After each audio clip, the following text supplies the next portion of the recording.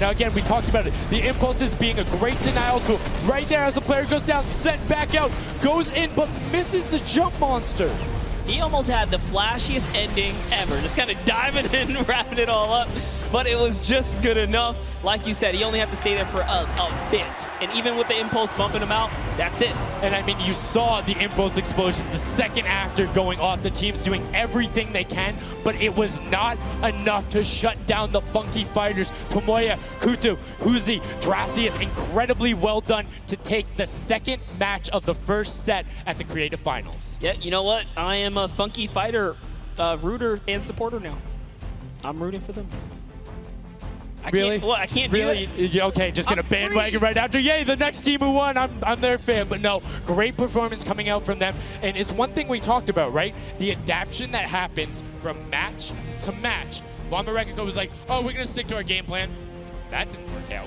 Yeah, it really didn't in those end game situations. They really just kind of crept up and snuck and took the entire competition.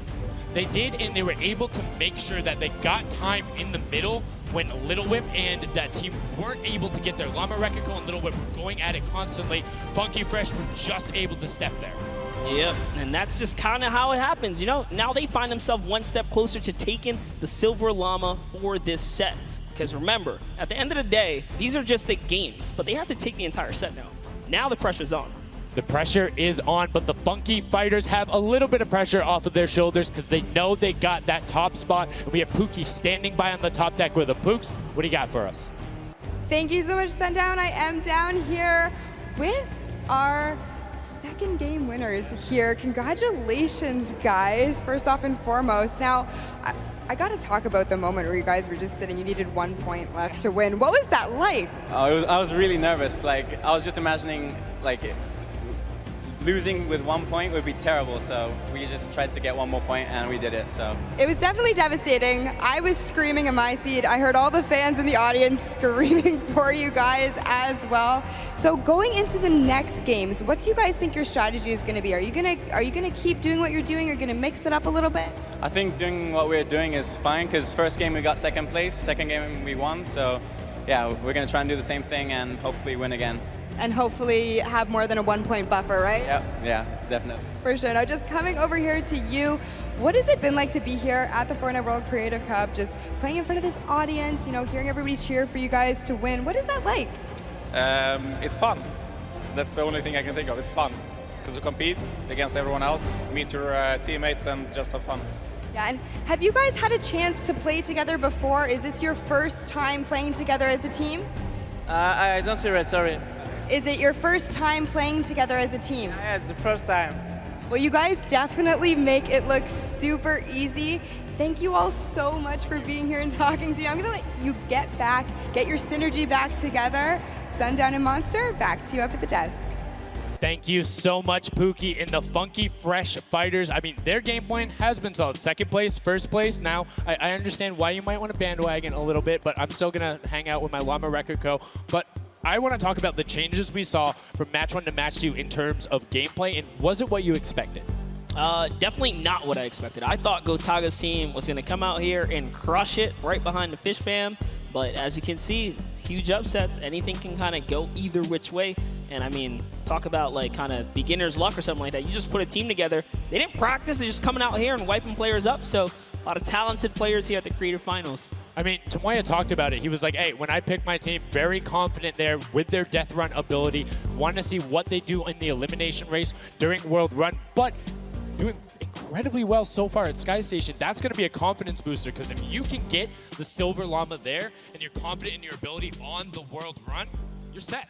Yeah, you're just one step closer. So with the first place and the second place, they're clearly having a good set so far here at the Sky Station Showdown. Yeah, it's been very well done from them, but it's still anybody's game. Don't forget, the winner of the Silver Llama is the one who has accumulated the most prize money across, which equates roughly to placements, but you don't get punished if you're placing in that bottom half. 4th through 8th, all receiving the same amount of prize money in each one of the matches. Yes, everyone is a winner. So you really really have to fight till the end. Regardless if you're in the lead or not, this is why these guys are going for it, because this is life-changing prize money on the line. And I mean, we've seen the difference 10 seconds in that center circle. 120 right there. It makes a huge difference, but enough of us breaking it down. We're going to throw it outside to Bala because he's going to show us what's up with the tactics. Bala, what do you got for us? I'm out here at the Fan Festival, and I don't have a bandwagon here, but maybe after this set I'll have to hop on somewhere with Monster. We got a ton of awesome action. I've been watching it, and I have to show you guys what went down in that first and second games. It was awesome. First off, the Llama Record Company started off with an amazing take, cohesiveness on the point. Every single time they went up here, they were going from two sides, two angles, and the sword approached at the center, but made sure that he was the most important person not to go down. You see there, Hand of Blood and his teammates all backing up. He's going to have an engagement on the side. These sword fights are really easy for him to just mow it down, but immediately as he realizes his teammates are up on the point, about to get up, about to push the ramps, he comes up from the side, slices and dices.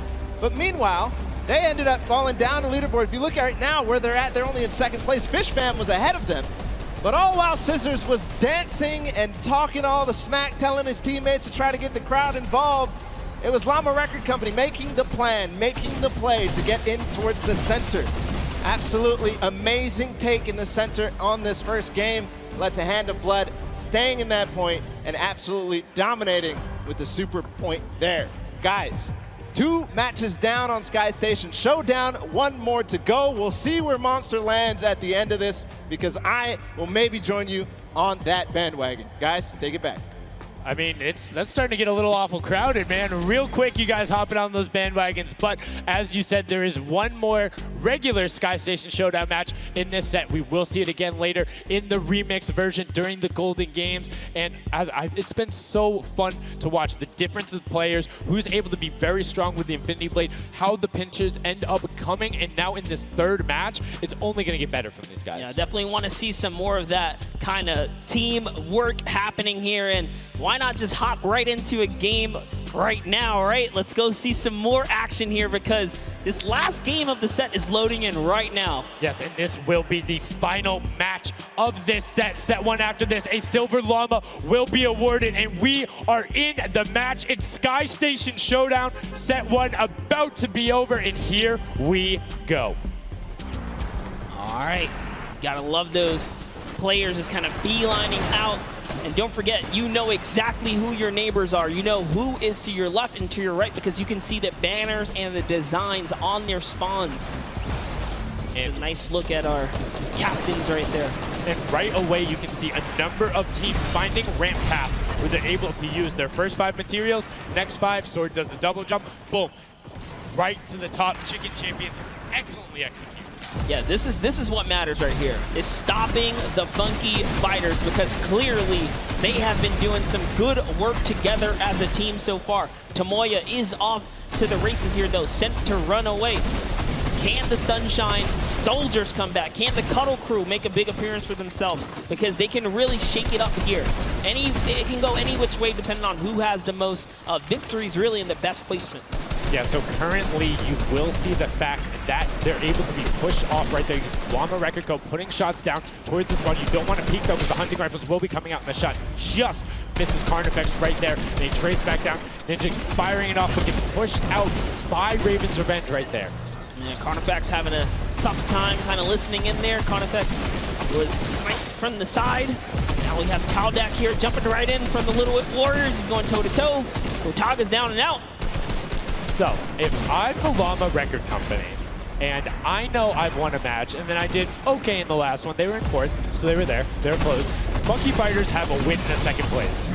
Do you send somebody to just hard deny the Funky Fighters the entire time? You don't get the Silver Llama if you don't, right? If the Funky Fighters finish above you, they're going to be finished off. Do you think they can spare somebody to do that, though? Because it's better off to deny them than it is to push up the top. Yeah, but the problem is then, the Little Whip Warriors have been so consistent, you literally allowed them to snipe the competition because you over-focus. So I think the play here is play your game, and if anything, stay away from them. Let the rest of the server do that, gritty work for you and dominate the other side. Take that victory. There you go. I like to hear it, Monster. That's fantastic analysis. That's why we keep you around. The breakdown and making sure you challenge the initial opinion there as the Ravens Revenge are able to get on the top and in a fantastic spot of control right now, building up a 40-point lead. Yeah, even like Gotaga's team is still in this. They've been doing like relatively well so far. Here it is. He just kind of goes toe-to-toe with Ninja. Strikes him right down. Oh, but hey, his teammate comes on in. Ravens Revenge. Who is that? Magma comes right up to the top. And give you guys a little fun fact about Magma. He's from Australia. He started playing in Fortnite Season 2. His favorite aspect of creative mode is actually speedrunning. Always finds new ways to kind of play the game. I mean, good on him, man. I get incredibly frustrated by that, but then watching these guys do the speed runs and how quickly they go through and how efficiently, it just reminds me why we're up here talking about it and watching them do this creative madness as Scissors cuts through the competition, goes straight up to delay and right back down. Cuddle Crew not quite able to get him. It goes up again, so right now just denying the Cuddle Crew the points, but we talked about how we want to see more from them right now, pushing into the top 3. Yes, the Cuddle Crew, come on, make a big appearance. Every game is worth so much. You, at the very least, want to be up in that top 4 contention so that you can take a little bit more home with you. Here it is, Ninja. Disengages, actually just takes down Magma. And hey, I like the strat here. He says, you know what, I got low health, let's just get back on this respawn wagon. Doesn't even give anyone the satisfaction of stealing the siphon. I was about to say, no siphon, no materials, quick reset, knows he can get out there, was basically in his spawn anyway. That is the type of competitive edge Ninja always looks to give himself. I love that. That was like 200 IQ low-key right there. It was very well played. But back to Gotaga and Hand of Blood here in the same shot. Hand of Blood just, he can't do much. He knows there's a team up there, waits for his entire squad to go up the ramp and then hops right to the top. But now back to Gotaga, who's on this point by himself. He wants to kind of bait him into the close. Can he get the hit? And he does. Talon goes right down, straight to the top. That was sick, using the jump right as the animation had started to make sure he clipped him from the bottom, dodges the Funky Fresh Fighter out. Gotaga now getting pinched from the side. 3 of the Funky Fresh Fighters up there doing everything they can, and the shots will come out. Trying to find it, and Dracius is coming back up to try and get some defense there for Gotaga, instead just going to disengage. And it's actually prime movement right there as well. You just see him baiting and switching, going back and forth, trying to get in there, see if he can kind of sneak in and get some extra damage. And here it is, someone's in front of him. He only needs 2 swipes. He goes down, he gets the siphon. Oh, cannot convert another, which would have kept him in the game. His teammates are here though. We're seeing a lot more points being assorted. It's a little more top-heavy this game, going towards the 10-minute mark right now, with Ravens Revenge and Llama Record Co. 100 points clear of the rest of the field. Unfortunately, though, the Funky Fighters have fell to the bottom of the totem pole. If they can't come up to the top, they actually are pushing themselves way out of the average, running for the win of this set. So they really need a massive comeback here. But Savenos is showing why he's here with 13 eliminations already, and bye-bye, falls down. Lucky for him. No fall damage. Yeah, it does reset, and that might be one of those moments where you opt for denying, and in fact, he does saying, hey, I'm at 5 HP anyway. I'll see you in a bit. I gotta respawn. Smart play for him. Sunshine Soldiers having a spot to themselves as well right now. Not quite sure who they pushed out here, but the impulse are flying overhead. And Gotaga, they're doing so good at holding the point here, and this is why they're in the #1 lead, but they don't have too much cushion to play with. No, particularly when 12 points per second on that central point. B is open. Gotaga checking his surroundings. No shots coming through. And RTA actually using the door edit and just a little counter edit to make sure that nobody is able to come up and contest him, and just starts raining shots down towards the Little Whip Warriors. Ravens Revenge making their lives difficult this game, but up comes Ninja. RTA goes down. Chappie goes down. Ninja gets a slam. Gotaga, will he be able to find the last hit? Ninja intelligently backs away and strafes it out. Teammate picks that one up, and they get control. Yeah, I love how he played that, stepping and sidestepping so that he can just stay alive, because it doesn't matter if your team successfully wipes a point. If you don't have your captain there to seal the deal for the points afterwards, then you cannot earn anything from it. Here comes Gotaga. He's throwing himself into the fire, straight into the point there, and he gets taken out. Here it is. Tomaya's team has fallen to last place. Can they make a miraculous comeback here before the 7-minute mark? Maybe kind of get themselves in the running. They're trying their hardest. And I mean, generally we talk about caster curses. It might be like player jinxes going on right now. Everyone's saying, yeah, we're doing well. We're going to stick to our game plan. That just shows you no one is safe here. These guys are evolving, and they're playing a better game after game. Here goes Scissors. He needs one more swipe there, but Clyde Tax wins the small engagement. And Clitax has been fragging out. He's been playing so incredibly well, being aggressive, getting in players' faces, and doing it all with that rare attack. But he's been consistently highest up there in terms of the elim. You see Fortnite trying to get some pressure down, but good defensive building there from Kororo.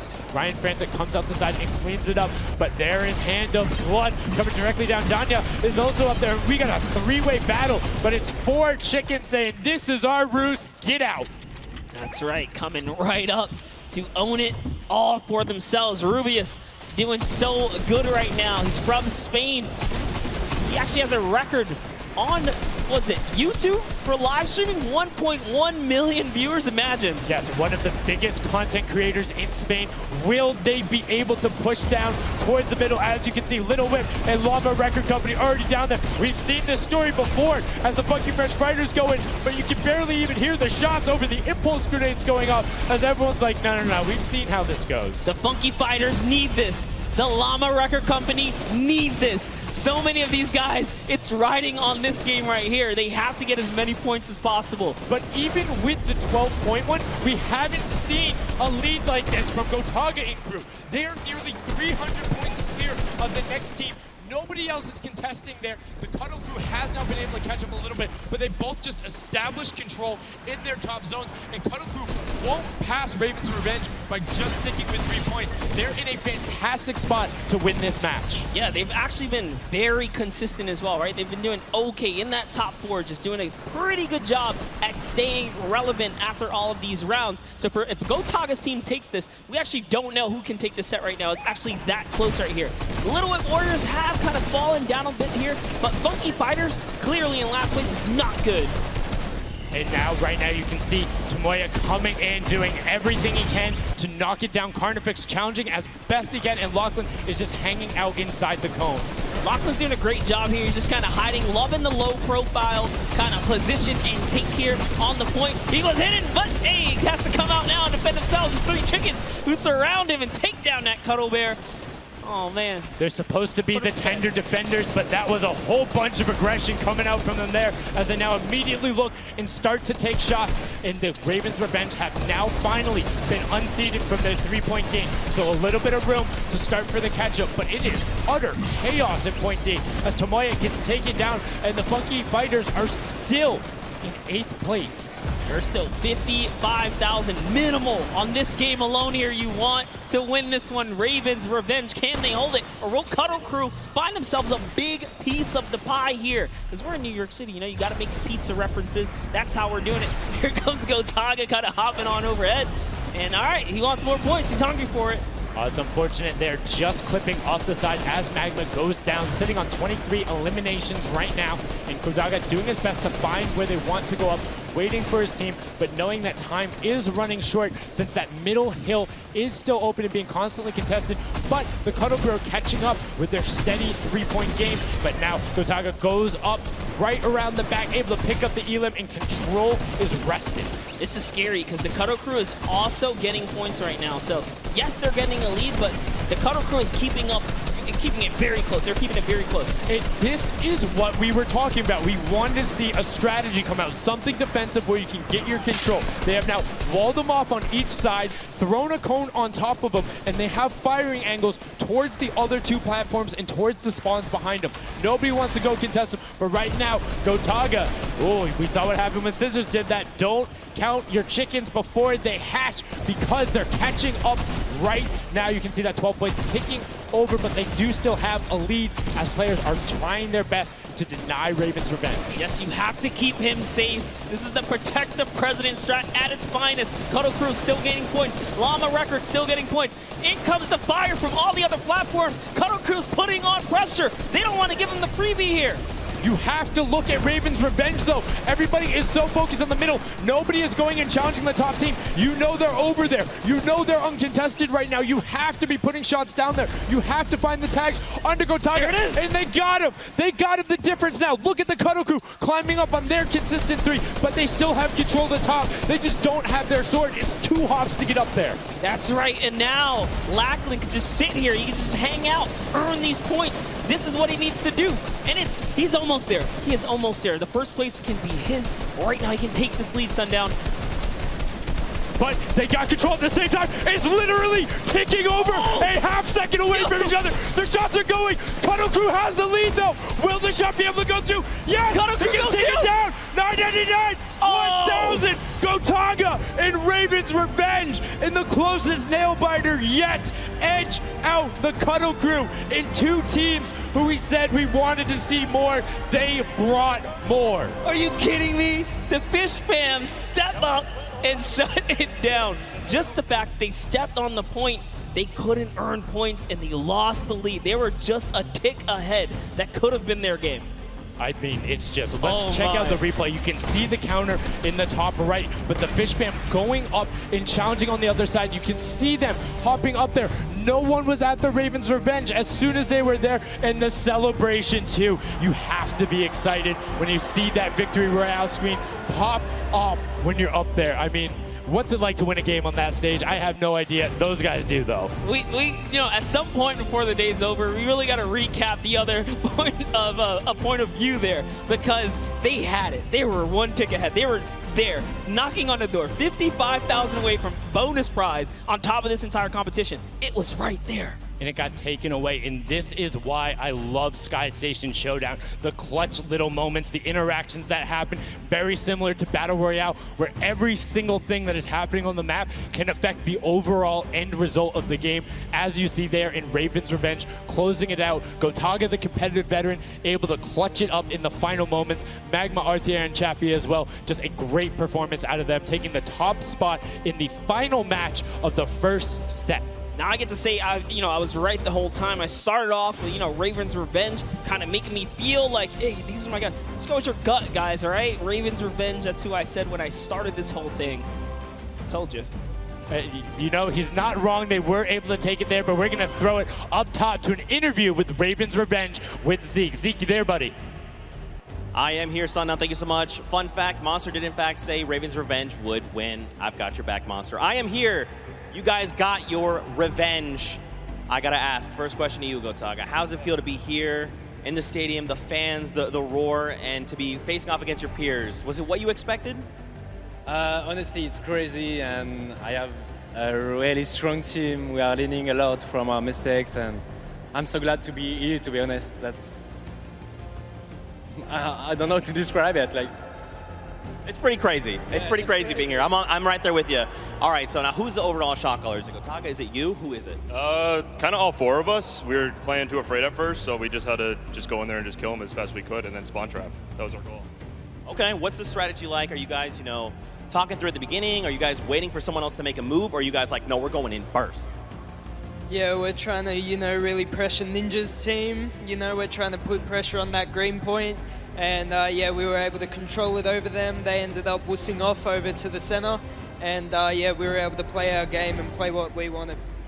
Awesome. All right, final question. What do you want to say to all the fans that are here watching, cheering you guys on, and from home? I don't know, it's just incredible. I'm happy that so many people are here. I don't know, just enjoying the show. It's amazing, honestly.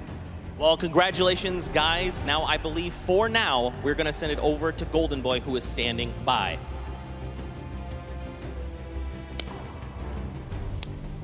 Let's go.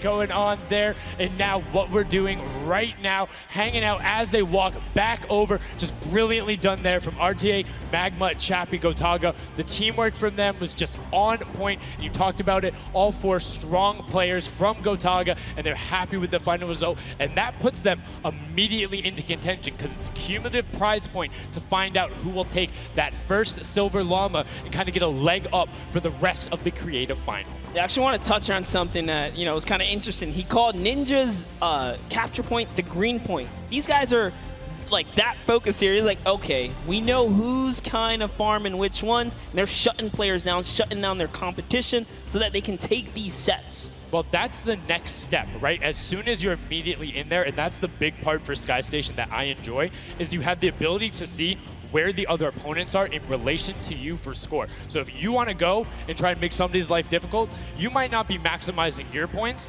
but you can effectively help your team the most by just denying the other guys and being like, hey, you don't get to play this. And occasionally, if you put enough pressure on them, maybe they default to rotating the other way. Maybe they go somewhere longer. Maybe they have to wait and only pushes forward. All of those are advantages you can get by just putting pressure on another team. And there's so many different layers, and I think when we see the remix for this, it's going to get even more exciting. Yeah, don't forget, guys, here and at home, there's a remix version. We have some nice twisted surprise that we will see unfold as the day goes on. That was just our first iteration of this round, and honestly, it was a great set. But that just leaves us with the question, too. The Funky Fighters, they had an amazing opening, right? Second place is great. You get big prize bonus for that. You win game 2, and then you kind of flop game 3. Depending on where they went, their average might have really been anchored down. Yeah, that ends up being really, really, really harmful. But luckily there, if you're in the 4th to 8th range, there's no additional, I don't want to say penalty, because they're all getting $10,000 for the match in of itself. So there's just no additional gain after that fact. You're still able to stay par. So 4th would have been just as bad, but 8th, you're kind of looking like, oh, that'll really bring down the average. It's not the worst case scenario going on there. So they should still be at least in the running, but you can't be comfortable. No. Like, not at all. It's so incredible, and now we are going to go over the stage. We have the results, and your set 1 winner is the Funky Fighters. The last match was not enough. The singular win in the double goes over to them. They will have that first silver llama, and there he is throwing it up, and I mean, you got to be happy for him. They did it. I thought maybe it wasn't enough, but it was. Love this celebration right here. You kind of are like, it's a little, I don't want to say like bittersweet there, but it's like, oh, you kind of like get pushed out in the last game, and then boom, you get it. But now the silver llama, but they're happy. They realize, and the big thing, that gives them a leg up for the rest of the competition. If they can win the next match, another team has to win both of them. But such a great job from the Funky Fighters, sticking to their guns, staying with the strategy, getting 2 top 2 finishes, one of them being a win. I actually love this right here. They're all getting together, showing team harmony. They're clearly happy. They take the first set. That's amazing. They're off to the right start, really. They can get another 1 or 2 of those, and this entire creative finals is theirs. Well, and again, we talked with Tomoya beforehand, and he was like, yeah, we're really confident when we can get in the races. We want to be on that world run. We know we can do there. We have some really good runners, and then they turn around and do that? I was just Showdown? Yeah, I was just going to touch on it. I was like, you know what? Yeah, this wasn't even their strong suit, right? He did a death run at some point as when he recruited his people for this creative challenge. So for him to take what might be one of our, toe-to-toe PvP sessions, that's actually crazy. And here's the team standings, Sundown. Yeah, look at the final team standings. So Llama Record Code do just get edged out by $1,500 there. The Funky Fighters, you can see on the right-hand side, have been awarded that silver llama. Rounding it out, you have Raven's Revenge in the top 3, Cuddle Crew and Little Whip Warriors both at 55, sitting in 4th and 5th. Fish Fam, Sunshine Soldiers, I almost got that one, 6th and 7th, and then 8th there are the Chicken Champions. But this is set 1 of 4. There's still tons of creative games to be going on. I mean, it's been so good, and like we talked about earlier, we have a never-before-seen map and game mode for you guys. Now, I know we released Prop Hunt. It's something that's kind of similar to that. How many of you guys have played Red Light, Green Light at some point in time, right? You've been there, you've done it. I know, whether it might have been a little while ago. Junkyard Juke is a red light, green light prop hunt version where you will have 2 teams sitting up as guards, 6 teams running. It will rotate through every single one of the rounds, and here you can see how to win. You have to dodge those guards, sprint into the center, and incinerate yourself in order to get those points. There are 4 rounds per match, Monster, and how do they score? Yeah, but also, before we get there, you only get to be guard once. And while you're guard, you do not accumulate points. But yes, the points come in through the props themselves. So when you are on the prop side, you want to choose small, medium, or large objects and try and get it to the incinerator under the guard tower. So it's actually really difficult. And like you said, it's a hybrid. It's a red light, green light / prop hunt style. And this is a pretty tough game mode. We've played a fair amount of it. I got my hands on it. This is actually a lot harder than it kind of sounds. So it's something that is just completely different. I don't know how many of you guys have played Prop Hunt. Definitely check it out. It's on the Creative Islands. It's a lot of fun, but this brings an additional aspect to it. The guards are able to have the denial. You're able to plan routes out, and you can have strategies, right? So, hey, maybe I want to run all big props the whole time. Don't give it away. Don't give it away. There's tons of different things. Let's check out the format and see what these guys, how they're going to go through, what the map looks like, and really get an idea of how the game is played.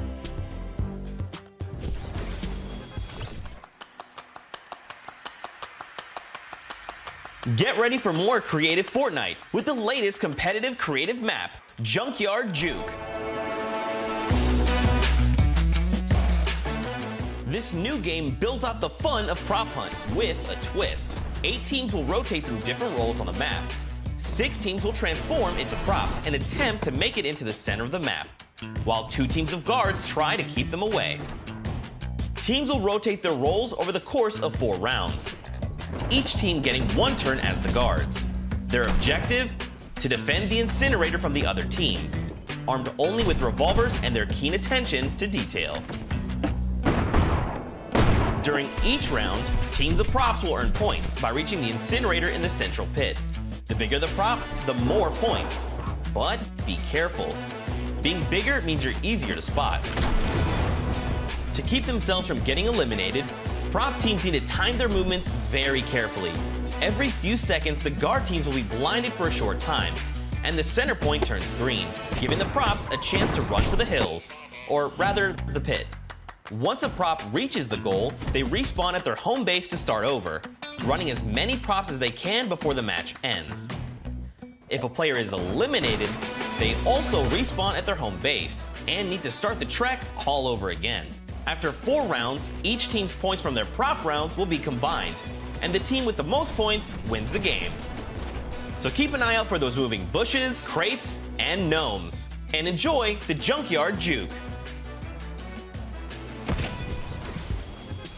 Thank you so much, Zeke, for that update. That's Junkyard Juke, something that has never before been seen. It looks kind of a little simple, but it's wacky, it's fun. There's a lot of small little minutia that go into it, things you can min-max on, and also there's just a level of ridiculousness that I enjoy so much. Just seeing somebody turn themselves into a literal dumpster and then try and weave their way past, it's a lot of fun. Let the memes come to life here as your favorite. Whoa, you talking about my gameplay again? God, that's so rude. Turn them into dumpsters, literally. We'll get to see that unfold here as, I gotta say, this is a frustrating game mode. It's very difficult. You guys are gonna see why. It is gonna be tough for some of these guys to bring in those big point objects, and that's just gonna be the name of it. Who can score the most here? Who can score, and how well are you playing defense? How well do you coordinate? Who is watching the right angles? And it's going to be interesting to see, do they switch up their strategy from game 1 to game 2? Because there's so many different things you can do. But we are about to have the world premiere of Junkyard Juke. We are getting into set number 2. The Funky Fighters have 1 silver llama. Who will get the second? We now are in to set 2. Match 1, and right away you can see Chappa, Gotaga, Magma, and RTA of Raven's Revenge, and then the Little Whip Warriors, Ninja, Taco, Taldak, and FaZe Kaz taking their shots off. Now, fun fact, the screens are there, you can't see, but you can shoot through them. So don't be afraid to take some shots. I mean, we know the trick shotters will. Yeah, some people are already shooting. They figured that part out. It looks like Chappie hasn't quite yet. He's kind of looking. He's just blind shooting. Oh, there it is. Now he's firing through. He's noticed, hey, these are not ricocheting off of this curtain here. I can fire right on through. So you want to stop him. You want to force stop him. You want to also kind of memorize the map and the lanes. And right away you can see as soon as the blinds go down, people go, but the first points are starting to come through as Lachlan is able to get in. Hand of Blood's team, the Llama Record Co. also able to get a 10-pointer and then a 5-pointer, following it directly behind. Oh no, it was another 10-pointer. So we already see some of the props having successful runs. Look at him go. There it is. You saw a big old truck kind of sneak on by, and these objects are slipping right underneath. But who knows how long that'll last. Here's Scissors. You gotta park it. You gotta stay still. Oh, can he blend in? And one other thing you can note there, the props will clip through other objects that are there. So if you see something that isn't sitting perfectly naturally, like Scissors was, right there, clipped into it, boom, got him, brilliantly done. Lachlan hits one of those bounce pads that are stuck in there. They will launch you up in the air, but great run coming out from X-Sandy and Tomoya, utilizing the air conditioners to find their way to the end. Bensor and Alex JJ desperately trying to get it. Alex JJ with another 10-point prop, and Hand of Blood gets picked up just before. That would have been a huge swing, but right now, Sunshine Soldiers in first place with 35 points. And they are finding their rhythm here. Sunshine Soldiers taking the lead right now. This is a hard game mode to break free in because you got to think about it. These guards are not playing around. They are shooters, right, at heart. And at the end of the day, if something looks off, something looks odd, like this white vent right here, you're just going to get popped. So you got to be careful here. And there it is. Nice job of, kind of hitting the brakes here. And, oh, he hits one of those trapdoors. Let's talk about that, Sundown. So you can actually see it. There is the little tiny springs. They launch you upward. There's a couple that can be chained into each other. But if you are one of those bigger objects and you get sent up, you are just quite literally sometimes flying garbage. Yeah. But, it would be too easy if we didn't lay traps around, right? So, got to kind of spice it up for the people that are turned into props too. So you can also, actually, the people who can turn into props, there's one pathway where you can chain two of them together. So if you can get there, you almost land directly in front of it. So as long as you time it correctly, you can use them slightly to your advantage, but most of the time they're a little bit more annoying. And boom, you can see that rusted truck going in. And now the Funky Fighters pulling out another lead, 60 points so far. And this is something important to note, guys. You have to get it into the incinerator, fully processed before the timer counts down, or else your point will not be processed. Which is a big thing on the min-maxing. What we mean by that is maximizing your efficiency. So if you were to get the most points possible, you run only 10 points the entire time, not only because they're worth more, but they take less time to sort because they're the first one that goes through. The two-point props are able to run, I don't want to say relatively easier, but much easier compared to a dumpster and a card, particularly because you have cover. With that being said, take about an extra 3 to 4 seconds to sort, so it makes it that much less efficient, plus being only 20% of the point value. That's right, so Clytax there has chosen a big object. Achin and Zond over here, smaller objects. They're kind of blending right into all of the dumpster trash, clearly harder to track down and kind of, I guess, how do I say this? Sort out, right? Yeah. Amongst all the clutter here. Exactly. You want things that don't stick out, or you want to find a path for an object that you can take all the time. So you notice how there's a section where there's like 4 or 5 rusted cars. Grab a rusted car and go park yourself with those, because yes, the guy knows, oh, there's a bunch of rusted cars there. Screen goes back up. Oh, there's still a bunch of rusted cars there. I'm good. Next thing you know, the prop walks his way up. You can also, as you're running, block rotation. So if you hit your crouch button, whatever you have that bound to, whether you're playing on controller, iPad, PC, all of them end up completely stopping, so it will send you totally naturally, just like what you would see. And this is also those moments, right? When you're in the guard, oh, someone spotted there, popped him. Tomoya, nice job seeing something out of the ordinary, but notice he gets an elimination on the object. You don't earn points for that. So it's just your job to stop everyone from getting any kind of points so don't break away with the lead. When you're in the guard tower, you can't allow other people to score, and you're not scoring. Which can end up being very interesting if the team in the lead, which generally happens because you have 3 chances to score, is shooting last round. Right? Because then it's all about how good are your pressure. And one other thing you can see, starting to fire through the screens, very well done for them, picking up an elim there. But right now, Kadoku already wresting the lead away. All 3 of them sitting there at 60, but they're 5-point processes, and it goes through as 2 more dumpsters throw themselves into the fray. Yeah, and that's because the Funky Fighters cannot earn points here in the guard round. The Sunshine Soldiers using this opportunity once again to just break away even closer to taking lead. And the Chicken Champions can't earn anything either. I love that from Clytax right away. Hides himself behind the box, and you see his hands. He's like, please, please make sure it's not there. And then boom, gets the point, gets a nice little selfie going in. And you can see all of them getting sorted there. Another way, I'm all about the min-maxing. Point your camera towards the end. You go just a little bit faster. Sundown pulling out the strats here. The question is, can our competitors figure it out fast enough with their limited amount of games here? But 20 seconds on the clock. Can he get this in time? Remember, you gotta grab the dumpster, drop the dumpster, and get it processed. That was perfect. That was so good by Stuart000 because he dodged the little springboard there. You saw him look at it and be like, oh, no, I'm good. And that was the last run. None of these props are going to be able to get sorted. Lachlan gets picked out at the end. You can see 3, 2, 1, but not going to be enough. You need to get all the way through and sorted on the point as the rest of the denial comes through, and we're going to rotate the guards up again. Yes, so we will have some new guards take their place.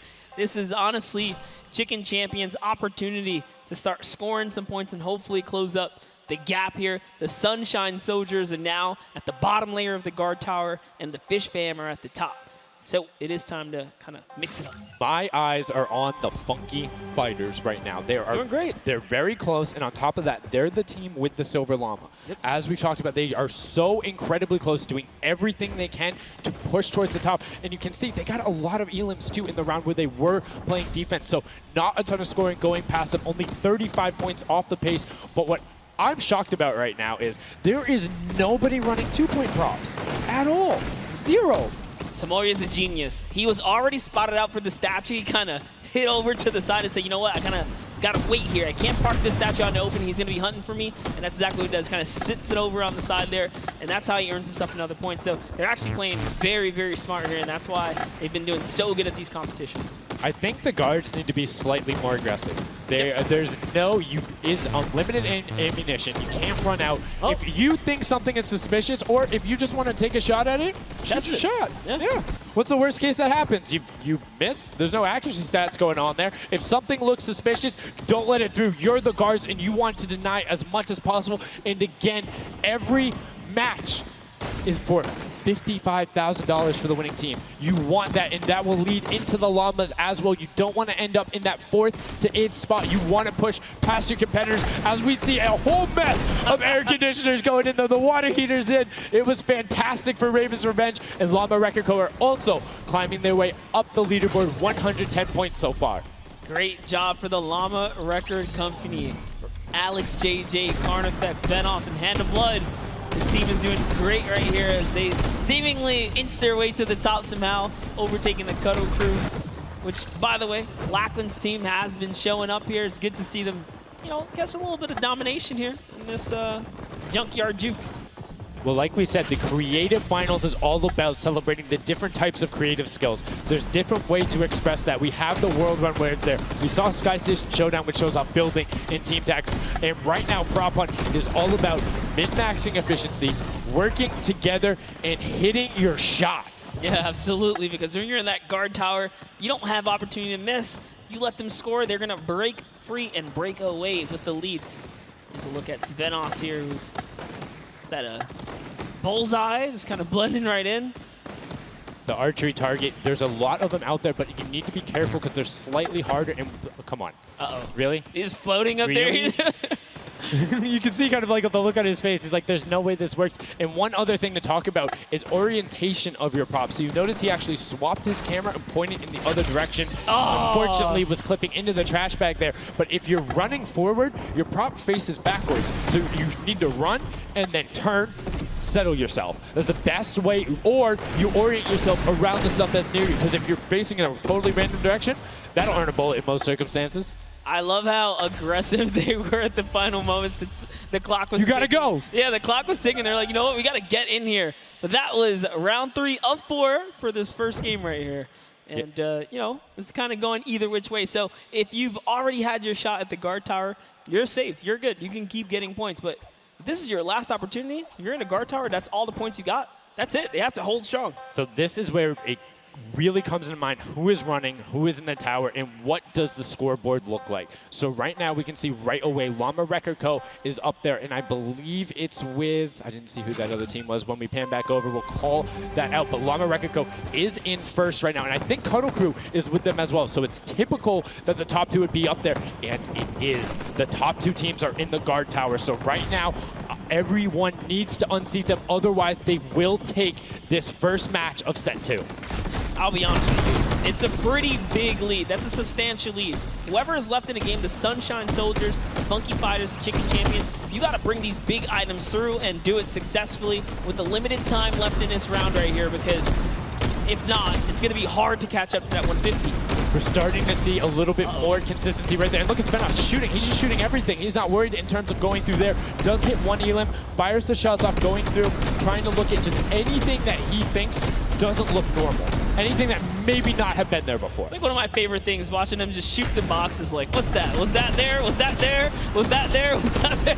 He's just taking his shots. That's exactly what you got to do here if you want to hold this lead here. And that's why they're dominating. You can see the no hesitation really coming out of them, and that's why they have the lead right now. And it's great. It's great that they're hitting his shots. It's great that Svenos is holding it down. But the Funky Fighters, we talked about it, eyes on them, already up to 120. One more 10-point prop will put them past. And unfortunately for Ninja there, does get hit on the springboard, but gets in anyway, so just a little bit of time loss. A great shot from Lachlan. My lord, I barely even saw that. Sport Turtle from Australia hit a springboard, and Lachlan shut that down. His fellow Australian brother right there. Very nicely done.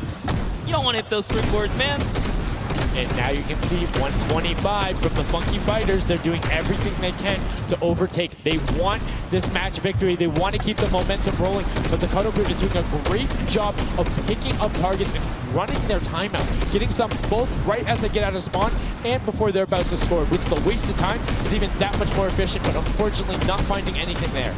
Yeah, Lachlan is really not timing his kind of rotations and reloads properly. Notice he's not also utilizing the shooting through the curtain factor there. He's kind of holding himself back. That's why you saw him with a couple Elings right there, but got to put that pressure down, lock down these lanes so that they don't just get like free rotations through, right? And again, we talked about it a little bit. I'm very surprised nobody is just consistently running 2-point props. You can get them in close to every run if you pick the right path and you take the covered angles. It's very difficult to stop them, particularly with the smaller hitbox, but so far we've only seen 2 scored.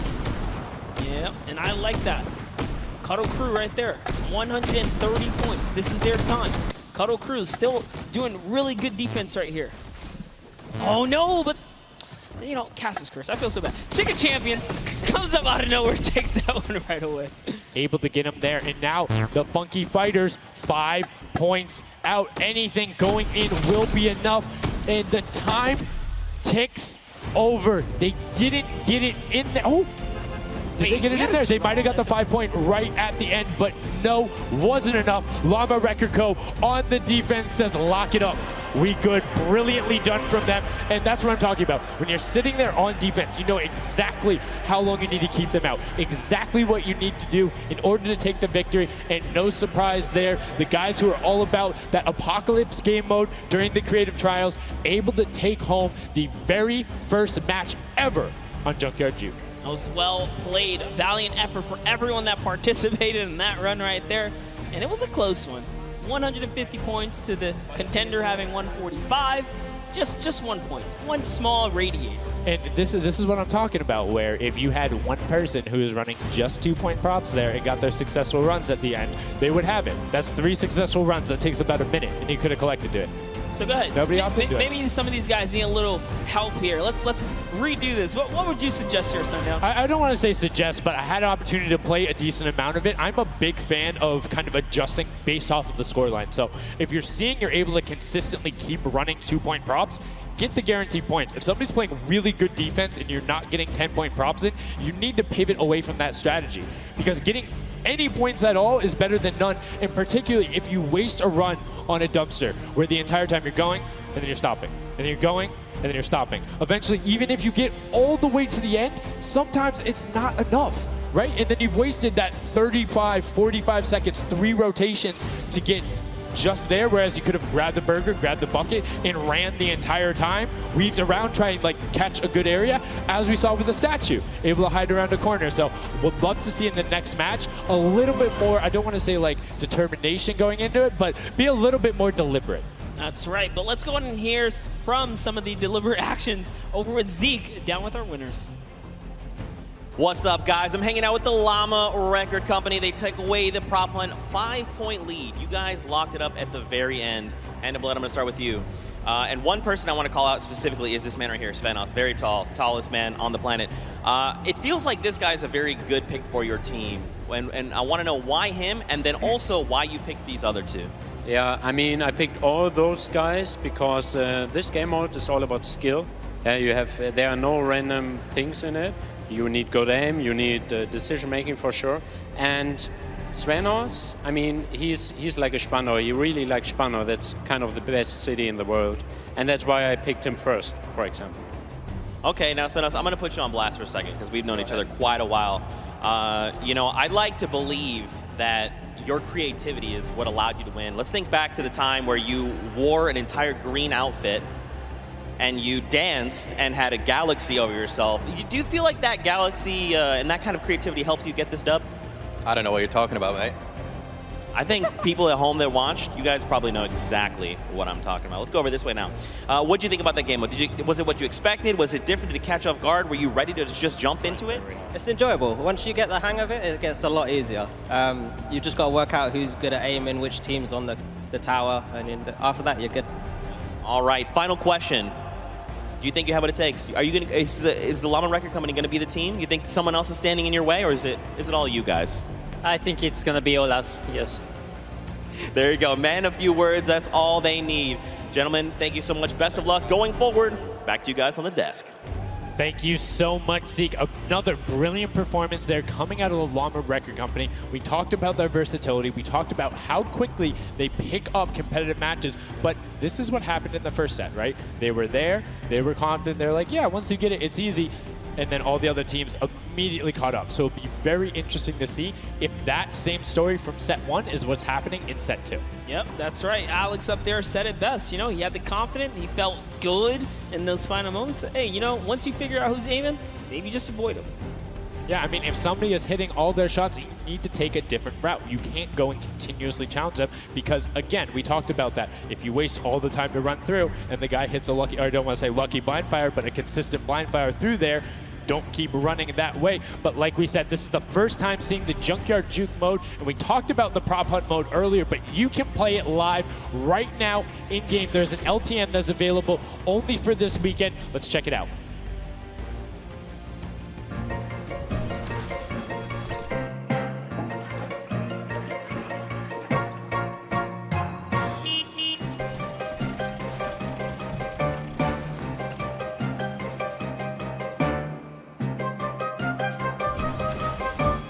Like we said, you can check that out live in client. It's an LTM that is available only for this weekend. And Monster, have you had a chance to play Prop Hunt? Well, all week long now, I finally really got to experience the Prop Hunt. And before this, I kind of heard you guys talk about it. I was like, is that something I want to try out? But no, it honestly was very fun. There's so many just fun moments, but the ability to then push it to a competitive level, these guys are doing great, but we're now going to get into match 2 of set 2. The second time you will have seen Junkyard Juke, and let's see who is able to push on. The match is about to start. Here we go, the creative finals at the Fortnite World Cup, set 2, match 2 of Junkyard Juke. That's right, so in the tower, we have Ninja's team, the Little, Whip, Warriors, Taco, Gaz, Taldoff. We're jumping straight into their POV. So notice Ninja firing right through those blinds. He saw something moving back there. He's trying to pinpoint. What was it? He does, of course, track him down with Sport Turtle. Ooh, just a little pixel. You know, you stand out, you're going to get popped here. He needs to make sure he's still watching his left-hand side, though, because there is a whole run on that corner right now where people would be able to come out, and now all of a sudden you see Alex JJ, Tyler, Ryan Fanta, MSYB all heading that direction. Nobody is checking that corner. He's checking it every now and then, but he's primarily aiming on the right, and right as I say that now looks back on over as the rush comes through, but MSYB and Rubius are able to get in. Brilliantly done from them, getting the first points on the board as the Funky Fighters again are able to pull out to a decent lead. What do you think? Would you rather be up in the guard tower first and kind of get that out the way? Or would you prefer to kind of jump in as a prop and get your points first? So for me, it depends if I can get a lead. If I have a lead, obviously I want to be a guard tower at the end because I'm very confident in my ability to just spam shots in the right direction because I know like I can find the sight line and all that. With that being said, if you can get in the guard tower early and you do incredibly well, it gives you the bonus. You know how many points you need to get. You know how consistent and fast you can run. And right now we're seeing a lot more 5-point props than last round. People consistently trying to get those in, recognizing, hey, they're a little bit quicker. People are finding their angles now. But as I say, that Achim with the Sunshine Soldiers gets in that truck. 10 points going over to them, and 15 actually, as a 5-pointer got sorted right at the same time. That was perfect, yeah. And the Sunshine Soldiers had a great last run. Achin and his crew really pulled it together. They were at the top for a while there, but in those final moments, we saw the Chicken Champions take away and kind of break away. And now look, no surprise, Chicken Champs, they're feeling it. They found their rhythm towards the end of the last one. If they carry that over, this is going to be a close one. Yeah, and you can see Carnifex hits the jump pad twice over there, doing everything he can to not get hit, and he does get the teddy bear in. 10 points going through, and Clytex gets picked right at the edge. Right through the curtain. Taco is like, you know what? I'm going to check the close area. Look at how Chappie's doing it as well. He's actually eliminated 9 props so far, so he is really firing away here, trying to see if anyone's trying to make a mad dash while the curtains are up, and Sandy gets caught right there. Good shot right away. 20 seconds left, so players need to start running if they're going. Good shots coming out from Trappy to get it there and get the reload off. Saw the truck over on the side, is able to pick that one up, and now is looking for the smaller props towards the side. Knew there was movement, just wants to fire it off. Only 10 seconds left. They should be able to get the defense, but there goes a bucket. Look at it. Oh, the cactus. Those are hard to hit. Was able to pick it up just at the last second. Good attempt from Kutu, and you can see the points already coming across. Players so far sticking to their game plan. 5 and 10-point props all the way. That is the way to go. Inch your way up and over to that victory there. But that was just the first round of 4 here. Round 2 is going to begin. What's going to happen now is, again, the guard tower is going to mix up. We're going to see new players in the guard tower, and then the other players that were previously in the guard tower back on the prop hunt floor. Yes, you get 1 round in the guard tower, 3 rounds of running as the props, and you can see right away now you have the Funky Fighters up top, and the shots go out as soon as the blinds go down, not letting anything happen as the props march their way out of spawn. This is fun right here. I love watching these trucks waddle about, really trying to find their way, and they see the light go to change, plant themselves down, and they were back out to the field here. Yep, and desperately trying to avoid, oh, there's no way. You're stacked on top of each other. Come on, you got to shoot one of the two. Shots are going towards it, but right now Zan trying to get that cuddly cute teddy bear into the incinerator. Not a sentence I ever thought I would say there, as the Archer is now doing everything he can. Hits the bounce target twice and is able to convert as Magma gets another good run and sneaks in under the shots of Dresius. That's right. This is just getting closer and closer as we have a 3-way tie now. The Fish Fam, Llama Record Company, the Cuddle Crew, all at the top here, and it's still a very close game so far. Dan Yan right here from the Sunshine Soldiers, peeking around, using that camera angle, trying to see when it's time, wants to waste no time here. Bat, it goes down and off to the races she goes. But will it change? Yep. Actually, stops early too. Because you know what, I'm going to play it safe. I'm going to stop before the curtain comes up.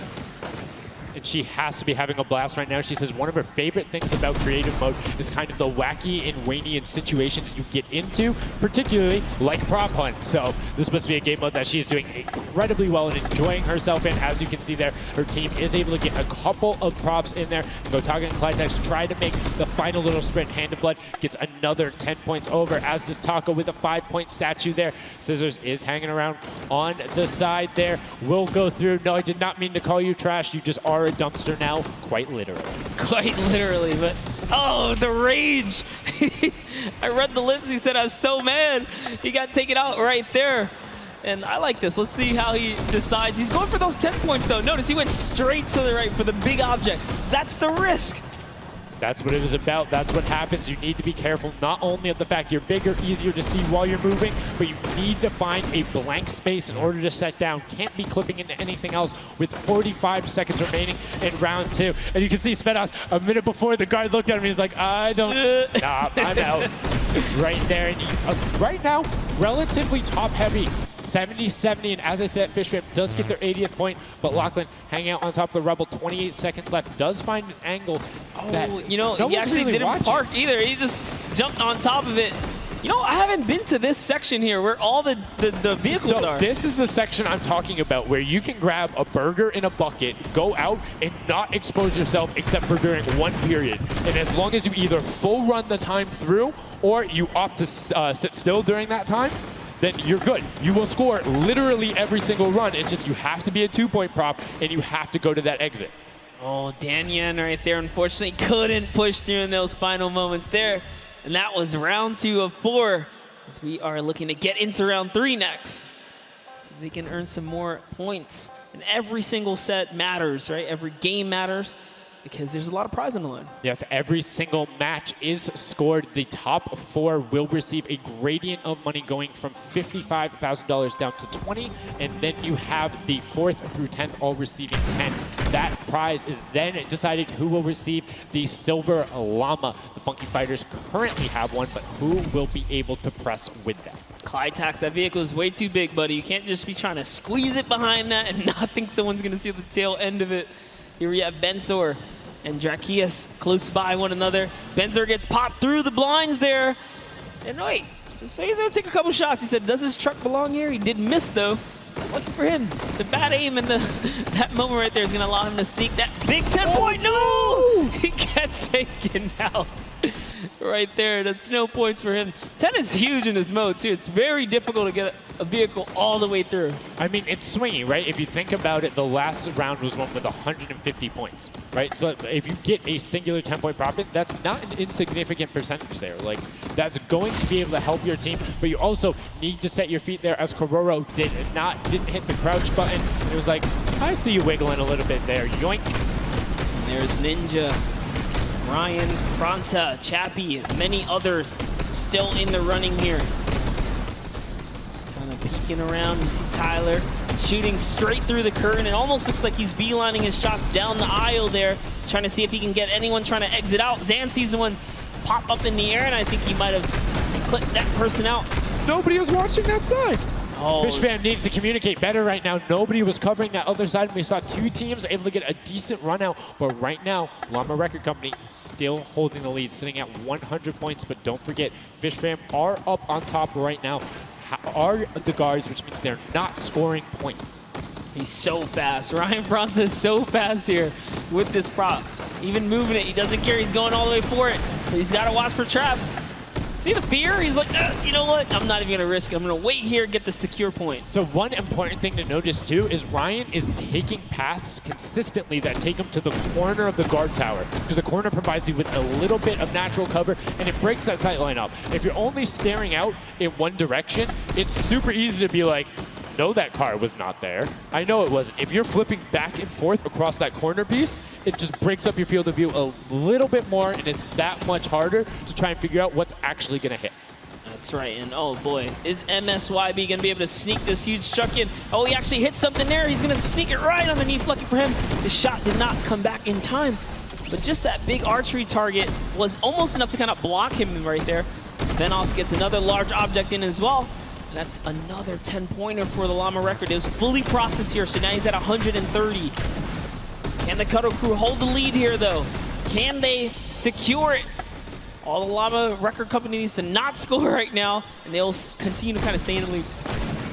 And you can see Scissors is hitting a ton of shots. They're trying to get the retribution as the guard, and now we're heading in to our final round of match number 2. So we'll see who the guards are, see what the stakes are, and who will be able to take that #1 spot. Again, first place, $55,000, and that much closer to Silver Llama #2. And again, we have the Cuddle Crew and Llama Record Co. up on defense. Let's check out that scoreboard. And Cuddle Crew, Llama Record Co., first and second. Who will be able to overtake them? And they are so close to 5 points separating. It's a battle for first and second now. Yes, Lackland and the rest of his team are trying their hardest. They have to stop people from scoring. The Chicken Champions get up. They can just easily snag this away, but for now they know the Llama Record Company cannot. They can't take them over. Ooh, I thought he was going to shoot that car. He knew it wasn't. Nice. That finds the box right around the corner and then gets another one right after. Blind fire through the shade as El Rubius is looking to post up there.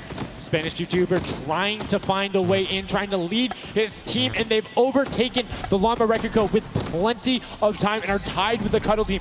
Any singular point now will put the Chicken Champions as our match 2 winner. They need one prop.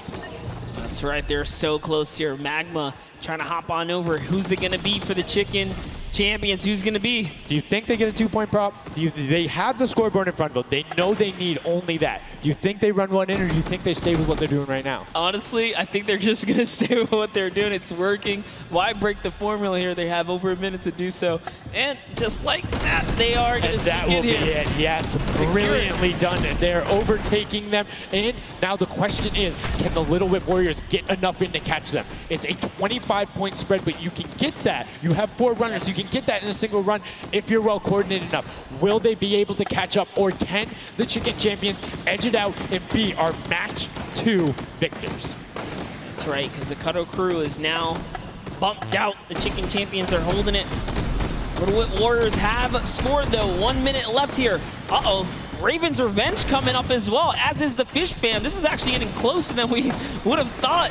They're close to pushing out the Cuddle crew and the Llamas. Yep, and Little Whip Ninja also getting the 5 points there. Will be able to overtake. Don't forget, you don't want to end up 4th to 8th. It's all about at least breaking into top 4 to get a little bit of the differentiation there in the prizing. But the Chicken Champions are pulling ahead. They're keeping that 25-point difference so far between the Little Whip Warriors. Little Whip needs to find a coordinated run with 10-point props in these last 30 seconds, or they're not going to get it. Meanwhile, Bensor running that statue in, trying to lock up everything he can for the lead, and he's being extremely patient with it. Taking a corner run, finding everything he needs to do. Little Whip does get a 5 and a 10, and they're still now only 20 points behind, but Bensor is going to be able to lock that one up from there. 5 points, 25, 15 seconds left. The Chicken Champions are sitting pretty.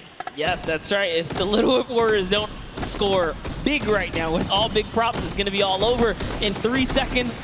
And it's not going to be enough here, because the Chicken Champions, they actually pushed the lead even further. Did you see what happened at the last second? They did score. No. Raven's Revenge grabbed a 2-point prop, hard ran all the way through, got it in, right? And then that pushed them from 4th into 3rd. When we talk about every little interaction mattering, that was it. But the Chicken Champions, one might be able to say that was excellent. They were able to tender defend that title for the match 2 victory and putting them in a good spot to contend for the set 2 Llama. You can see the excitement there on their faces as they just realize, hey man, we got this. We're in the running here. The Junkyard Juke could be ours.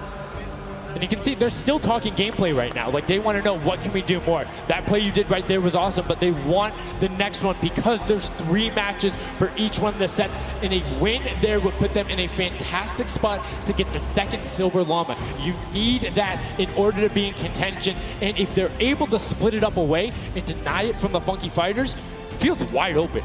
Yes, it's not over yet. That's just another team who takes the victory here, making it that much closer of a running so far. And we saw the Ravens Revenge kind of sneak up too. You need as many points as possible. The bigger the placement, the better the prize as well for the round, so you can't just give up either. You got to push it all the way to the final moment. And hey, hats off to whoever's call that was on Ravens Revenge. That was a brilliant decision, showing exactly why you're able to qualify for the Fortnite World Cup Creative Finals, why you're playing on that stage. Those are the big plays, but again, brilliantly done from the Chicken Champions. Consistent runs, stuck to their statues, stuck to their routes, and took the corners. And now we're actually going to have a chance to talk to our Chicken Champions, the match 2 champions. Zeke has them up there on the top floor. Zeke, what do you got for us? What's going on, guys? I'm hanging out with the Chicken Champions, guys. That game was insane. Feathers were flying, and you guys clutched it up. Did you figure out the strategy? Because you guys were well and ahead of everybody else. Yeah, we practiced yesterday. And the Ravens Revenge kind of sneak up too. You need as many points as possible. The bigger the better the prize as well for the round, so you can't just give up either. You got to push it all the way to the final moment. And hey, hats off to whoever's call that was on Ravens Revenge. That was a brilliant decision, showing exactly why you're able to qualify for the Fortnite World Cup Creative Finals, why you're playing on that stage. Those are the big plays, but again, brilliantly done from the Chicken Champions. Consistent runs, stuck to their statues, stuck to their routes, and took the corners. And now we're actually going to have a chance to talk to our Chicken Champions, the Match 2 champions. Zeke has them up there on the top floor. Zeke, what do you got for us? What's going on, guys? I'm hanging out with the Chicken Champions, guys. That game was insane. Feathers were flying, and you guys clutched it up. Did you figure out the strategy? Because you guys were well and ahead of everybody else. Yeah, we practiced yesterday, and everything is thanks to this guy. This guy always goes for the 10 points, always, and he always gets it. So thanks to you, man. All right, then I'm coming to you, Mr. Carey. What was the strategy? How did you get the 10 points in there? Was it the same every time? Did you switch things up? Yeah, go for the 10 points each time and do the same strategy, and it seems to work. So in this intense game of red light, green light, were you like stopping early, or were you just like going as far as you could go and then waiting for someone to spot you and stopping, or what was your plan? I'm taking it very patiently. Yeah. All right, now over to you guys. What do you guys think of this game mode? Has it been everything you thought it's been? Yeah, it's great. We had a game plan. We definitely did what we came to do, and yeah, that's what we expected. So. Very well executed. You did not lay an egg. All right, final question for you. I want to give you the chance to tell the world, you know, all the fans something. What do you want to tell them? Thanks for the support from Spain for the other world, and my team is it's good in this mode, and will we win the next match? There you go. The excitement is real. Gentlemen, congratulations. Best of luck going forward. We're sending it back your way. Brilliantly done there from the Chicken Champions. Thank you so much, Zeke. They're excited to be there. They stuck to their gameplay. And shout out to Bensor. The one thing he was looking forward to on this trip, he wanted to play in front of a big crowd. He got that moment, running through, securing that for the Chicken Champions. And immediate El Rubius turned to him and was like, it's all him, man. He put the team on his back or put the team in his dumpster. I don't know, that normally that wouldn't be a good thing, but in this circumstance, hey, it worked out for him. Yeah, another prop to Kyoto as well. The only, or one of two controller players here, you know, in the creative finals, so very nice of him to kind of represent for those guys as well. And again, just showing that he's got the moves out there. He had the moves, was able to find the right angles, and now we've seen some developments from match 1 to match 2. Yep. What was the big thing that stuck out from you that was different? In that last one, honestly, finally seeing someone pick up those 2-point props, right? Using those are points right there. But with that, we'll jump over to Bala. We'll take a fun look at some of the things that developed in our last few moments. Thank you so much, guys. Yes, the Junkyard Juke is developing nicely. Everybody's starting to figure out what all the different tools and props they have available to them. So with that, we're going to hop into some of the tips and tricks that I've seen from the Junkyard Juke so far. We can roll the clip right now as all these players. The first thing I want to point out is there are these springboards. Unfortunately, Danyan gets picked out of the sky there. Not too happy about that. But moving on to Tomoya using the statue. This is one of the interesting scores I saw with the statue, those higher point objects being useful. Scissors here with the springboard, the recovery, and just barely doesn't get into the incinerator at the last second. And then here we have we have again just an awesome run towards there, looking like a scene out of everybody, you know, crossing the street at the same time. Here's Dracius hitting some amazing shots through the black.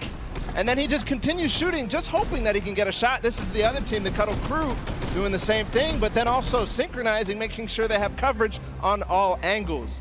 Finally, Tomoya made some amazing calls. We'll listen to them in a second, but this is what he did, always timing it perfectly so that he can get in and make sure that his teammates also go at the same time and make it into that incinerator. So we're gonna head and listen to what those communications were like from Tomoya and team.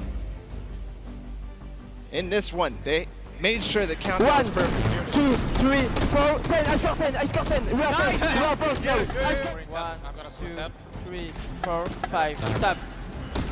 Oh, they kill me. If they don't kill me, I score 10.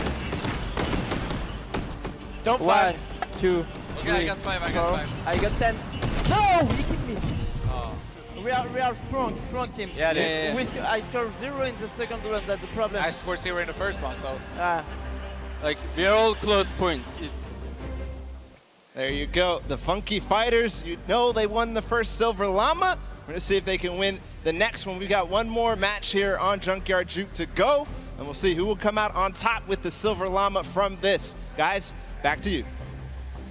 Thank you so much, Bala, for that great breakdown. Listening to the comms, that's one thing I hadn't considered. I always just kind of like, yeah, it's going to come up now. But these guys all on comms talking, have one guy counted out. That guy's just like a metronome, make sure he has it on the dot every single time. Brilliantly done from them, but will they be able to take back that top spot? We've seen them do it. If they can grab that silver llama, they'll be in such a good spot. But right now, they aren't seeing the same success they saw before. Yeah, you want to get the silver llama, but to get there, you got to make a new strategy. I think that right there, there was a lot of information in that bit right there. You kind of noticed the team synergy, and he said something very important in his interview there. Talked about being patient. You really have to be patient. You can't let the frustration get to you. You saw Scissors very expressive on the cam.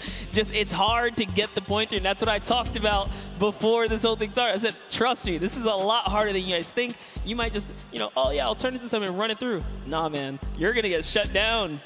But I mean, it's just like, if you think about it, it's the mental aspect that really comes with it. If you're able to frustrate somebody else, then they're that much more off their game. And these guys are all great at that, coming through from some of the death run qualifiers. It makes it that much harder. But thank you guys so much for joining us here. And again, don't forget, there is a fantastic, awesome event-specific merch starting here right now today on the 26th. You can also get it on retailrow.com. Make sure you celebrate the event. Remember it, grab some from your friends, your brothers, your family, people who couldn't be here, and celebrate the first ever Fortnite World Cup. Yeah, you saw some of your favorite pros and competitors here rocking that new swag. Definitely loving it. All types of collaborations going on here. I love it when Fortnite releases new gear, you know? This kind of allows me to always spice it up. I'm always a fan of anything Fortnite swag. That's pretty much like 98% of my wardrobe at this point. I mean, love the logos, love the bright colors, but enough from us. Match 3, set number 2, the final one on the original version of Junkyard Juke before we see the remix later on. Are you guys ready? That's right. And let's begin. The first round is underway. Match number 3, set number 2. Who will be able to incinerate the props the most? Who will push out to the lead? And can anybody upset the Funky Fighters who took that first llama? You need to make sure they don't get this one here. And basically, everyone's first place. Yep, and you can see there, Taldeck did land a shot straight through the curtain. Very nicely done. Another kind of lane, right? You want to look at your lane, see which lane is available to you that's easy to maneuver the objects you want to bring through. Clytex, for example, here is using a bear. There are no bears in this section, but he says, you know what? It's all good. I can sneak this around. So the big thing with the bear, though, that you don't really consider is the coloring of the background. You're in the junkyard. You're a little bit in one of those desert biome situations. There's a lot of kind of muddle browns and oranges around there. It makes it that much harder to stick out. However, if you if you're grabbing the snowman, you're just really flexing on everyone. It's like, yeah, I'm a snowman. I'm a snowman in the desert, and I'm going to score on you. That's pretty hilarious because, you know, we haven't seen anyone pull out the weird objects in the back end for good reason. There are a couple other fun ones back there. If we get a pan around later, you'll probably notice a big old snowman or something like that. But with all this money on the line, there's no way anyone has time to play around like that. You can't play around because every single one of those runs matters. And right now, we see Sunshine Soldiers swapping over. They've already put in 2 2-point props, so need to be slightly more efficient on those runs, but good job getting on the board consistently. And as we say that, 5-pointer goes in, boom, they're ahead of the Funky Fresh, who have had a singular 10-point run. So trying to get every possible point. It's all about min-maxing efficiency. Honestly, the Little Warriors are doing a great job at defending here. They all have a ton of eliminations. Taldeck at 6, Taco at 5, Kaz and Ninja both tied at 7. That is pretty good. They're shutting down all of their lanes. These guys are not here to play. Remember, as you're a guard, you don't accumulate any points, so it's good. They're knocking this out the way, and they're doing a great job defending. Keeping them out, making sure you find the right lane angles, and also sometimes just putting shots out in the right spot. You just need to be able to consistently deny as much as possible. And Taldog, that was sick! I was like, are you behind that? Yep, what's that? Didn't see that there before, didn't see that either. Taldeck doing a good job so far, spotting things through the curtain. Let's see if he can find another here with a random shot. Oh, something landed. That's why you don't want to hit those spring traps there. They make it so difficult when you're a larger object coming back down because it's just so much motion on the screen. When everything else is still, if you see that thing falling through, like it's an easy shot. And particularly for all of these players up there. I mean, Gotaga and Crew, everyone on Raven's Revenge, him, Magma, RTA, and Chappie, all have been able to hit their shots. And then, I mean, Little Whip Warriors is a team of hit your shots. That's right, and there it is. Last opportunities to make a point have just concluded, and that was the first round. There are 4 of these, so we're gonna switch up the guards now.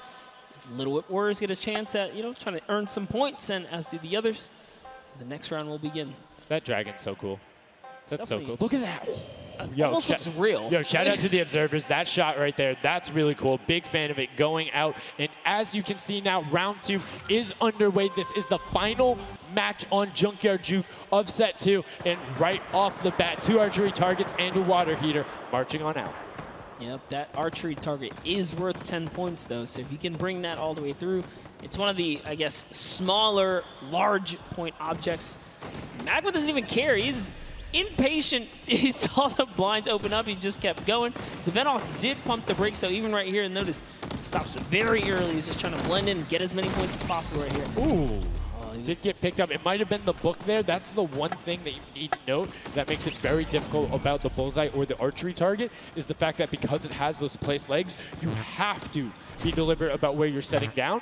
Otherwise, you're right, like, boom, right there. That book would be a giveaway if somebody decided to look down and double check that box. But there's 6 other boxes around, so relatively safe. Good path chosen there from Tyler, and opts to stop and being, a little bit of patient, and might have cost him there. I think he would have had it if he had just go full send, and I think he thinks so too. Yo, it makes me laugh to see him scratch his head, his jaw drops like, oh, being so close and not making it through is so unfortunate. Taudak is going to find a little bit of success there as the Suezo, and you saw Alex J for a bit is very close to scoring as well. Here's Zan from the Fish Fam representing, hugging really close to that cactus. So long as he's not pushing through it, yeah, he is going to be able to sneak on out. He kind of hiccups there. He's going to go all the way. He doesn't care if the curtain comes down. He sneaks right underneath Tamoya and his team up top. Funky Fighters are at 35 points now in the guard tower. They can't earn any more. And that was a great run there by Zandy Knight. You see Svenos waiting for the blinds to go down, making sure he can find an angle, and then pushing in towards. Needs to be careful of that spring right there, but doesn't matter. Gets picked up anyway as he's like, hey, there wasn't a card there before. Alex JJ now looking to find a run. You can see Fish Fam and Llama Record Code currently hanging out at the top, but again, haven't had the chance to be up there, so can be expected. Alex JJ now 2 targets, both running out. Good stops at the same time, but particularly if you have 2 people taking the same path as the same item, it kind of has a little bit more of a benefit because you're like, yeah, those were both there behind. There's no way those are both props. That's what I was going to say. I was like, you know what? Honestly, if you see a bunch of the same things, they blend in a little more. It's when something's an oddball that you really start to shoot. So maybe it is a good idea to time it, right? But there's split spawns, so you don't always consistently. There's different spawn points around the map that have the different exits as you go out, so you can coordinate with a teammate. Or what you can also do is sort of bait somebody else to do it, right? So you see somebody is running an archery target, and you're like, okay, I'm just going to grab that too, and then you follow their path. And if they get picked up, oh, well, you look slightly more natural, particularly if you're that much more patient. And you can see Svenos is actually doing that right now with Carnifex, both of them going into the box. Svenos does hit the spring, is hanging out behind the car, and will get the score. That was a great run. Yeah, he actually recognized where he was not looking down in the right direction, so he took advantage of that. Funky Fighter let his guard down for just a second there. He did manage to sneak on through, so that was the big point there in the final seconds as this round is now coming to a close there. Next round is going to begin. We're going to switch up the guards. Take another look. And no dancing, just props and shots going out from the guards. Round 3 kicking off in the final match of set 2 at the Creative Finals. Who will be able to take that second silver llama? And right now, you see Bensor is going in for the 10-point prop right away. Kutu does get the Mimic, but then opts to go for a different route as players are starting to feel a little bit of the pressure here. You can tell they need to score points. It's the first time we're starting to see some gnomes out there and another teddy bear on the run. That's right, Kantaka representing here. He's putting himself straight behind every object that he can. I love that they're using the smaller objects. It's so much easier to score with those. When you bring those big ones out, it really is hard. He actually put himself inside the truck. You see that? He's following Kuta so close here. Just got to use him as bait, really. As you get behind him, he's safe. Yep, because they don't think they're going to fire twice in there. That's the benefit of it. But right away, you see Kaz, Taco, Chappie. Great little run there from the Little Whip Warriors. That's going to push them back into contention. There's 65 points currently, but a dumpster going in from Hand to Blood. There's another 10 points for Llama Record Co., pushing them up to 90. And they were the winners of that first match. So if they can hold on, they know they'll be the guards in the final round. They need to build up as much of a lead as possible here. Carraro actually has 15 eliminations, so he had a super successful guard round. But the Chicken Champions need to get picked up here. They need these points. And there it is. He's doing a lot of work for his team, showing that, hey, I can push this up here too. Just gonna go ahead and take that 5-pointer, throw him right over the Fish Fam now. And they're in the top 3 running. That was a great run from him. Corner peeked the entire time, made sure nobody was looking for him. Like, he was barely threatened, but right now, Fencer coming through. The Chicken Champions, can they overtake in the last minute? That's 10 more points.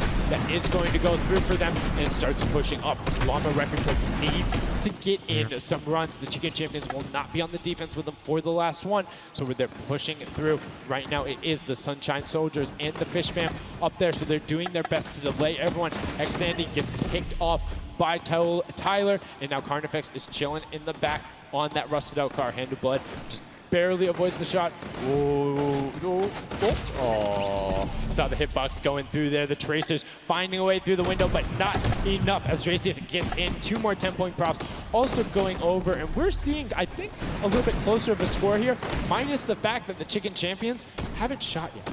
Yeah, this is pretty rough. Neither have the Llama Company. The Llamas have not shot, went into the guard tower at all.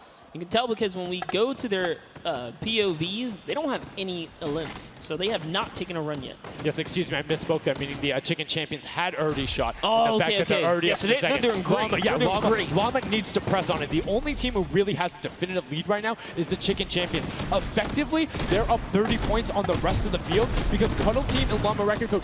both have to shoot next round. Oh boy, so if they can't secure a big lead here in the last couple of seconds, if something can't get processed, oh, the poor Burger at the very end. Burger did not get processed. We like it, never frozen there. Brilliantly done, doesn't find it. Great work from coming out, and Carnifex doing a great job. Round 4 will begin. It's going to be the last match, and we're going to see what the line is going to be. Who is up in the tower, who will be able to defend, and can they hold them off? Again, it's Llama Record Co. and the Cuddle Crew up there. Go Taga. It's already up there. And you can see the Chicken Champions were able to connect, so it's all about can Little Whip and them catch up. They need a fantastic run, and they have to do everything to deny them, and you can see right away already tunneling in on those 10-point props. Yeah, the Cuddle Crew cannot earn points. The Chicken Champions already have the lead. They just kind of continue to press on here. Llama Records are up at their run, but it still matters. There's so much on the line for depending on each game, right? Each game is worth so much. You still want to hold your placement regardless of what. This is still a fantastic game for all the teams in the top 3 right now. And I mean, we saw the Ravens come up huge in their last match, pushing all the way from 7th into 3rd because of clutch last-minute decision-making. Right now, Little Whips are trying to do everything they can to catch up with the Chicken Champions and not deny them. Ninja still sticking with the water heater runs, trying to get as many of those in, but the Chicken Champions are still stretching out their lead. They have a 25-point lead, which means the Little Whip Warriors have to either start fast running with the 5-point props or switch to 10-point props. They cannot catch them doing a patient 5-point strategy right now. They won't have enough time with how good the Chicken Champions have been. They have been the prop masters so far. Yes, they have. They were doing so good, and oh no, Ninja hits a huge spike there. He's trying to dodge, and he's so close to making it through. It's very, very close. Here comes a 10-pointer from Taldoc, sneaks it right in. That's great for the Little Whip Warriors. That's actually going to throw them over the Llama Record Company right there. Cuddle Crew actually is somehow up. Look, the Little Whip Warriors actually went to 2nd place now. They're so close to overthrowing the Chicken Champions as well. It's going to come down to the last final moments. Can the Little Whip Warriors get the runs they need to? You can see Kaz is taking the corner route, trying to find whatever he can, and he's doing it very well so far. Avoiding the jump pads there. Pretty sure Ninja called those ones out on the run since he hit them on the last time. You can see they're only 20 points down. They're all on 5-point props right now. They will be able to do it, but all of a sudden, Fish Fam is right there as well. They're only 25 points out. Here comes a rotation of prop. 5 points will be coming across for the Little Whips. Fish Fam also getting it, but Cuddle Crew does finally get pushed up there. Brilliantly done. 15 points now separates them, but Ryan gets one in for the Tender Defenders, pushing it back up to 25 with only 30 seconds remaining. Rubius knows if he can get this water heater in, if he can be safe. Oh, apologies, hidden so well. He was the statue going on there. And as you can see, hits the jump pad, stays on the corner, will get it in. That's going to push them 30 points clear. But as I say that, Fishfam catches right back up. 19 seconds left, Monster, in the final match of set 2 on Junkyard Juke. Can the last minute scores come through? 25 points. They need a run of 10s. Kaz got in. The box is coming just behind. Fishfam gets picked up. The Chicken Champions have done enough to round out the final match. Brilliantly done in match 2. Repeat in match 3. They are the Chicken Champions. Excellently done, and they defended their crown. That's right, and you have to give props to everyone else that managed to kind of hold a top 3 lead, especially right there in those final moments. Little Whip Warriors, the Fish fans really coming up at the end there, you know, bumping up their prize earnings, because every round everyone's a winner, but you can earn just a little bit more. You can win a little bit more. Yeah, it was just brilliantly done there. And these are actually the creators who helped with this. Brilliantly done from them. Some fantastic gentlemen. Thank you guys all so much for your help in making this mode come to life. Some fine gentlemen up there, the creative builders, were at that game jam out there, spent hours and hours, and it really blows my mind to see what they're able to do in this creative mode. Because like, I'll go in, I'll play some stuff, yeah, I think I'm pretty good, and they're like, oh yeah, after 20 minutes I have this full game mode, here's how the scoring works, here's the barriers. I'm like, and that's the magic of creative, right? These unlimited possibilities, really, when it comes down to coming up with these game modes. We've seen tons of fun ones obviously develop, not only for, you know, the creative kind of fun side of the community, but the comp side as well, right? There's plenty of great game modes out there. Yeah, shout out to all the guys out there playing Storm Wars. We know you guys enjoy it, but that was a fantastic way to close out set number 2. And a brilliant, honestly, I enjoyed Junkyard Juke. It was fun to see kind of the definitive playstyles come out. Patience ended up being key, but players started finding the diagonal runs, knowing that like, hey, I'm gonna stick with the statue because this is my comfort, or like, I know on this run I can be blocked by this tree and this dumpster and I only show myself once.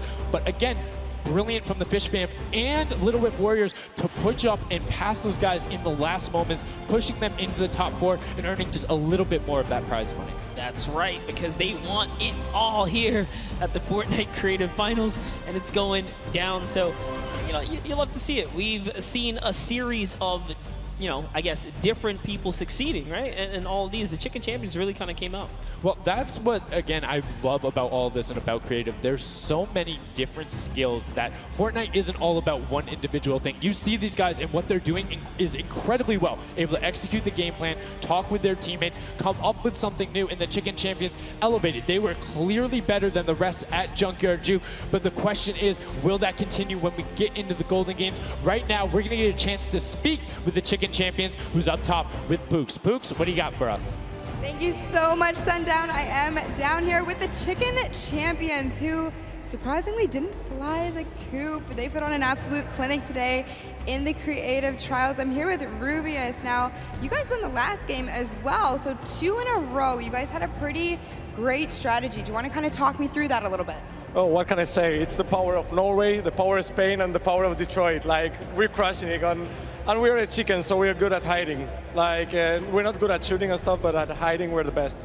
The best strategy, I think, is, well, let him take the big stuff, and we are like the supports. Like, we take the small stuff, the 5 points and stuff like that, and the trick is, don't tell them anybody, but the trick is to go in the corners. Like, no one is watching the corners. It's insane.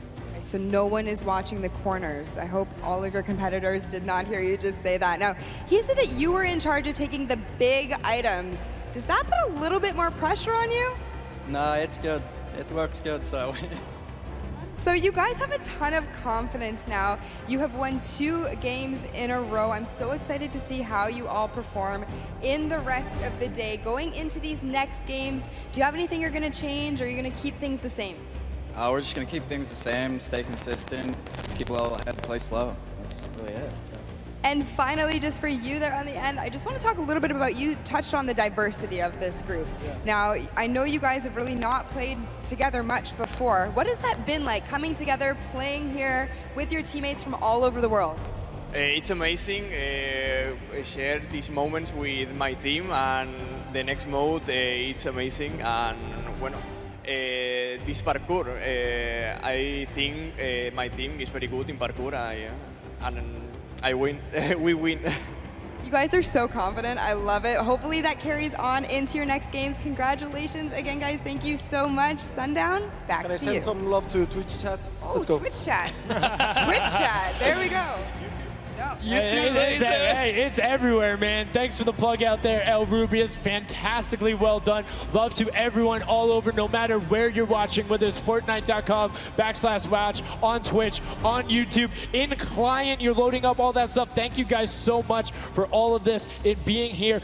Set 2 is done. It's wrapped up. But I mean, we saw a big shift in the gameplay. We saw a lot of different changes going on, and it's going to be interesting to see what ends up converting into that golden games when we see a little bit of a remix on it. Not going to spoil any surprises. I know, it's fine, but I'm just curious to see who is able to then take their gameplay and enact it when you get to think on it, because you get to then process and be like, okay, we were this close. We were right there. If we had maybe like a little bit more aggressive, or like maybe if we were a little bit better on defending, or maybe one person picked a different lane, the result could have been different. And these guys have been so good at adapting to the circumstances that I have no doubt that the Chicken Champions aren't just going to comfortably sit on top.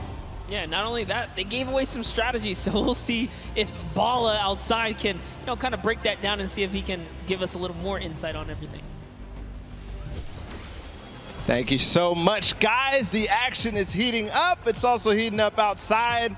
Trying to cool off a little bit here at the Fan Festival, but awesome games of Junkyard Juke, and Chicken Champion seems to be racing away with this one. We're going to take a look at some of the moments from that last game and how they won.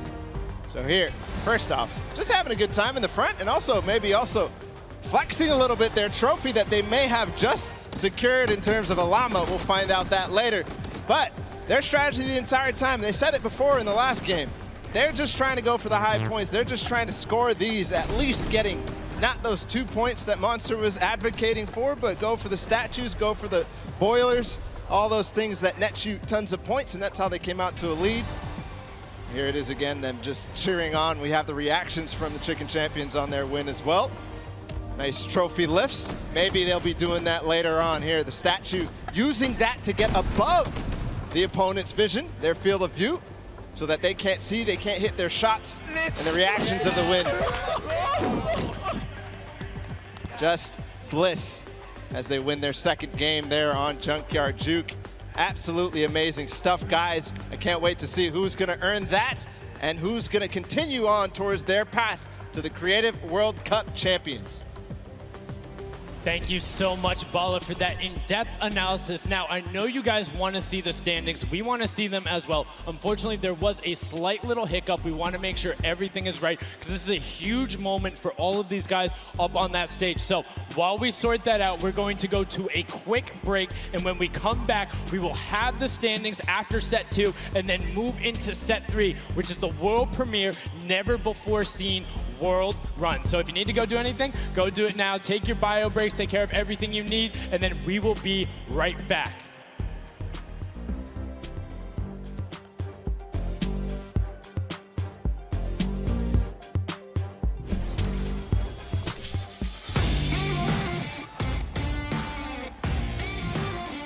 Hey, my name's Magma, and today I'm in New York because I qualified for week 4 of the creative trials for Godiga's map. I'm really looking forward to showing my skill set off and meeting all the players and showing everyone what I can do here. When it was first announced that there was going to be creative trials, I was really looking forward to it because it was all I did pretty much 24/7. I looked at it as an opportunity. I find after playing Battle Royale, when creative first came out and Scissors released his first death run, I just instantly sort of, took a liking to it and I enjoyed playing it. And I guess from there afterwards, when I found there was money involved with doing death runs and stuff, that sort of caught me and caught my attention and I started playing more. So with my team, my captain is Godiga. He's a French content creator, and my teammates are Chaps and Ardia. I think we can do really well at the Creative World Cup. I think our team has a good combination of the death run skills, but also the shooting and building and the good chemistry we have in the team. I think it can really make our team do well. I'm Magma, and my team, Ravens Revenge, is going to do really good in the World Cup, and we're going to smash the rest of the competition because we have the Battle Royale skills, building, death run, we have it all.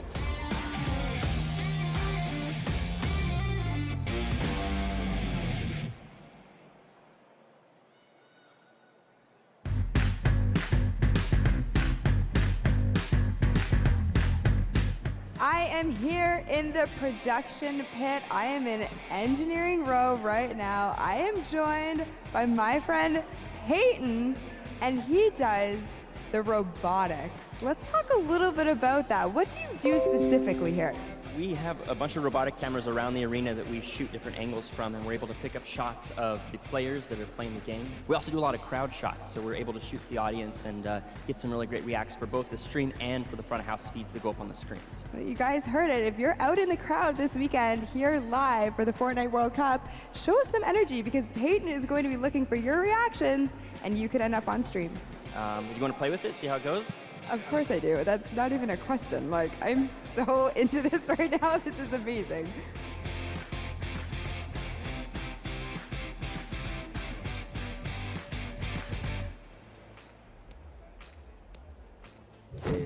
I'm Scarlett. I've come from Japan. I'm happy and excited to be playing with so many players that I've seen on the internet. My favorite place to drop is Fatal Fields. If I win the Fortnite World Cup, first I want to buy a house, and then I'm going to eat a lot of food.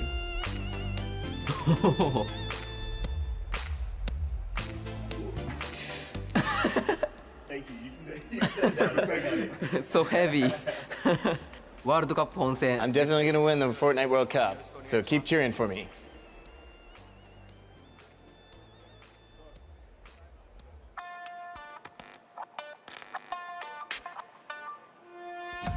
Hi, I'm Fortnite and I'm here to compete in the Creative World Cup. I competed in most of the trials and was really excited when they announced the bonus weeks after the original 5 were over. And I competed in the Jadith 100 level map and I had to speedrun 100 levels as quickly as I could. I really enjoyed like all the different styles of maps and death runs that there are, and I really enjoy speedrunning them and trying to get as good as time as I can. The moment I found out that I qualified, it was just insane and I wasn't sure if I was going to before that, and it was just crazy that I am here. And Fortnite and the Sunshine Soldiers are going to win because we have 2 captains, so we're twice as good. What is going on? We're getting some good practice here for the Fortnite World Cup Creative Finals happening very, very soon. A lot of first thoughts, first looks at the Sky Station Showdown, which is an incredible map. It was a great map. I mean, it mixes a huge new element into the game. You know, you got to protect the person with a sword, capture the objective, but my team, great teamwork, and we kind of pulled through at the end there. It was awesome. 1,000%. So being able to kind of get your hands on the map, before obviously the big moment. Practicing, it's nice. It's huge. It's huge. And so, like you said a second ago, this is a brand new way of viewing Fortnite and playing Fortnite, which is incredible. Exactly. It's super exciting. See what people come up with, and then also turning it into a competitive aspect and put it in the game and make this tournament. So. It's amazing. So any general kind of thoughts, concerns maybe about strategy? I don't know. I think we won, so we know the strategy. All right, listen, this is practice still. We've got the big moment coming up very soon, but do you want to shout out your team real quick? Yeah, no, we've got some speedrunners in our midst, actually. We've got Tyler, we've got Zand, and Suzu. They are all speedrunners of death runs. And as you know, later in the Creative Cup, there's going to be a death run involved level, so we're going to take that one home too. Inspired by the creative man, Scissors himself has made many a streamer, many a content creator very angry with a death run, myself included. Great job with the practice round. We'll see you very soon. I'm excited. Thank you. Ladies and gentlemen, welcome back to the Fortnite World Cup Finals. We are here in day number 1 where the creative finals are going down. The stadium is jam-packed with fans from around the world who have traveled here not only to watch us crown World Cup Creative Finals champions, but also solo and duo champions as well. I'm Zeke, this guy right here is Bala, and we're getting ready to hop back into all of the action. Now, I think, we've seen a little bit of the first 2 game modes. We got to see a little bit of the Sky Station Showdown. We got to see a little bit of that Junkyard Juke, but there's actually something that Sundown teased, and that is the World Run. Yep. The World Run coming up next. It is an awesome, it's something that I think a lot of these players are used to. Yeah. And I think they'll be very, very comfortable here. We'll have to see whether the challenge of the obstacle course will be, anything that these guys can balk at, or if they're going to be able to just cruise through it. We'll see.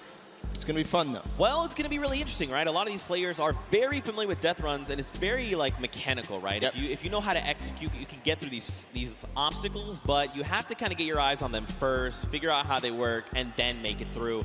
So I think it's going to be very interesting, very fun for everyone here, and all the players as well. I'm hoping to see someone make it to the end. I don't know that anyone will, though. We'll see. 30 coins, and from what we've seen in practice between us and other people, it's very difficult, so we'll see.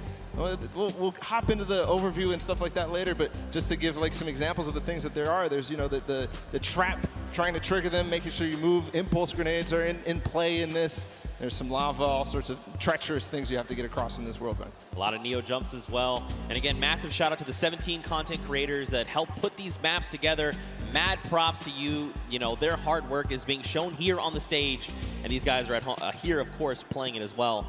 In case, you guys forgot, I'm Zeke. This guy right here is Balo. We're getting ready to jump into these next few matches. We'll get you guys up to speed with all the format and all those things.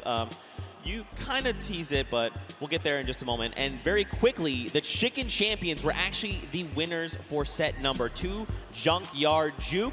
Let's take a look at them right now. They were overall victorious of that last set, and there you go. The Tender Defender is there in person to congratulate them, Bala. Rubius and his team, they worked hard for it, and they are the victors. Yeah, and warming up for the next run, but they know now they earned the Silver Llama for that set, so it's 1-1. Woo! Chicken Champions earning their Silver Llama right now. They're surprised because they were getting ready, but here it is. Rubius is like, wait, do I actually get that? Is that actually mine? Yes, it is. Yes, it is. So, they are the current set winners. They have a Silver Llama for themselves. So that's now 2 different teams that have a Silver Llama.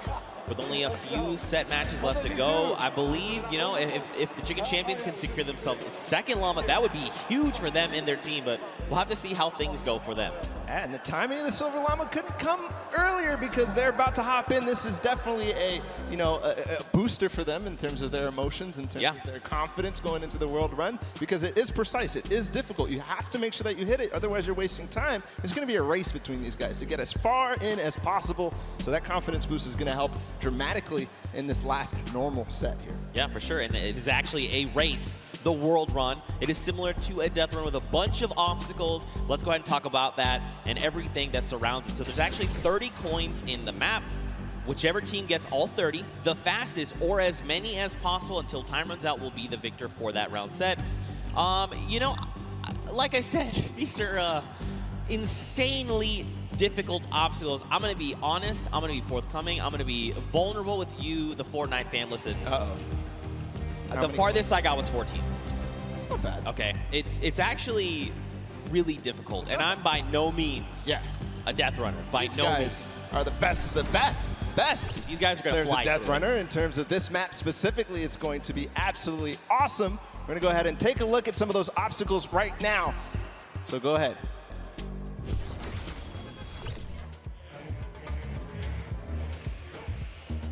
We're going around the world in this new creative team, Death Run. In this challenging new creative game, 8 teams of 4, led by some of your favorite content creators from around the world, will compete to collect all the coins in their lane faster than everyone else. The first team to collect all coins in their lane wins. If they don't finish, the number of coins they collect will determine their placement. If a player is eliminated, they'll respawn at their most recent checkpoint. Any team member can grab a coin for their team, so players will have to work strategically to gather all of the coins before the 10-minute timer runs out. It might sound simple, but it ain't easy. Players have no mats and limited items they can pick up along the way. Each team will have to use teamwork, communication, smarts, and speed to make it to the top of the leaderboard and take home their piece of the $3 million creative prize pool. Ready, set, run!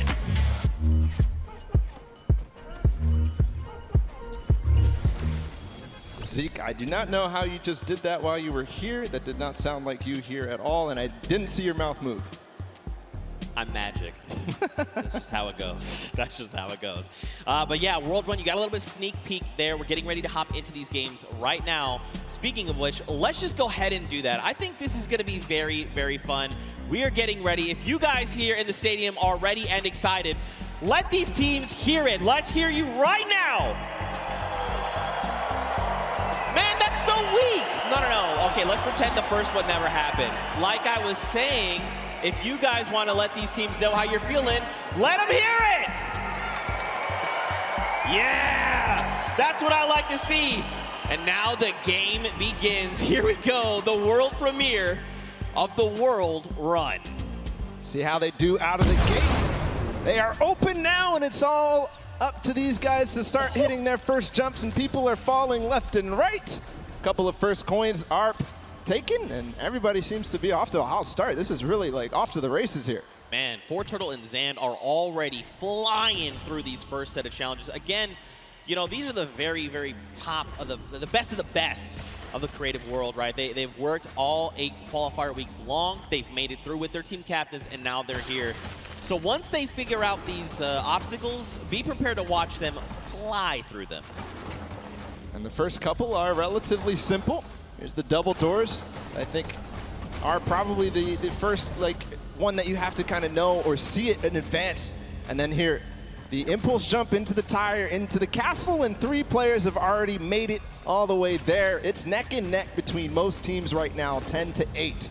Bro, I'm so mad. Do you understand? I literally had to play this to completion, all 12-minute rounds, 4 times to make it halfway, which this is the castle. And these guys got it in like 3 minutes. I'm upset. Oh, this is why they're the World Cup creative players, and you are not. You're here casting. That's cool. I'll hold that L, I suppose. I'll hold that for sure. So there's a few challenges here in the castle here, Bala. But as you saw there, Karora actually took a little peek at it. There's these little bumpers, and that'll actually send you upward into the next, basically, tier. So the most optimal strategy here is actually to leave two of your teammates behind, send 2 up to try and gather more coins faster. Because otherwise, you're just going to dedicate too much time, and you really want to maximize your time in this World Run. And there's definitely a couple coins that you definitely want to get as fast as possible through here. They're trying to get the half slides through with the chiller traps. Right now, nobody seems to have figured it out just yet, at least in the view that we're watching. But meanwhile, the Fish Fam and the Sunshine Soldiers are up to 13 now, but still neck and neck. I believe all teams are now inside of the castle, and we call this basically the first kind of tier of the difficulty for these obstacles. As they move up and go past this, they will become progressively harder. Yeah. And again, this is the first time these creative players, qualifiers, have seen the World Run. They've never seen it before. They have just, you know, they are mad. Their skills are insane. And look at this. Taldeck's already up on the next tier. So he's probably telling his teammates, all right, look, up here, I just used this bumper. What do I have to do? So he's already trying to figure it out. I like it. That's not me. The moment I hit that pad, I was like, I guess I just keep moving forward, and I kept running. I love this experimentation. He's actually also communicating back to his teammate at the same time, because he went over that bumper and he's looking, do I have an opportunity to go back here, or is this it? Do I have to go forward? Just like you were alluding to before. And now he decides, okay, he tells exactly what's going on to his teammates, Ninja, Kaz, and company, and they move forward. Alex JJ, though, is off to really the races. He's way ahead of everybody else, I think. But no, there's a Raven's Revenge. No, it's Svenos. It's his teammate. They're moving. Yeah. They are moving. So what's tricky about that last jump there is those little directional pads will give you forward momentum, but in jumping you lose some of it. So you actually have to make it in a straight run. There you have to trigger the trap, get the impulse to make that precise jump, land on the other side, trigger the trap in one fail swoop, while also taking a step back to keep yourself safe. Now there is a little few secret ways to kind of trigger certain traps or get around certain obstacles. We'll have to see if these players discover them. But like you said, man, Svenos is destroying the game right now. Just unbelievable. And this isn't even a team that qualified from a death run or elimination run or even a speed run. They qualified from a survival map. And he's doing things like this. He is leading the pack. There's a Fish Fam up ahead of him, though. Yep. They're not hitting this just yet. This is so precise. You have to change the altitude. Is he going to hit it? No. Second try. Here's Suzo. Here we we go. First jump. Now this is the impulse. You want to send you a little bit forward. Now this is one where you want to get height. You got to throw it, try to get on top of it. No! Just barely, Suzo. And he's at 21 points right now in third in terms of coins. And it's all up to timing, I think. Zeke, we might see this end in the first match here. In the first round, they might end up completing everything because they still got 5 minutes to go. Well, we'll see, Bala, because here's the thing. That obstacle there is called the ice jump. But this next one that Fortnite adds, we call this the double danger. Let's just look at this real fast.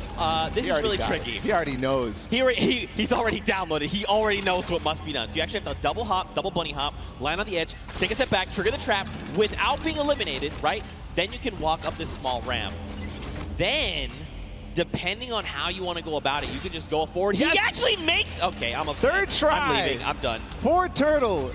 And he gets the coin in one swoop. Oh, my. But one thing, we have to look at the scores right now. 5 minutes to go. Fish Fam is at 26. They only have 4 coins remaining. But everybody else is starting to fall behind. We're starting to see the Fish Fam come way out above here of the rest of them. That's because they probably have the majority of their players through. The majority of the players are collecting those coins. There's Fortnite. He makes it through the double danger, collects the coin. Now, what do you do from here? They get up. Man, this guy is absolutely insane. There it is. And you know, for Fortnite, it's funny because he's just excited about being here, able to compete on the stage in front of thousands of people and all of his peers. And bro, he is just slaying it right now. Oh, you gotta be careful. Okay, all right, yep. Everything's fine. Now you gotta make the jump. You got the one hop. You gotta be careful. That is... Gotcha! That Get is in trap, baby! That is the first time I've seen that. I've seen the theory. I mean, I've heard it theorized, but I haven't seen that yet. But Fish Fam, I was wondering, it's Scissors and company. 26 points. They're not at the same point that the Sunshine Soldiers are at, but they're at 26 total, the entire team. They have clearly synergized with Scissors here, but looks to be that even the Ravens Revenge are stuck at 26, so this might be a difficult one to get past. Yeah, this one, so the tricky bit about this one is there's actually no checkpoint in between here and where you need to get to. That's what makes the double danger that double dangerousness. 26 points across, and there's only about 3 minutes left, so these guys really have to focus up, try to get through. Now, the key thing going forward is, again, this is a test of speed, right? So a lot of these players are seeing the traps, they're making it through, memorizing kind of what they have to be doing to make it through these obstacles. Zan's already through. And that means when they get to come through next time, it's going to be that much faster, right? They're going to be just tearing through all of these obstacles like they're nothing. Hand of Blood, Lachlan, here we go. Two team captains. Hey, this is important too because they still have coins to earn on their own. Right. They're all the way in the back. They're not earning the coins. They're not helping their team out in front, trying to figure out the obstacles. But two captains back there. Ooh. Okay. All right. Trigger the other one. Yes. All right. Land on it. Trigger that one. Dude. Is he gonna get it? Nice dodge. Ooh. This is insane right now, and there's the second player to make it through for Turtle. Into the door, no! Nope, and look, you drop back down. So that's the challenging part. We call this thread the needle, right? You have to make it in one go. This is extremely difficult, and this is where a lot of these players are gonna get caught up, but Turtle is a legend. Look at how methodical he is. He's insane. Look at these the precision jumps, man. He's not going to miss this ever again because he already knows that trap, unfortunately, was timed at the wrong time for Clytax, but he's up above. Let's see what he can do here, going to try and attempt this again. Trap above. When he lands on that, he has to jump at the right moment, then slow himself down for Turtle from up above. Still back. Nobody has passed this point just yet. All right, first trap, second trap. Hop across, take a step back. Nice. Jump across, take another step back. Okay. He was trying to be a little greedy there. I respect it. You know, you sometimes just want to land on that without having to kind of hop back out and kind of just risking that. So it's good that, you know, well, it's not good. It's bad that he messed it up, but it's okay. This is Turtle. He's an MVP. We're watching him. This is crazy that it comes down to this. There's a minute and 30 seconds about to figure this out. He got up here before, and he didn't make it through the door. He's not going to make it again. Unfortunately, everybody is hard stuck at 27 coins with 1 minute left. I believe whoever is going to be the first to make it through here might find themselves the first winners on the world run. 1 minute left. got to be thinking, are they saying Raven's Revenge? Wait, they just got the 28th coin. They might be through Thread the Needle. Next up would be, I believe, bump jumps. Did get through. We saw the end results up there. Made it through the door. Okay, yeah. Ooh, nice catching yourself. All right, you got to clear the trail. That Okay. boost pad on the side. It's just disappointment and frustration in his face. If he wants to secure this, he needs to try to get one more coin in the next 30 seconds because I think Ford Turtle is going to be able to catch up. Here's the All jump. right, this is the first time we're going to see this. 25 seconds. Okay. So this is where you risk it all, man. This is it, the leap of faith. Watch these precision jumps. We've got 18 seconds left on. So these are these Neo jumps, right? You jump out and around, keeping that momentum. 10 seconds left here. One coin remaining for the Ravens Revenge to find. He just got to get around that corner. I don't know if he's going to be able to climb these staircases just now. No, he's given up. He says no. Everybody else is left in the dust. Ravens Revenge take the first world run with 29 coins. Not quite finishing the map, but I believe next time they might. And these legendary birds of the sky, they made it all the way up there, man. They were on the leap of faith, that last little section there. They had 29 coins, and if they had made it up, especially if they made even just 2 people up there, they could have been kind of starting a rotation, right? You jump first, see how far you can make, I will follow. But the big key for them is now they know what every single relay is, right? So going into this next round, they can say, we know we have to do, don't forget, make this precision jump here, do these little things to try and get through. And that could prove to be a very good advantage for them. Yeah, and they don't have the Silver Llama yet. They don't have anything in terms of Llama, so this is important. Any of those teams that don't have a Llama right now, they need to earn it if they want to be in contention towards those golden games. Of course, every match matters, Zeke. They are earning prizes every single match. And that's got to feel good, right? To have a stellar game here to get some of that prize pool for yourself and your team. That's huge, right? Like, so much respect to these. Also, Turtle, what the heck? Yeah. What is this kid on? Yeah. Ridiculous. He was one of the first to achieve every single obstacle every single time. Finally, he got stuck on that one at the end. I don't know what you were calling it. It was a nice twist of the tongue, but just amazing there from Ford Turtle to be the first every single time and then getting overtaken at the end. But, you know, next time, he knows it now. He's probably going to be the fastest to get ahead of everybody because he knows it all now. And you saw how mechanically good he was once he figured out the obstacle. So I think all signs are pointing towards another Ford Turtle performance like that. I mean, like you said, he's downloaded it all, right? He's got it up here, and now just put it down on paper. I mean, again, though, Ravens Revenge have got a little bit of that advantage, right? They've seen the other plays. I think the big thing, though, is trying to get more of your teammates through to the challenges, right? Like, it's very difficult to try and get all 4, you know, in one fell swoop. Yep. Raven pun. But if you can make it even just that second person, like the moment you start to miss a jump, you're like, all right, I'm going to be eliminated, just go forward. And maybe that person sees where you went wrong and is like, okay, I can make the jump, and then they go forward, right? And then you're just kind of constantly logging through, getting more coins, and getting where you need to be. Yeah, and there was also an aspect of covering for others as they made it through, especially as that castle point happened. We saw Lachlan and Hand of Blood, the 2 team captains, all the way back in the back, but their teams were still up there because they were covering for them, they were getting those coins. But next time, they definitely need to be trying to make the effort to get all the way through and collect those coins as time progresses. Yeah, for sure. You know, I think what would be only fitting is to hear from one of these teams. Specifically, I want to hone in on the Cuddle Crew. We've got none other than Monster standing by with them to hear their thoughts. What happened here? Okay, yeah. All right, so here we have it, Lachlan. I know, I've heard from the grapevine, these guys and yourself actually qualified for the creative finals through a death run, and boy, oh boy, I just gotta know what happened here. How did this translate? This is a death run. What happened, Lachlan? Look, the qualifying map was a bit of a puzzle death run, so you know they had time to work with it. It was our first attempt running through, so it was a bit rough. I don't know if you guys caught me sitting on like an impulse level for like 10 minutes, but that was fun. So we're not gonna do that this time. Clytak's over here. He's our designated carry, so hopefully he can carry us harder in the next round, and yeah. I hear that. So now I gotta come this way. Lachlan is dependent on you guys. What was going on? Was the death run, did it catch you by surprise, or was it just certain tricky moments that kind of choked you up and had you hung up there? Yeah, I was a bit of confused in the castle because I didn't know where to go, and then the impulse jump at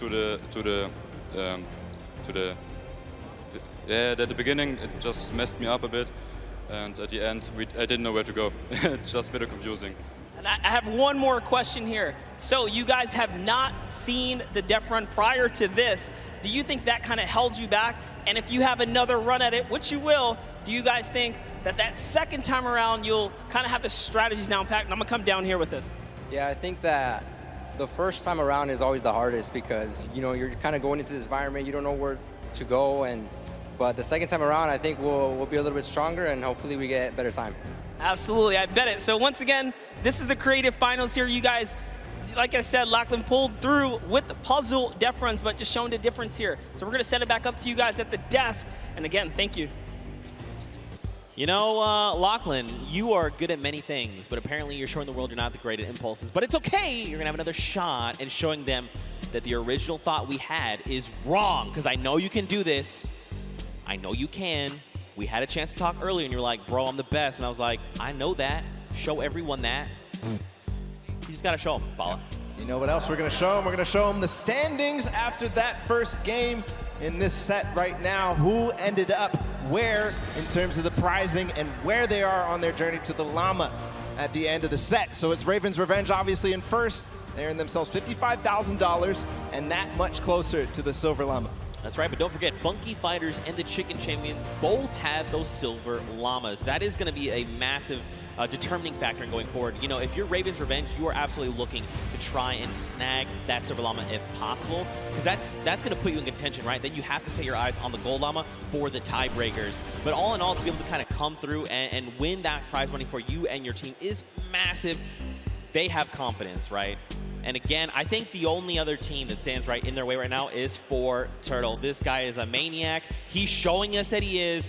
Let's see if that happens here in game number 2.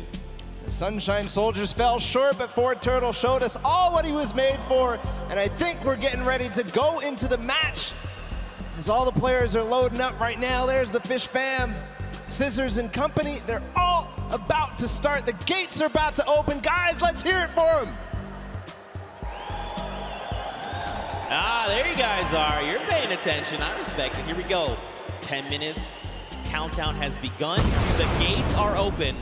And now here we go. Husey is first out of the gate, immediately just flying. You can see this is completely different than before, right? Before, people were kind of taking their time. Hey, what's this? I can't see where this ledge, what's going here? Let's sit here and inspect everything. That's not the case now. Everyone is just flying through these obstacles. Yeah, a couple of these guys have not gone down yet.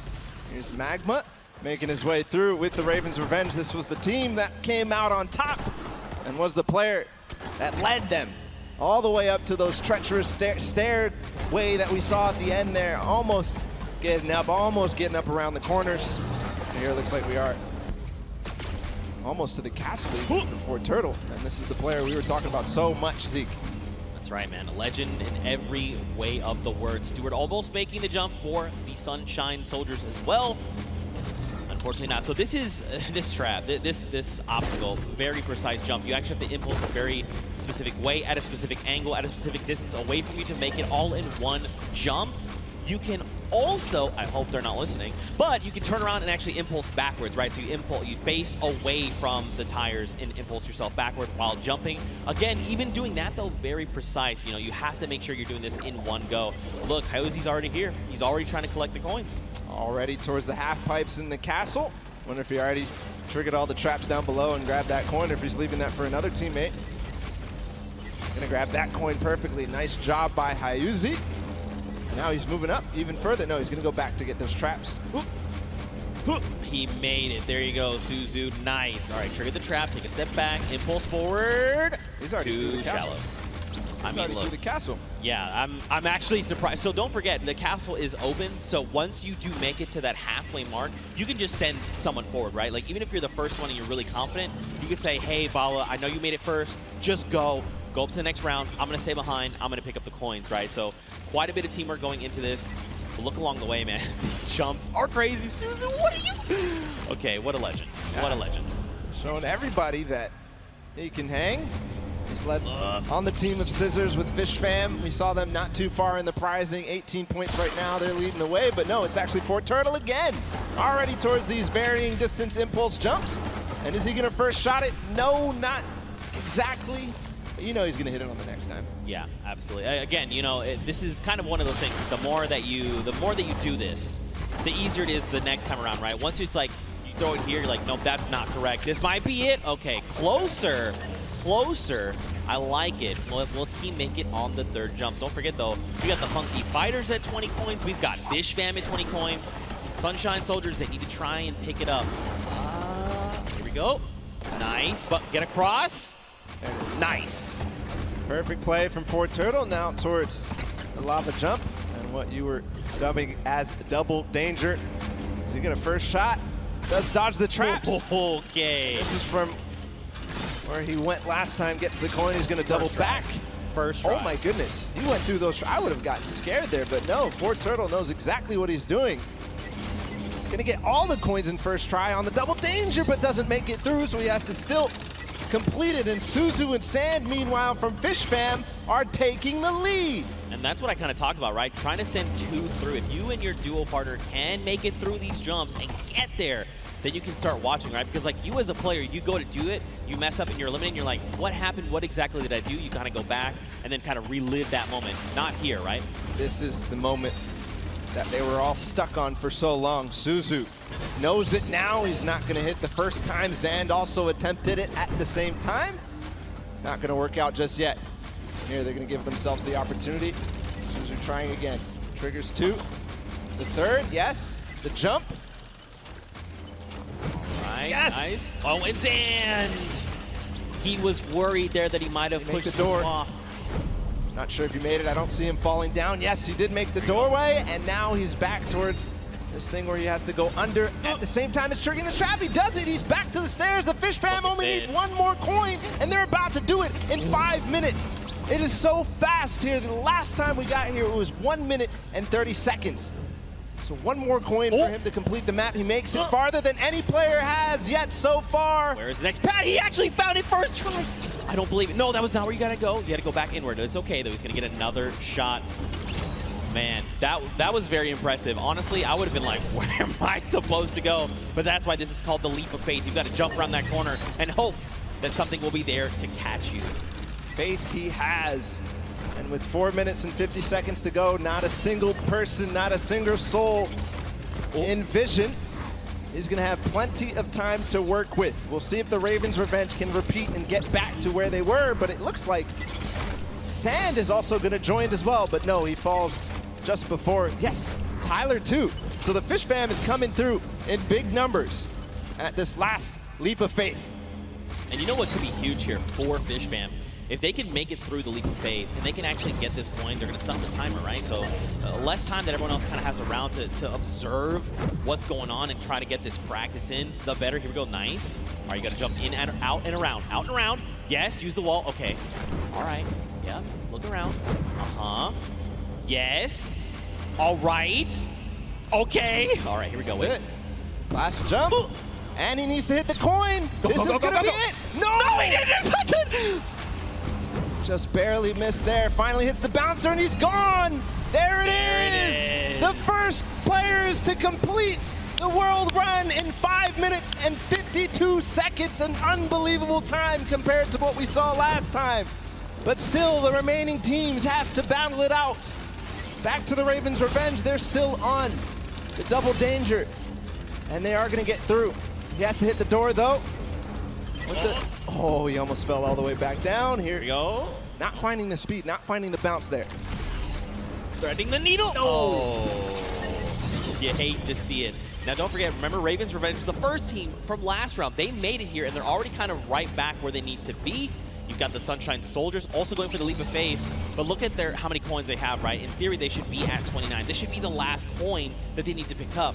But someone hasn't picked up coins. Now, where? I'm not sure. But that could make or break their performance right here. That absolutely could. We know Sunshine Soldiers had a great performance last game.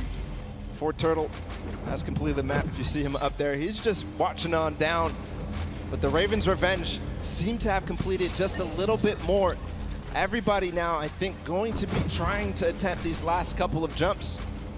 And they must try to complete the match. But important to note is the Ravens Revenge in second place right now. They need 1 more coin as well. That puts them in a huge advantage for that Silver Llama when we go into the third game. What just happened there with Stewart? He just climbed to the top with the tires. That's right, the secret tires. See, these are little things you discover as you're... Oh, it's okay, Stewart, don't worry. Take a deep breath, line it back up. You got this. 2 minutes left on the clock, Bala. Taga all the way in the back. He's catching up with his team. He's going to hit that. Can he hit the last one? He lost a little bit of speed, but he does. So he's joining up. Maybe he can collect any coin that he missed. No, it's actually going to be Artur up here. He's got to finish the leap of faith as well. So number of teams here. Man, you got to think, if you're everyone else, you've already seen the Fish Fam stop that timer at 5:52, right? Just under 6 minutes. So you're thinking, we have to go. We have to be hitting these jumps, and that's just applying more pressure, right? Especially with a crowd here roaring as well. You know, there's all this pressure on the line. Nice jumps here. All right, keep looking around. Yeah, you see it right there. Bounce off the wall, out and around. Oh! So difficult. So challenging. He's learning the reasons why right now. He's going to continue to get more attempts. Meanwhile, the Funky Fighters have gotten their last coin up to the final one. Kuto being the player who gets there. He's on the leap of faith as well, so it's just head-to-head against these two. And this is very important for Funky Fighters. They need to stop Raven's Revenge. If anything else, getting second obviously important, but also because it's head-to-head against Raven's Revenge, this is such a meaningful final jump. And, I mean, don't forget, they were the winners of that first round, so they already have points built up from that. If they can secure this last coin, that could be massive heading into the standings. But again, we've just got about 50 seconds left here. You can just tell they're just trying to hit these jumps with everything they can. Okay, Kuto, right, a little bit further than we saw him last time. He's got to make the leap of faith. Yeah, this is the one you have to go out and right? There okay, you go. Now the bounce off the wall. Okay. Looking exactly, seeing if there's any more opportunities. He makes it. Okay, this could be clutch. Bounce. This could be clutch here from Kuto. Just gets to the top here, and then he needs the bounce pad. Yes, perfect. Just the coin now. He gets it. There it is. 9 minutes and 23 seconds ahead of the Ravens Revenge. Still time on the clock, though, for the Ravens Revenge to collect that last one. And what's impressive, too, is that 2 players have actually completed 4. The players up above, but now the rest of them, 1 second remaining. It's still going to be the Fish Fam, 5 minutes and 52 seconds, who take that one. That second map of the World Run is down and done. Man, mad props to the Fish Fam. They did it in almost under 5 minutes, right? They came out at that 5:25 mark, 5.5 minutes. Now, Funky were right behind them. A little longer, right, at that 9:23 mark, but still, they got all 30 coins. If we have to go to tiebreakers, these 2 teams have 1 more coin than everyone else up at that 29 mark, so that could very well make a big difference heading into tiebreakers. But again, Fish Fam, way to show up. I respect it. It's crazy, the improvement from game 1 into game 2. Yeah. It's just awesome. Ravens Revenge obviously in the first match coming out ahead, but Fish Fam clearly improving all across the board. It wasn't just one person. It felt like it was the entire team because that time was unbelievable. That's going to be hard to beat. Yeah, we'll have to see who else can do it. Again, you know, Ravens Revenge had a fantastic showing. Funky Fighters showed up there at the last moment. And then, obviously, the Fish Fam. But don't forget, you still got players like Fortnite over on Sunshine Soldiers. Everyone, all of these teams have someone that's going to get them very, very far, right? We've seen that. But now the question is, heading into this next match, what does that mean? Fish Fam have already completed it. Funky have already completed it. Raven have gotten close. Does that mean we're gonna see another 5-minute timer? Could we see it even faster? Good question. And what Ravens Revenge needs to figure out how to end the match. Because if they don't, then they won't be able to get ahead. They won't be able to close out, especially as other teams go ahead. Fish Fam knows how to complete it. They've proven that they can complete it, and Funky Fighters as well. Yeah, for sure. Well, for now, let's send it over to the stage where Pookie is standing by with the Fish Fam. And Pooks, real quick, ask them what their favorite fish stick is. You know, can't always make it all about you, but I am down here with the Fish Fam. It is, dare I say, official.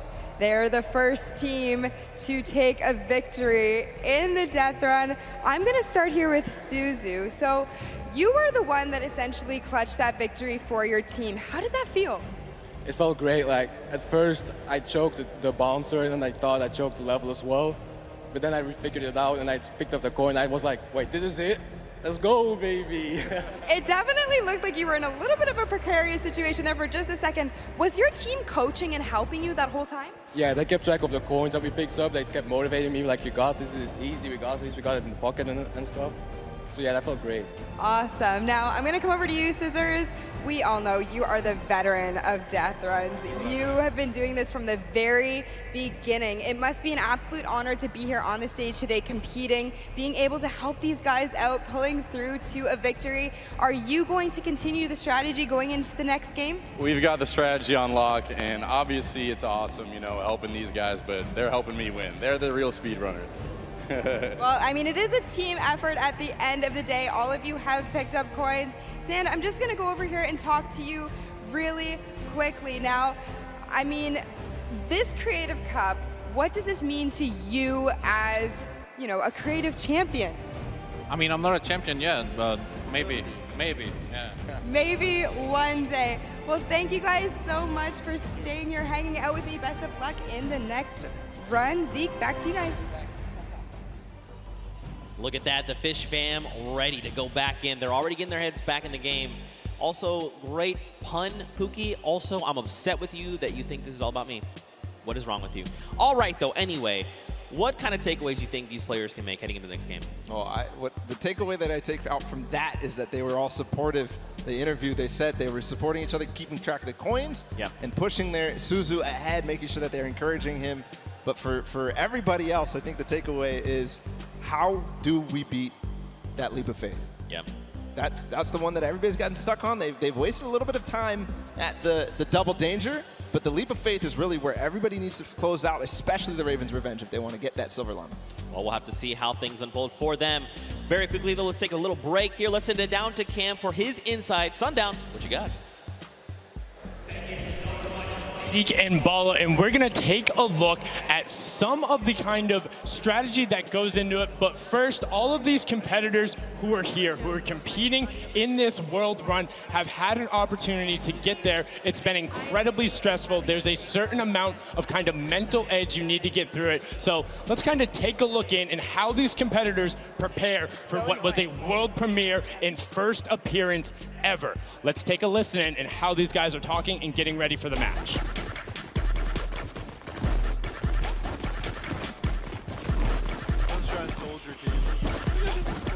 All the Ravens getting nothing.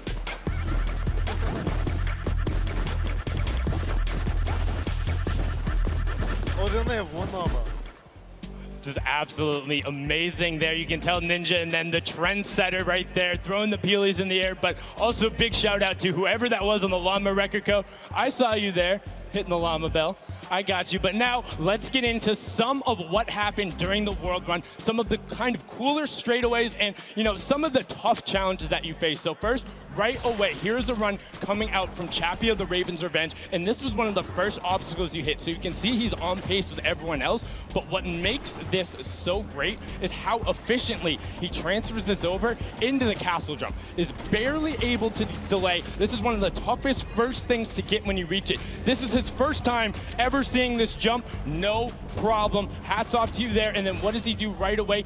Gets into the trap trigger and he's able to get them. Notice how as soon as he goes, he is quick flicking his camera back the other direction and gets all of those so consistently able to get it. Now, we saw a smashing success on their first attempt. Unfortunately, the Cuddle Crew had a little bit of a harder time when it came to that castle jump. It's okay, this could have been my replay and I wouldn't have been lying. So many of these, they're so incredibly difficult because you think, oh, I want to maximize my height up, but you have to get it out with the correct trajectory. Now you can see Ninja able to get through the speed part of the run and then over the top. This is towards the back half, and look how well he's able to then trigger those traps and get through. But the Fish fam were the ones who were able to make that incredible run on the back of Suzu. Now this was from his first run when the Ravens Revenge were able to get it. And if you look at the timer, next time he faces this, he about finished the course. So an incredible job from him to make sure he is pushing the limit with what they're able to do. And you can also see the level of communications. He knew he messed up right away,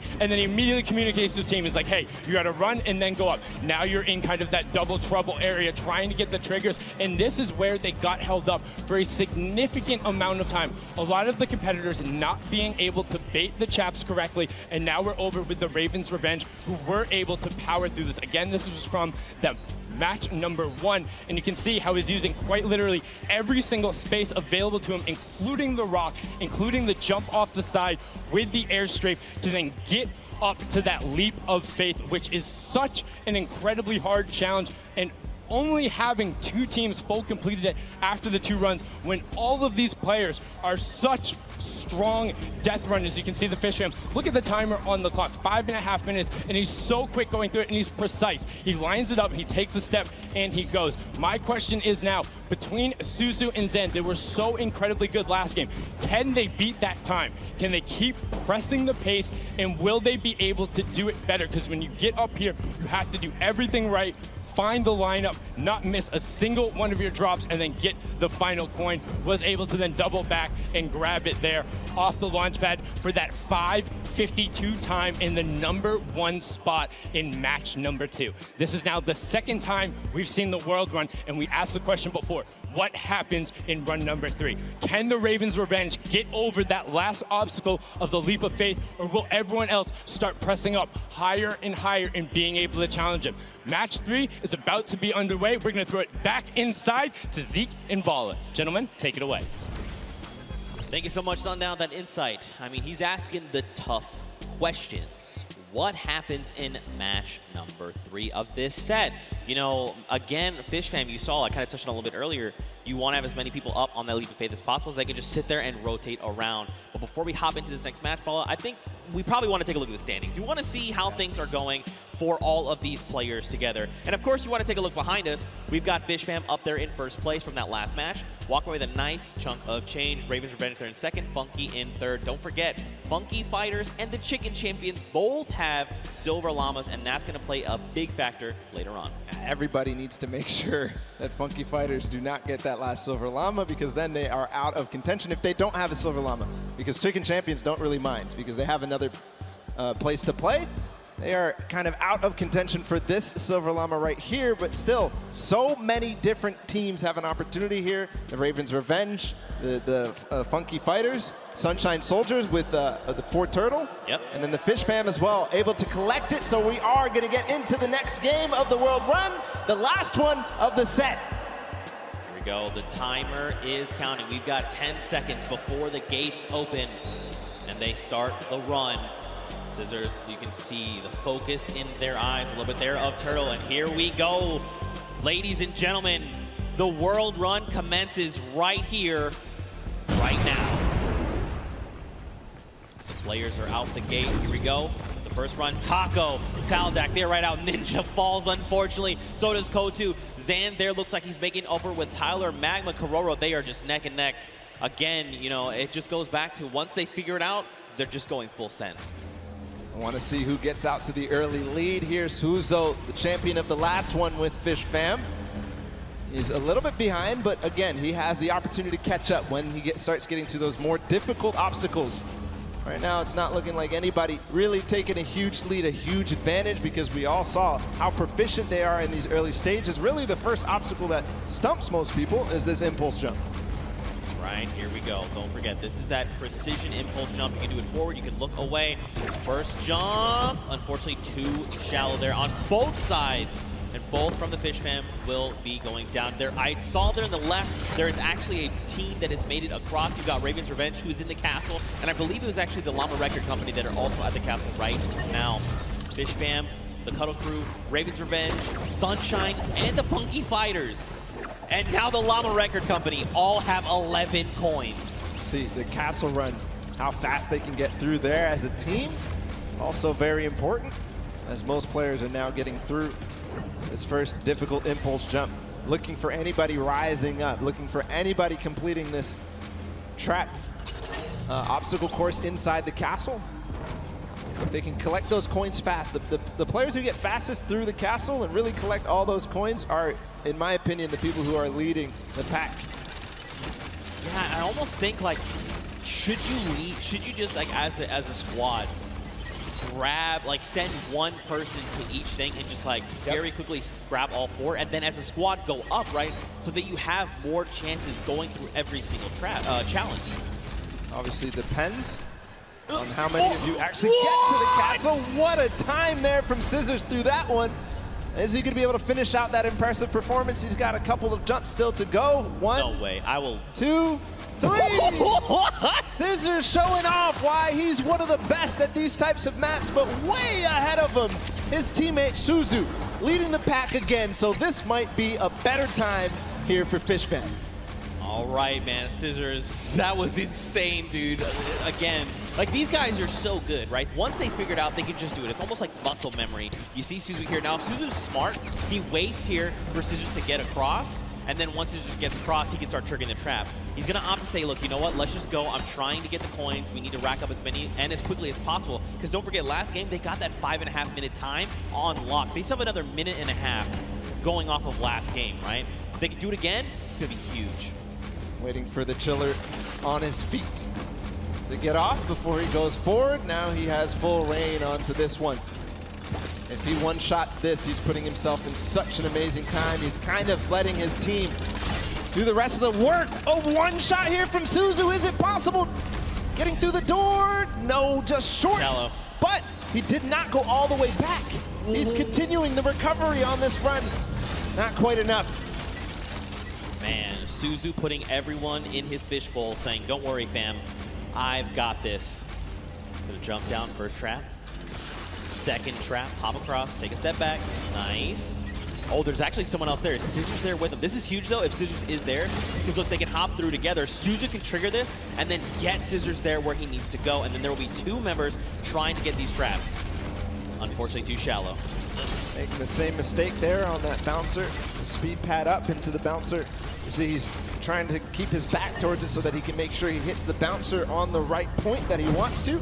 Kind of has it memorized at that moment, but a lot of teams starting to catch up right now. So, you know, starting to lose the pace that they had in the first game.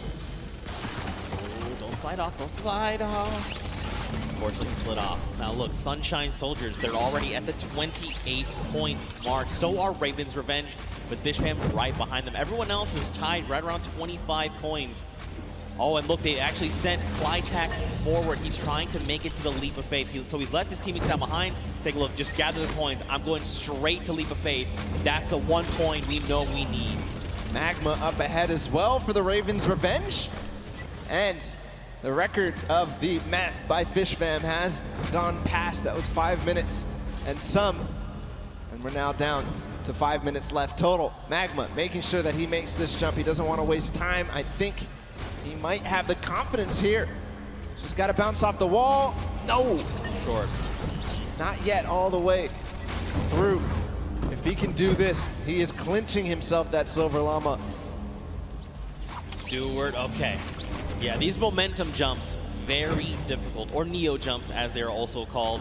You gotta be really precise, really, I mean, you have to be very calculated with every single one. You got Chappie over here, you've got Stewart across the way as well. And look, you can see Suzu there too. I mean, there's so many people here that are already at the Leap of Faith. And look at the rest of the teams, right? Even the Funky Fighters, Little Whip, and Llama Record Company, they're at 26 coins.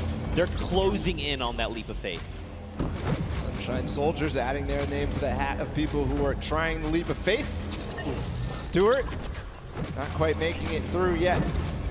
Magma right now feeling a bit of frustration. He feels the pressure. He knows that he has to try to make this, try to get this last coin ahead of anybody else. Clytax has joined the fray as well from Cuddle Crew. So you can see too, like Flytax is, while Stewart is using his camera, while you jump forward, you whip your camera in the direction you want to start moving. Clytax is doing the opposite. He's actually just using the momentum from his movement abilities, just like his keys, to get him where he needs to go, not even touching his camera at all. 2 different ways to approach it. They're both about the same. It just depends on which one you're more comfortable with. Magma here, he's in a good spot. Great ricochet there. All right, just take it easy. Nice. All right, good lane. Almost. The tires. He's going for it. Yes. He's just going for it. Could he be the first one? No, Sunshine Soldiers have actually already done it with a 6:23, and Raven's Revenge there with the 6:36. So Sunshine Soldiers sneakily got it, but still a great time from them. Don't forget the first round, they were the only ones at 29 coins. What a close race, though. All 4 teams who were up there on the leap of faith have now completed it. The Cuddle Crew still need one more coin to actually finish the entire thing. Clyde's feeling a little bit of pressure. He needs to start supporting his teammates. And then the Llama Record Company sitting at 27 right now. I think this is one of the first times we've seen them towards this double jeopardy, towards closer and closer, edging their way at the leap of faith. The Cuddle Crew have completed, meanwhile, just past 7 minutes. So the standings right now are shaking up with all of these teams being so close together. Can't wait to see where it is. Still, every single placement here matters. Chicken Champions, Funky Fighters, Little Whip Warriors, and the Llama Record Company all at 27. Who is going to come out on top in this 4-way race? And don't forget, this really does make a difference, right? They're all competing for prize money, so being able to come out ahead of another team, that's going to secure you more of that pot, so they have to be very careful, right? They have the 2 minutes left, but man, to see all these other teams, 4 of them already get that 3rd coin. Like, you know, we saw that first game, it was like, oh man, Raven's Revenge, the only one at 29 coins, everyone else is not even close. Second game, the story is Fish Fam and Funky Fighters. Now, we've got 4 teams that have gotten that 30th coin. Insane, especially how close it is. Like, even look at Raven's Revenge and Fish Fam, right? Just a few seconds difference. And all that could mean a huge amount when we look at the standings at the end of the match. But meanwhile, nobody yet up to that leap of faith. Oh, actually, Kuto. But we saw him finish the game last time for the Funky Fighters. See if he can do it again. He's got 1 minute and 15 seconds to do it. Came in second, just behind the Fish Fam in their record-breaking run. Can he do it now? All pressure on him. And I mean, you gotta look, right? All of his other teammates are still being eliminated, right? They're trying to get up there because, again, just more shots you can take at the leap of faith, the better, right? The more chances you have of securing that 30th coin. So many teams are approaching this leap of faith now. You can see in the background, there's at least 3 teams up here total. Could be also some players who have not yet finished the map from the other teams. As Chappie sits there, Chicken Champions making their approach. I'm wondering, Kororo, if you do this last one, you are going to beat out the Funky Fighters. And that could mean huge placement in terms of the prizing at the end of this. 30 seconds to go. All right, wait, he's made it. Okay, look like down. Okay, it's fine. Small jump. Got it. Last jump, and he's got the coin too. There you go. So the Funky Fighters finish up ahead of the Chicken Champions. Kororo, fortunately, is going to fall shy. But at 29 coins and 5 seconds remaining, I think that's going to be the end there for this. These are the standings as they are. The Chicken Champions come out there. And what an amazing run it was. Wow, 6 teams secured themselves the 30th coin. Night and day situation coming out of that first world run we got to witness. But look, smiles all around. Again, in case you're just tuning in, welcome to the Fortnite World Cup Creative Finals. These are the very best of the best from the creative side of Fortnite. And they're all joined here by their team captains and facing off for a prize pool. And these games have not disappointed. The World Run, honestly, I take it all back. I thought we weren't going to see a 30th coin. I'm a liar. I don't know what I'm talking about. Nope. They smashed it. These guys are the best of the best. Fish Fam, Raven's Revenge, these guys showed up hard on this world run. Absolutely incredible performances, 2-time finishers all the way through. And now we also have to be able to think about what these standings are going to look like at the end of the day, because it was close, right? Raven's Revenge, that first one, and then getting second, and then getting second again, could mean that they are in contention for that first place here in this set. Yeah, I mean, so Raven had plenty of 29s, right? They came in second, I think, just about every game except that last one. You got Fish Fam. They had the fastest time of 5:25. In that last game, we saw Sunshine Soldiers, though. They had a 6:23.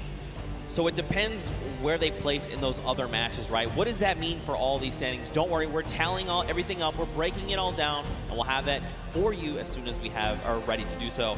But man, the World Run was dope. That was super fun. It was like we were like casting golf. Like, oh, takes a shot, and he sinks it. Sinks it first. Absolutely crazy. The tension at the end when everybody realized that they needed to make that last jump was just awesome to feel. The crowd was feeling it too when you made it towards that last one, when they finally made it through that last tire or making their bounce all the way through, just like flying through the sky for that last coin. felt good. It's got to feel good for these guys. Yeah, and I think, too, being able to just, like, key in on different players, right? It wasn't like it was 4 Turtle. We saw in that first run was dumpstering everybody else. Then it was like next game, there was different people that were really showing up. Even that last game, right? Scissors, the straight back-to-back just crushed 3 or 4 obstacles in a row. It was insane. But for now, let's go ahead and send it over onto the deck with Pookie Face. She's standing by with the Sunshine Soldiers. So Pooks, what you got? Hello, Zeke. I am down here with the Sunshine Soldiers. They're the most adorable team, in my opinion. They are coming from all corners of the globe. They've come here to compete today. Now, so far, you guys have, there have been a couple of struggles, but the day isn't over. We still have the remixes coming up, so keep that in mind. Do you guys have a new strategy going into the remixes? That's top secret. Hidden information. Yeah. Information, that's it. And you, coming all the way from Spain, it's so lovely to have you here, Daniel.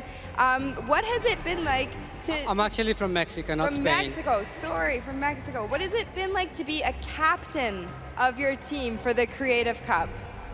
Yo amo a estos chicos, en verdad creo que no puede tener mejor equipo, estoy demasiado contenta de tenerlos conmigo y estoy súper feliz por la experiencia. I feel really happy. I couldn't have a better team, and I'm super excited about this experience. That's incredible. We love having you here. Thank you so much. And I'm going to come over here and talk to you super quickly. Now, you're one of our youngest competitors. So being here, seeing all of your idols today, that has to be exciting. When you told your family that you were coming here to compete at the Fortnite Creative World Cup, what did they say? They were just super happy for me, and they was really excited, and yeah. Do you want to keep competing in these massive Fortnite events? Do you love this? Yeah, it's really good. And finally, down here at the end. Now, again, all of this diversity is incredible. Now, you're here just essentially to compete at this event, but not only for that, but you're representing your country. So how does that feel? Is that a lot of pressure?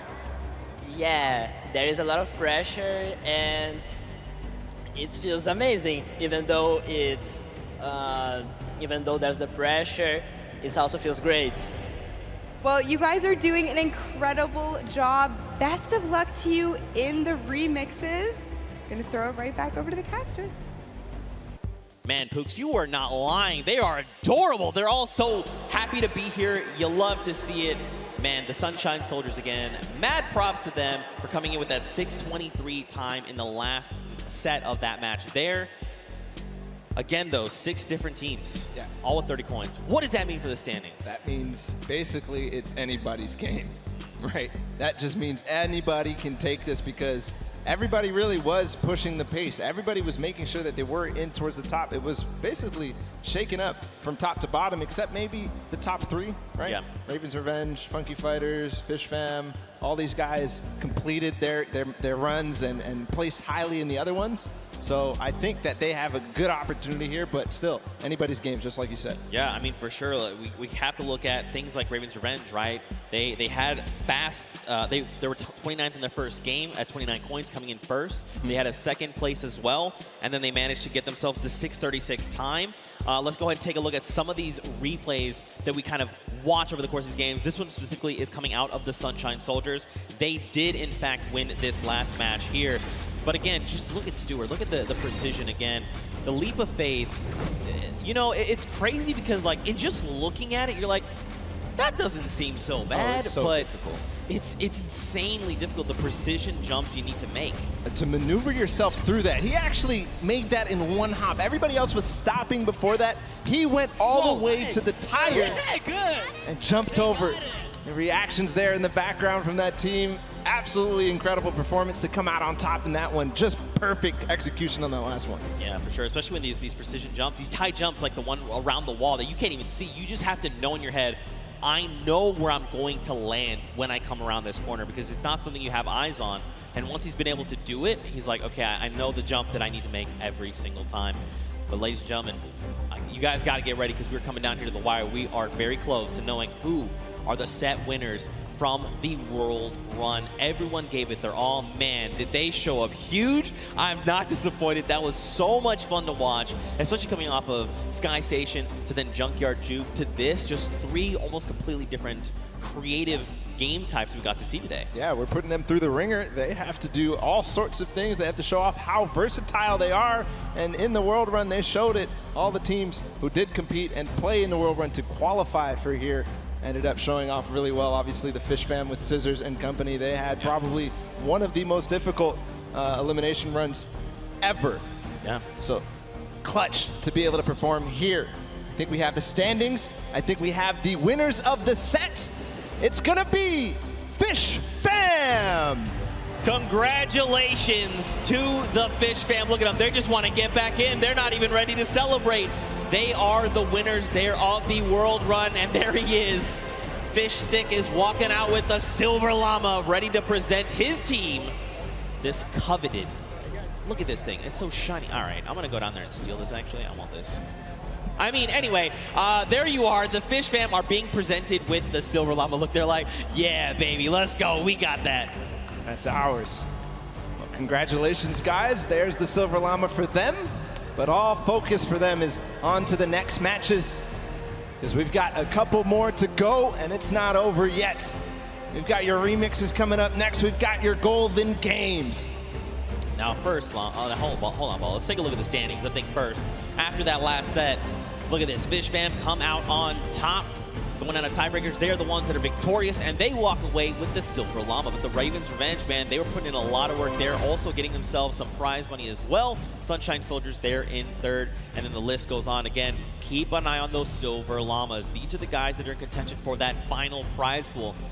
Now, if you're one of these teams with the Silver Llamas, you need to secure the Gold Llama, because that is going to come. That's going to be the ultimate tiebreaker. If your team has that Gold Llama, you walk away with the win, especially because it's kind of divvied up amongst other teams. Yeah, the Golden Llama being that ultimate tiebreaker. So the next team to claim it, the first team to claim it, as we see the Fish Fam with their Silver Llama, the first team, the only team to claim the Golden Llama is going to walk away as the champions here. Yeah, for sure. I mean, look, you kind of teased it a little bit. What are these remixes things that we're kind of talking about? You know, what does that mean for the games? Don't even worry. We got you guys covered. We're going to break it all down for you. So, remixes. We're basically going to go back through and play a match of every single match type. Yep. But there's going to be something different about them. So, starting with Sky Station Showdown, the remix for that is that all players can earn points, not just your sword bearer. That is going to be playing a big factor. We've also upped the typical 1,000 points needed up to 3,000. Bala, we've also got Junkyard Juke. Do you want to talk about that one? Absolutely. In Junkyard Juke, we're going to be playing it again, but you can only use large props. So it might look a little bit silly, but what it means is that it's going to be all the more difficult to score. But at the same time, each large prop is worth 10, so we're not going to see those, small increments between each other. So leads can get large, or they can just stay very small because it's so difficult. Yeah, for sure. And finally, we're going to hit the World Run one more time. But the remix is that players do not respawn. That's right. They're going to have one life. Brutal. That is so hard. We saw how many people struggled, even, to get past that first couple obstacles. So difficult. If they have one life, it's going to be so difficult. But we are going to be hopping into the first game of the Golden Games. It's Sky Station Showdown with a remix that everybody can earn points. Here we go. Go ahead and count us in here. If you're hanging out at the stadium, we've got 3, 2, 1. And the remix of Sky Station Showdown is underway. 15 minutes counting down. So don't forget, we have a new total cap. That is 3,000. And the remix is that anyone for your team can accrue points. This also stacks, by the way. So if you and your squad are sitting on a point, you're getting 3 points per person per second. So what does that mean? Will that mean players try to push points and lock them down? What will that mean for that center point at 7 minutes that opens up? We'll have to see as the game goes on, man. So we'll have to recall all the different strategies that these teams have, because a lot of players took it very slow. The Fish Fam tried to contain the 1 point. Same thing with the Little Whip Warriors. Same thing with also the Cuddle Crew. But they also had the Llama Record Company, all trying to vie and really push for that center point when it opened up. Right now, the initial control point fights are going down. Raven's Revenge has got one, Sunshine Soldiers have gotten one, and the Funky Fighters as well, but not before getting contested. Here's all the second wave. And Blood going in, going to start swinging the sword. Can he chop them up? Danyan instead says, not today, friends. You have all been eliminated. He's going to shut down one there as well. Bensor going to be shut down. And you've got the Llama Record Company like, hey, what's going on up here? Nope, Danyan is prepared. She saw you coming. She heard the DJ scratches. Back to the island you go. And remember, it does accumulate no matter who is on the point, and also it stacks. So all 4 players are able to grab and stay inside the point. So you'll see at sometimes 12 points at a time going through for a team if all 4 members of their squad are on the point. That's right. Ninja racking up eliminations and will be picked up there. The team's VIP being eliminated. So this is going to drastically change the way you approach these things, right? For example, if you decide to go in and assault another team, especially if you can get that surprise angle and you eliminate all of them, you by yourself can actually lock down that point for any amount of time and start racking up points. So you can look to contest, you can look to leave a team behind, you can break up into groups.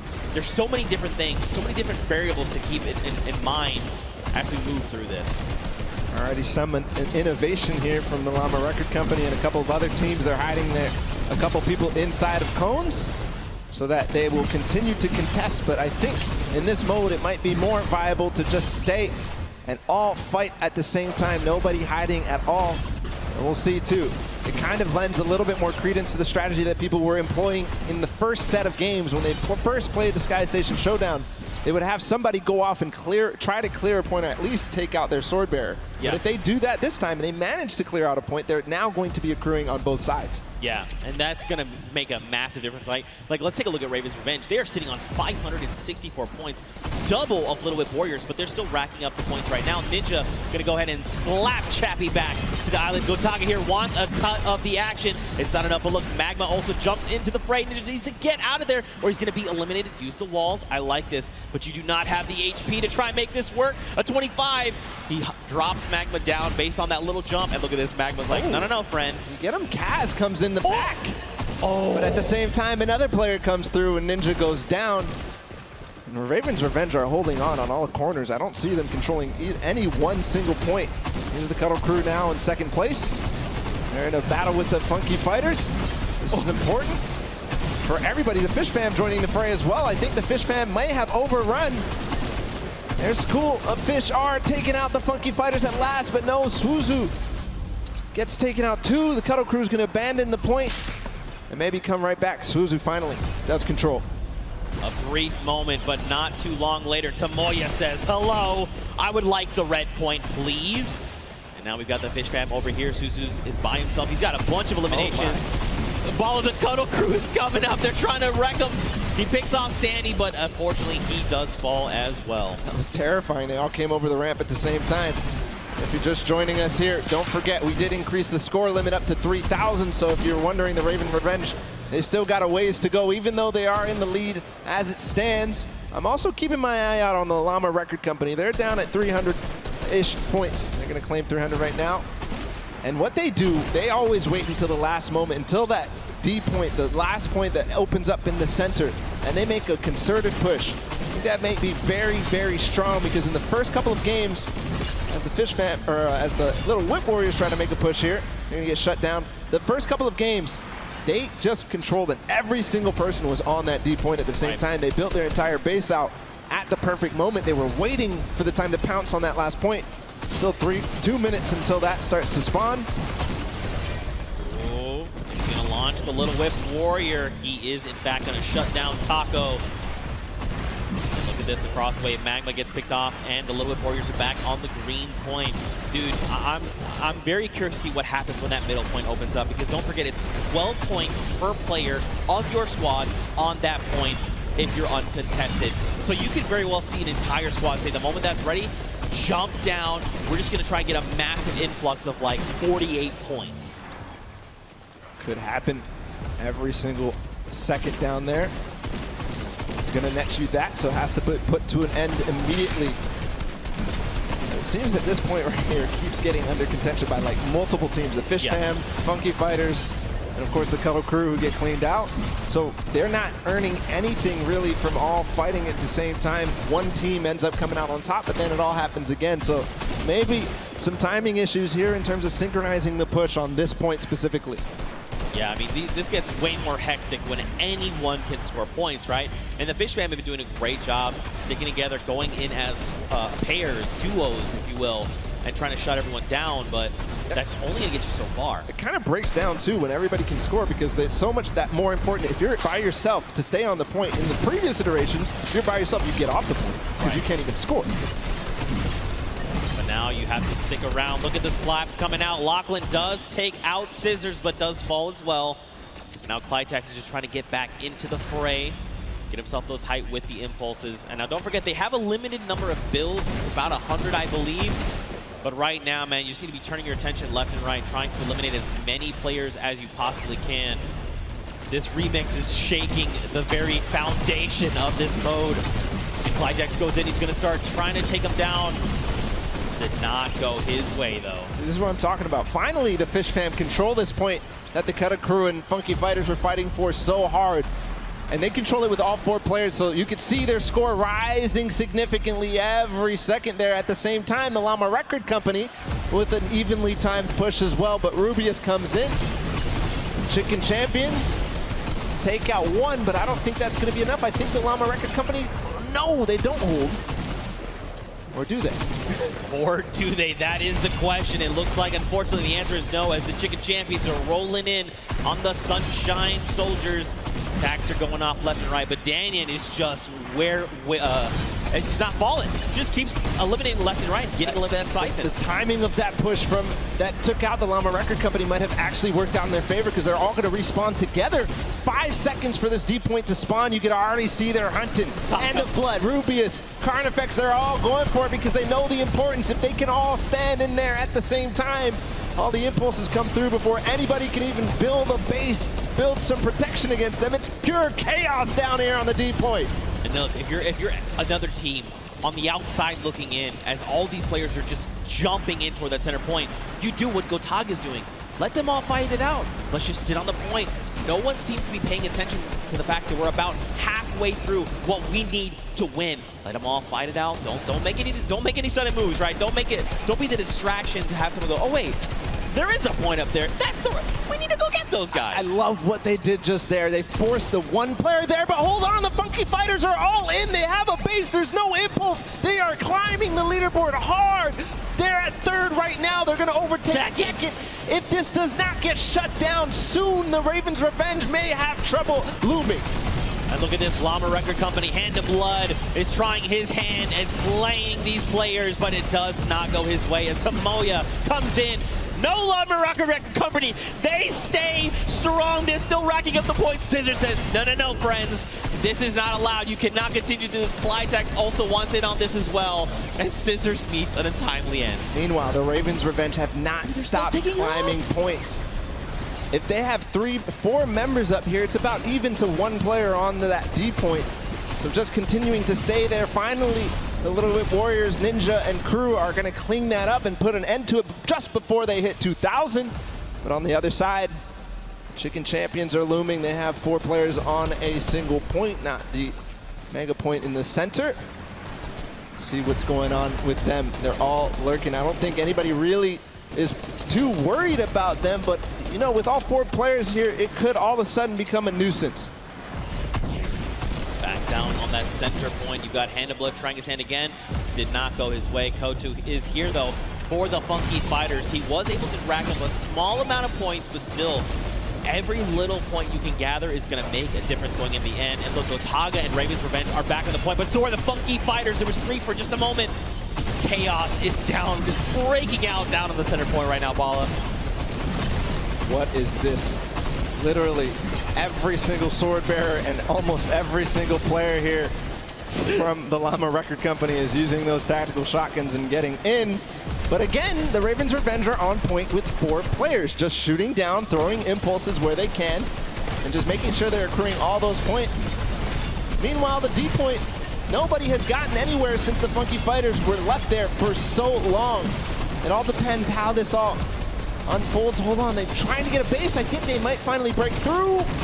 No, they lose and trade off evenly every single time. 4 minutes left on that timer, and Vala, these guys have been uncontested. It's just now that the Little Whip Warriors want to try and make the push, but look at Gotaga. He's literally just slicing through all these ice cream cones. I was going to try and say hot knife through butter, but this is ice cream. It doesn't quite work that way. It's crazy how nobody except the Little Whip Warriors are trying to contest the Ravens' revenge right now. They are sitting on the point by themselves with 4, but again, the Funky Fighters in the center with 4 players. They are not even making any noise. They're not showing that there's anybody there. They are rising so fast. Finally, Turtle comes in. He spots them out, but that's not going to be enough. They shut him down immediately. They're still on the point. They need to just box this up. They need to bunker down. Look at this. They just overtook the first spot. Someone needs to do something about this. Guys, they're taking up again. Could be you have to go in the center. They get it. Oh my God. Funky Fighters again take the win here on Sky Station Showdown, the first match of the Golden Games. And that is a huge victory leading into the rest of these. Just unbelievable. For so long, Gotaga and Raven's Revenge sat on the green point completely uncontested. And then for a moment, everyone forgets about the center point, and that's enough for all 4 members of the Funky Fighters to sit on the point and just rise above everyone else. And by the time everyone could kind of figure out what was going on, it was too late. They stole away the first golden game. Ridiculous that nobody was able to spot that out. It seemed like Turtle was going to say, okay, guys, they're all on the point. Everybody start doing everything you can to stop them, because he saw all 4 members. They went from less than 1,000 once the D point was out to all the way up to win. And it was 400 points between them and the Ravens' Revenge at the end there. Right. But you do have to also think about who else came very close in second. Ravens' Revenge, who's in third. We'll be able to find out in a bit with the standings, but just an unbelievable performance there from the Funky Fighters to realize exactly what must be done. That was the second time they completely boxed up that entire D point. Yeah, and just completely uncontested. But that's it for the first of 3 golden games. And for the Funky Fighters, they secure that win. But for now, let's send it back over to Pookie. She's standing by with the winners. Pookie, down to you. Thank you so much, Zeke. I am down here with the Funky Fighters. Another victory. I feel like I've been talking to you guys all day, but how did you find that remix game? Because those rules were a little bit different than what you were used to. So what was your strategy going into that one, Huzi? I mean, everything was so unexpected. We were last and we came first because we got the middle. The point system, because every player gets points, and so we win. It was so exciting. So exciting. So exciting indeed. Now, Raven's Revenge was in first place for most of that match. You guys knew that you had to come up from behind, which you absolutely did, but I kind of just want to talk a little bit about how there are 3 teams tied right now for first place, and the winners of this set will be taking home that additional $1 million of prizing. So I don't want to put too much pressure on you guys, but what is your strategy going into the next game? Are you going to stay the same? Are you going to change things up? Are you going to go for the middle again? Probably. Yeah, we're going to keep doing what we're doing, and as long as it works, we're just going to keep it up. For sure. Sounds like a great strategy. Finally, over here to you. When you heard that there was a remix kind of blind side come in, what was your first reaction to hearing that? Yellow. Go to yellow circle and win. Just win. I love it. It's so easy. It's such a great concept. You know, we talk about it all day, all of these things we break down, but at the end of the day, you just got to win. Back to you guys at the desk. Pookie with the most insightful knowledge you'll ever need in your entire life. It doesn't matter if you can just win. Just win. I'm doing it wrong. I'm doing it wrong. You're winning. I'm trying. We're all winning here at the World Cup. We all are, in fact. But so are these players that have taken the stage. Now, don't forget, those llamas are going to be playing a big factor in how the final $1 million prize pool is divvied out. And Pookie touched on it perfectly, actually. right now there's a 3-way tie. Yep. All right, and that's something we need to take a look at with those standings, just to give you the refresher. So Funky Fighters, Fish Fam, and the Chicken Champions all have that silver llama. Now, don't forget, every single match they play, they're also walking away with a prize pool that they're splitting 4 ways. That part's awesome. But man, that extra $1 million prize pool at the end will be huge. So either the Funky Fighters, Fish Fam, or Chicken Champions need to win that golden llama for one of them to win, or if you're on the outside looking in, you just want that gold llama. Because if you win that llama, that means you and your team actually win that pot. Yep. You win the $1 million final prize for the Creative World Cup. So all is on the line right now. Those prizings, as they shake up into the next sets, are going to be so crucial to keep an eye out. The Funky Fighters taking a good first lead, but it's not enough. We've seen it time and time again in these first matches of the set. That people who win the first game don't end up coming through all the way at the end. So they have to have a consistently good performance into the next game, which is the Junkyard Juke, and then into the next game too, which is the World Run. That's right. They're all golden. All the golden games with all the the golden games. Not the golden boys, just the golden games. I love you, buddy. Now, don't forget, if you guys are watching and maybe this is the first time you're tuning in, don't forget you can watch also at Fortnite.com/watch. If you're watching in-game, you can do that as well. If you go to Fortnite.com/watch, you can actually kind of hone in on a specific team. There's 10 different feeds to take a look at, and you can say, like, you know what? I'm all about the Fish Fam. I'm just going to watch their perspective. You can do that. Head on over to Fortnite.com/watch. Take a look. Here are a breakdown of your feeds right there on screen. It's an incredible new feature. I love to use it. I checked it out on my phone earlier, and just unbelievable, seriously. To see all the different POVs, to see the first and second place POVs, and then also to be able to pick who you want to watch. You can watch Lachlan in feed 8. You can watch Gotaga in feed 4. So just an awesome feature. Go check it out. It's amazing. Yeah, for sure. Now, don't forget, guys, we are 1/3 of the way through the Golden Games. First one, Sky Station Showdown, is in the books, and the Funky Fighters were, in fact, the winner. Now we move on to the second game, and that is the Prop Hunt, a.k.a. Junkyard Juke. And don't forget, the remix, 10-point props. Only the large ones. You can't go with the, little crowbar. You can't go with the wood planks. You can't go with any of that. And there is one of the prizes for the teams that won before. We've got 10 seconds until the game launches, Zeke. It's the second game of our Golden Games here, guys. It's time. 2, 1, the game begins. Now, just a refresher, we can only be 10-point props. So let's break down what these 10-point props are. You've got a snowman. By the way, there's no snow anywhere else on the map. You've got a Christmas tree with a gold llama on top. Nope, that sticks out like a sore thumb. A giant gnome? Well, I mean, it kind of blends in depending on where you stand. If you hide something that's behind something that's blue, you can make the hide. A giant teddy bear. You've got the target. You've got the rusted out car. I mean, you've also got the giant dumpster. So, as you kind of scan your eyes across the map, you can see things like the dumpster, the rusted out car, the target. These are things that could be... Whoa. All right, Kaz. All right, this guy is... guy's got the eyes of a hawk. But these props are going to be... They're going to stick out like sore thumbs is what I'm trying to get at. Yep. And a little... Ooh, Kaz. Awesome. You see his reaction? Yeah, even Kaz is like, ooh. He's like, wait, Scissors was there. He is finding everybody right now. Good vision.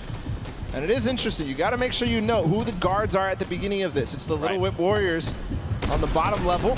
They're clearing out the house right now. They're making sure nobody is approaching. Only 4 teams have scored right now. Oh, trying to find people. There was definitely someone back there there's not supposed to be 3 trucks back there, I don't think. But in playing this, the best way to kind of go about this is every time that those blinds come up, you want to instant reload right then on the spot. Yes, you can try to make blind fires. Unless you're certain, you're like, no, I know where my crosshair is. That's a player. Take the shot. Absolutely. But when those blinds come up, you want to reload. You want to have as many shots as possible before that next, I guess, shade comes back up, right? And the Ravens' Revenge being the other guards, by the way. Nice shot there from Taltek.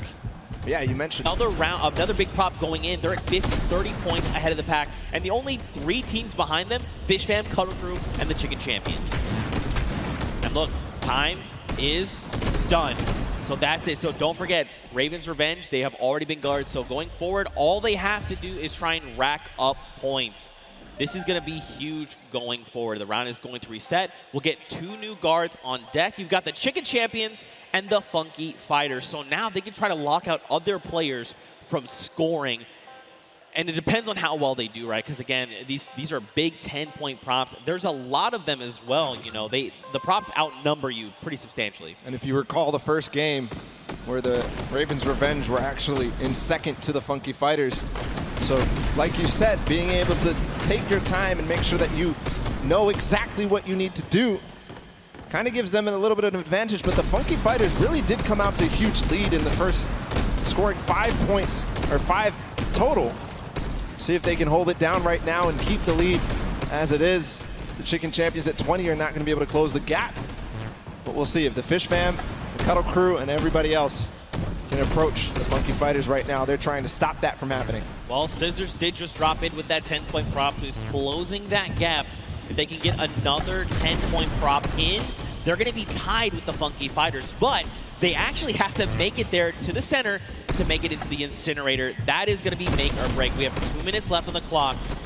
And, you know, my first instinct for this would be, you know what, I just got to go. I just got to try and run out as much as I can. That's actually counterintuitive. Right now, you want to just be taking baby steps, right? Just making sure you can secure those points is crucial.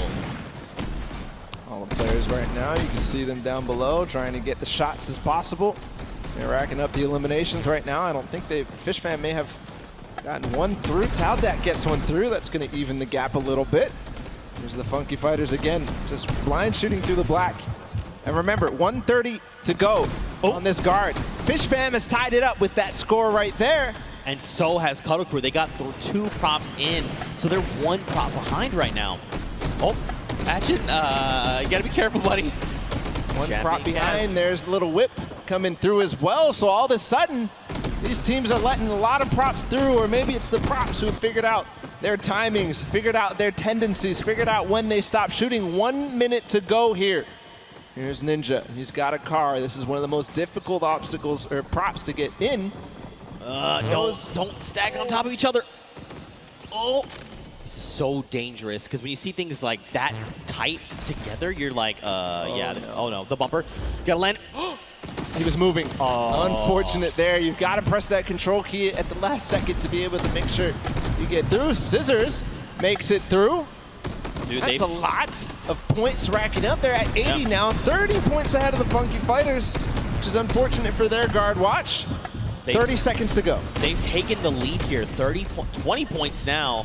30 points ahead. Make that 40. The numbers are changing like crazy. But right now, Scissors and the Fish Fam, they've got the lead. And this is huge right now. Don't forget the Funky Fighters are in the center, so they can't rack up points. We've got 10 seconds left. Whoever's out in the field, they need to make it into the incinerator right now.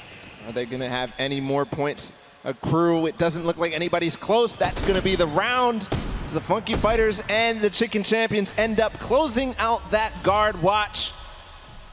We'll see where the standings end. I did notice something though, Zeke, is that the Ravens Revenge were at 0 for that run. They didn't get a single prop through, which is a far cry from their performance on Sky Station Showdown. They were second.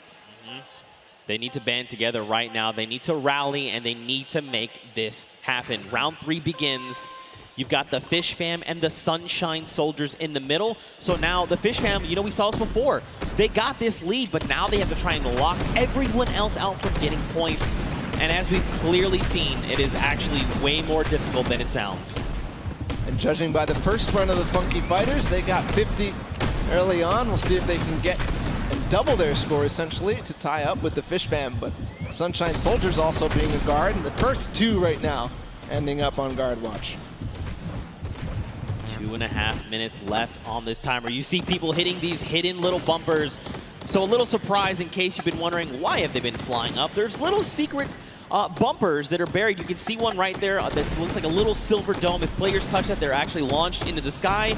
And it's a very clear, like, hey, this is a person. They have disguised themselves as a prop.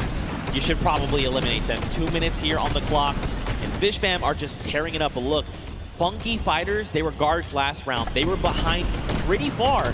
And now they're starting to close up that gap, right? If they can get another 3 props in within this 2-minute timer, they're going to be in a great spot heading into that final round. Tyler trying to hold it down before he gets his last opportunity to go with the props. But here, the Cuddle Crew, and they're going to be on guard watch next. So if they don't solidify this lead very strong right now, it's going to be so difficult. Meanwhile, the Ravens Revenge did finally get a prop in. They could have a final round that could be amazing. We'll continue to watch here for the Cuddle Crew. Llama Record Company and Funky Fighters all earn a point in just a second there. 1 minute and 20 seconds for this guard watch to end. Cuddle Crew's only a single prop behind. The Funky Fighters are only 2, and so are the Llama Record Company. Raven's Revenge is now on the board with a single. That's a Raven. Look at that. Scissors, he's got this on lock. He's got the entire map laid out in his mind, and he can tell the difference. Ooh. Wait, does he catch 2? He did not. Wait, these other 2 trucks, are they actually going to make it in? They're making it in. Yeah. That's unfortunate. Scissors, they snuck right under his nose. They get in. But it doesn't. Oh, he hit that person from the blinds. Wow. He heard you, Zeke. He knew. Listen. Flexing a little bit on everybody. He knows I'm a big fan of his. All right, he knows. He knows. Cuddle Crew, they're nice and hidden. All right, got to watch the bumper. There is one hidden. You see it right there in front? Be careful. You can see it. It's right there. Don't do it. Nope. Never mind. That was looks like that was Fish Fam. And it looks like a lot of props are making it towards the center right now. I think I just saw 3. Very close. Here's the approach from Huizi. Remember, they have to get sorted to get scored. So Tomoya, I think, will be the last prop here. Bensor making a push for it. No. But what a push there at the last second. They do all tie up. 3. The top 3 are tied up at 100. So that means this last round of Junkyard Juke is going to be so crucial. This is very scary heading into round number 4. So take a look. In the center of the map, you've got Svenos and his crew. So don't forget, there's 3 teams tied for first. You've got the Fish Fam, you've got the Funky Fighters, and you have the Cuddle Crew. So basically, they are well ahead of the pack, but they're fighting each other right now. Little Whip, or excuse me, sorry, the Llama Record Company, and now Little Whip and the Cuddle Crew, they're at 90, so they could close that gap, but they have to work so much harder to do that. You've got the Cuddle Crew in the middle, and this means they're not racking up any points for this round, right? They're just trying to keep everyone else from accruing points. They're in 5th place or lower at this point. If they don't have a good performance, even the Sunshine Soldiers, the Chicken could go through. Nice shot there from his team. Joining them as well as the Llama Record Company in 2nd place. So 2nd or lower is all they can achieve. So for right now, Llama Record Company, remember, they can't accrue points. They literally have to try and stop Fish Fam and the Funky Fighters from racking up points. If they get even 1 through, they are going to be edged out. Everything is riding on this moment right now. How accurate are they? How quickly and how much do they remember the map? Look at all these props here on the left side of the screen.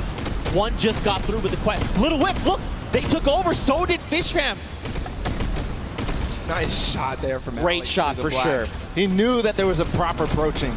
He knew that he didn't find anything in the last couple of seconds. He knew. Is he going to be able to find this one? You can see he's pre-firing through the black as they all try to approach. What a nice play from Alex. A nice strategy.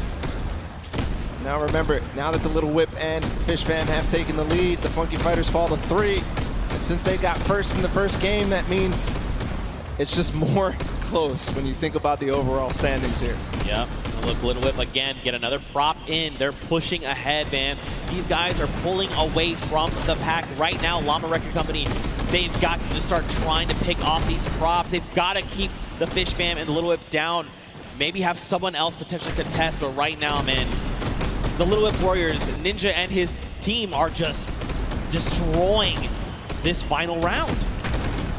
And all the rest of the standings so important as well. Svenos and Co. and the Llama Record Co. doing a very good job on guard duty right now. And besides the top 2 ending up getting a couple of points, they're not letting anybody below them really earn anything.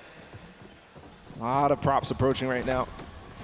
The timing's going out. Ninja gets in with the car, scores. And that just solidifies the lead even further, but I think Fish Fam scored. No, they didn't. Look, first place to Little Whip Warriors now. There's no tiebreaker involved. 20 seconds to go. Can anybody else score? You just got to go. Do not jump. You just got to go. That's right. Oh! Okay, there's another round of points coming through. Little Whip at 150. And look, Taldak's right here. That's going to put him at 160 with 10 seconds left. That's the win for sure for the Little Whip Warriors here. And Junkyard Juke as the timer expires, as Ninja scores in the final moments, as well as Taldak. The first win for the Little Whip Warriors, and it couldn't come at a better time here, Zeke. That's right, man. Look, don't forget, those Silver Llamas are scattered right now. This puts them in a great spot. If they can get this World Run win, they could secure themselves that gold llama, and out of nowhere, they could steal away the victory from everyone else around. A fantastic showing of the Little Whip Warriors, man, dude. They came out of nowhere. They were just on it. They flipped the switch and they said, you know what, we're getting all these props in, and we're just gonna get pulled away from the pack. That's what happened. Perfect play. At the beginning, they had the guard defense. They didn't let anybody get over close to, I think the Ravens the Ravens had 0. I'm thinking of the Funky Fighters had 50 in the first run. Yeah. But nobody else really did anything, and the Funky Fighters ended up starting to slow down. They didn't manage to keep up their pace. Little Whip Warriors took perfect advantage of that. Yeah, and I mean, you could just kind of see that they were very calm, cool, and collected in the whole thing, right? They just kind of navigated the map correctly.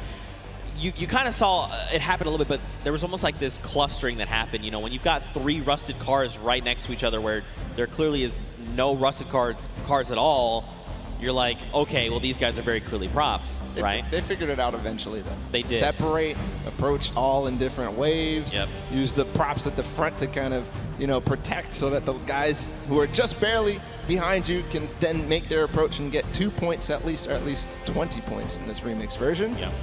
But great performance for Little Whip. Again, couldn't come at a better time because that puts them in contention for this Golden Llama.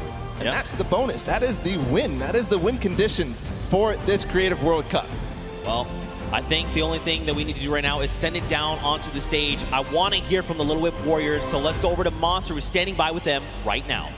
All right, so I'm going to be honest. I thought early on the Sky Station Showdown, Ninja Squad specifically, was going to be dominating because of the fact that, the way the qualifiers worked, you guys were out there running shooter trials, and you were struggling. But you guys are finally finding your stride. So let's just touch on it. How does it feel to be in the running? Now you finally got a victory. You're so close. The Golden Llama's on the line. You guys are so close. What do you think about this? Honestly, kind of relieved, to be completely honest with you guys, because, I mean, we were kind of nervous the first 3 sets. I mean, we were not doing the best, but now we're here. So, I mean, hey, we're in the running, and that's all that matters. All right, so you're in the running. You want to hold this lead, but more importantly, what team do you guys feel you need to shut down? I think it's the Funky Fighters. Is there any other team that specifically, I know we started off, Ninja said the Ravens Revenge, but I don't know. I think things are really shaking up. What squad out here is surprising you so far? Dude, those Ravens, man. Yesterday we were fighting with them all day. We got the edge on them yesterday, but today they came out and really surprised us. And there you guys have it. So as you can see, easily things can really shake up here. And just like that, suddenly it's anyone's game to win. Ninja Squad can take it for all we know. Well, we'll have to see because we have a single golden game left. And in case you've forgotten, it's the World Run. And the remix is a single life. That's so brutal. You can't even, we can't understate how difficult that is going to be. I mean, especially when everything is on the line here. Everything matters. Everybody wants to get first in this last match. That's right. And don't forget, I mean, we've been bouncing around, right? We started on World Run and we saw 6 teams of 8 rack up to 30 coins. But then we moved to Sky Station Showdown. So now you're like, okay, my mind has to go there and be ready for that. Then we moved to Junkyard Juke and you're like, okay, we'll have to move again. So these guys may not be in a, once you've been doing it back to back, you've almost built up that muscle memory. They may not have that based on this. Yeah, we'll have to see, man. Very true. You're kind of rusty when you move on to the World Run after these last right, two. Right? There's no mechanics in Junkyard Juke are the same at all in the World Run. So we'll have to see if they still are warm for that. Yeah, but hey, you know what? If you want to play these things, so brutal, you can't even, like, we can't understate how difficult that is going to be. I mean, especially when everything is on the line here. Everything matters. Everybody wants to get first in this last match. That's right, and don't forget, I mean, we've been bouncing around, right? We started on World Run, and we saw 6 teams of 8 rack up to 30 coins, but then we moved to Sky Station Showdown. So now you're like, okay, my mind has to go there and be ready for that. Then we moved to Junkyard Juke, and you're like, okay, we'll have to move again. So these guys may not be in a, you know, once you've been doing it back-to-back, you've almost built up that muscle memory. They may not have that based on this. Yeah, we'll have to see, man. Very true. You're kind of rusty when you move on to the World Run after these last Right, two. right. There's no mechanics in Junkyard Juke are the same at all in the World Run. So we'll have to see if they still are warm for that. Yeah, but hey, you know what? If you want to play these things, don't forget they're actually in-game right now. They're available as LTMs. Play them through the weekend. You've got until Sunday. You want to check them out, give them a try. I'm telling you, they are super fun. If you get more coins than me, I got 14. Hit us with the hashtag or tweet at me. That's fine. I'll hold the L. I respect it. I respect it. I'm not a death runner, I'll be honest. I'm not much of a BR player either. I'm pretty bad, actually. That's why Sundown carries me pretty much the entire time. But again, man, let's focus in on these games. Don't forget, let's not talk about how terrible I am. The Gold Llama. That's what's on the line right now. You know, I think Ninja just actually found out what the remix was there. It looked like he had something he was surprised. He was like, wait a minute, wait a minute, what? No, definitely should have known before, but here we go into the World Run. All the players are loading up and getting ready. It's so important to make sure that everything is perfect because you have one chance, one opportunity here to make a difference. If you mess up, it's over. That's right. So I'm looking for Turtle. I'm looking for the players like Scissors, Suzu, who completely clutched up for the Fish Fam, both of them together. And really, it's not on the shoulders of one player. Even more so, right? We were talking about it earlier. The entire team needs to perform. But here, when they could be going out early, everybody needs to step up. Every single person. That's right. This is it. The final opportunity to try and claim the Golden Llama and take a slice of that final $1 million prize pool available to the winner. And of course, let's not forget the World Cup Creative Champions. The time is now. Here we go. The game is about to begin. If you guys are here watching from the stadium, let them know you support them. Let them hear you right now. Let's hear it for all these teams. That's what I'm talking about. They need your energy right here, right now. 10 seconds before we hop into the game, don't forget, it's World Run. That remix, A Single Life. Who is going to come out on top right now? It's anyone's game. We'll see who out of the gate as they open right now. Who out of the gate is going to go down? How slow are they going to take this? You can see everybody does not want to move. You can cut the tension with a knife right now. Here, MSYB is going to be the first to go. Danyan in the back as well. Everybody staggering their players so that they know what they need to do one by one. I heard some traps. MSYB, there he goes. Gets the first couple of coins and everybody at the same time. Funky Fighters have 6 right now. What a run so far from MSYB, not missing a beat. And the Funky Fighters are already off to a strong start. Oh, no! MSYB. Oh, an error was made there on his part, but it's okay. He still got his crew. They can still make it through. Funky Fighters are still racking up the coins. Here we go. They're going to pick up their 10th right here, right now. This is literally, I'm telling you, man, this is where this precision jump comes through. Come on. Koto. 2 players. He made it. Two players made it. So here through. Actually, right, no, let this, don't even. Just let the whole thing reset. Yep. Take a step back. Let it reset. Is every single one of his teammates down in the bottom left? Yes, it is. It is all on the back of Kotu right now. He's got to make it through. The tricky part of this is he's going to get this coin, but now he has to go back through. That's not the coin to go for then. That was not the coin to go for, but it's okay. He's committed. Come on, you have to guarantee trigger these. Do not fall. 3rd set. 4th set. He's through. Okay. Oh, dude, my heart is beating out of my chest right now. This is so just tense. what can you even, like, he's by himself. This is their only chance. He has 11 coins right now, but that's just tied. In the castle, there's not too much danger after those spike traps. Right. So we can move forward. They have to make sure they grab every single coin. Meanwhile, Chicken Champions on the other side, he's by himself as well. I wonder how many different teams have anybody alive right now. Is it really up to the Chicken Champions and the Funky Fighters right now? We'll see. They have plenty of time to work with. They can take it as slow as they possibly want. There's the Cuddle Crew. They've got 2. They have 2. Ravens Revenge looks like they have 1 player as well. Okay, nice. The coin is picked up. There's only 1 left here. So remember, 14 is the max amount you can get before heading up to that next level. And the castle is the halfway mark. Just got word that Fish Fam actually has 3 people up. Only 10 coins for them, so maybe taking things slow, letting things play out, and seeing how the other teams do, because really the time is not of the essence in this case until the very last player. There's Fish Fam. 1 did go down in the meantime.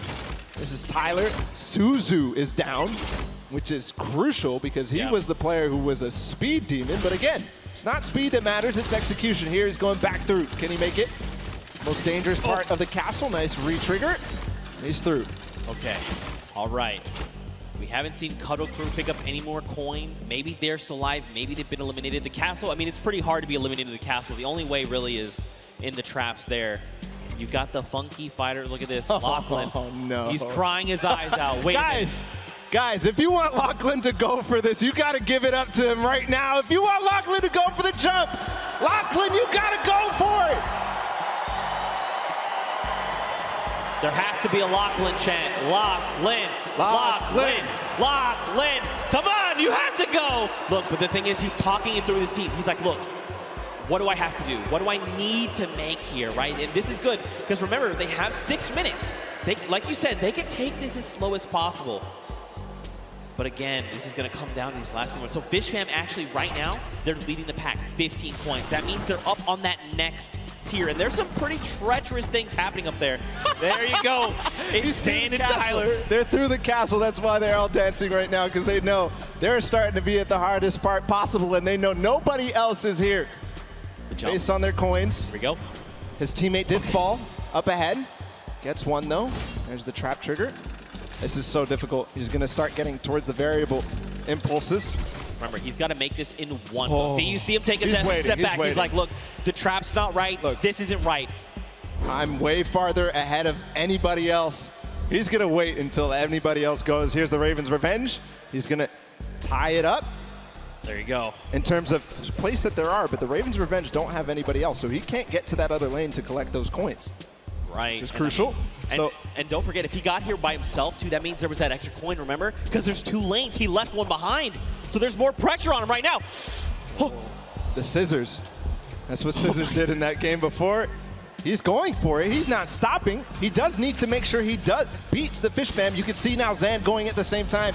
Here it is through the jumps. He's waiting a little bit. Jump. Nice. Yes! Okay, pressure's on right now, because don't forget they're a single coin behind. Zan going at the same time right now.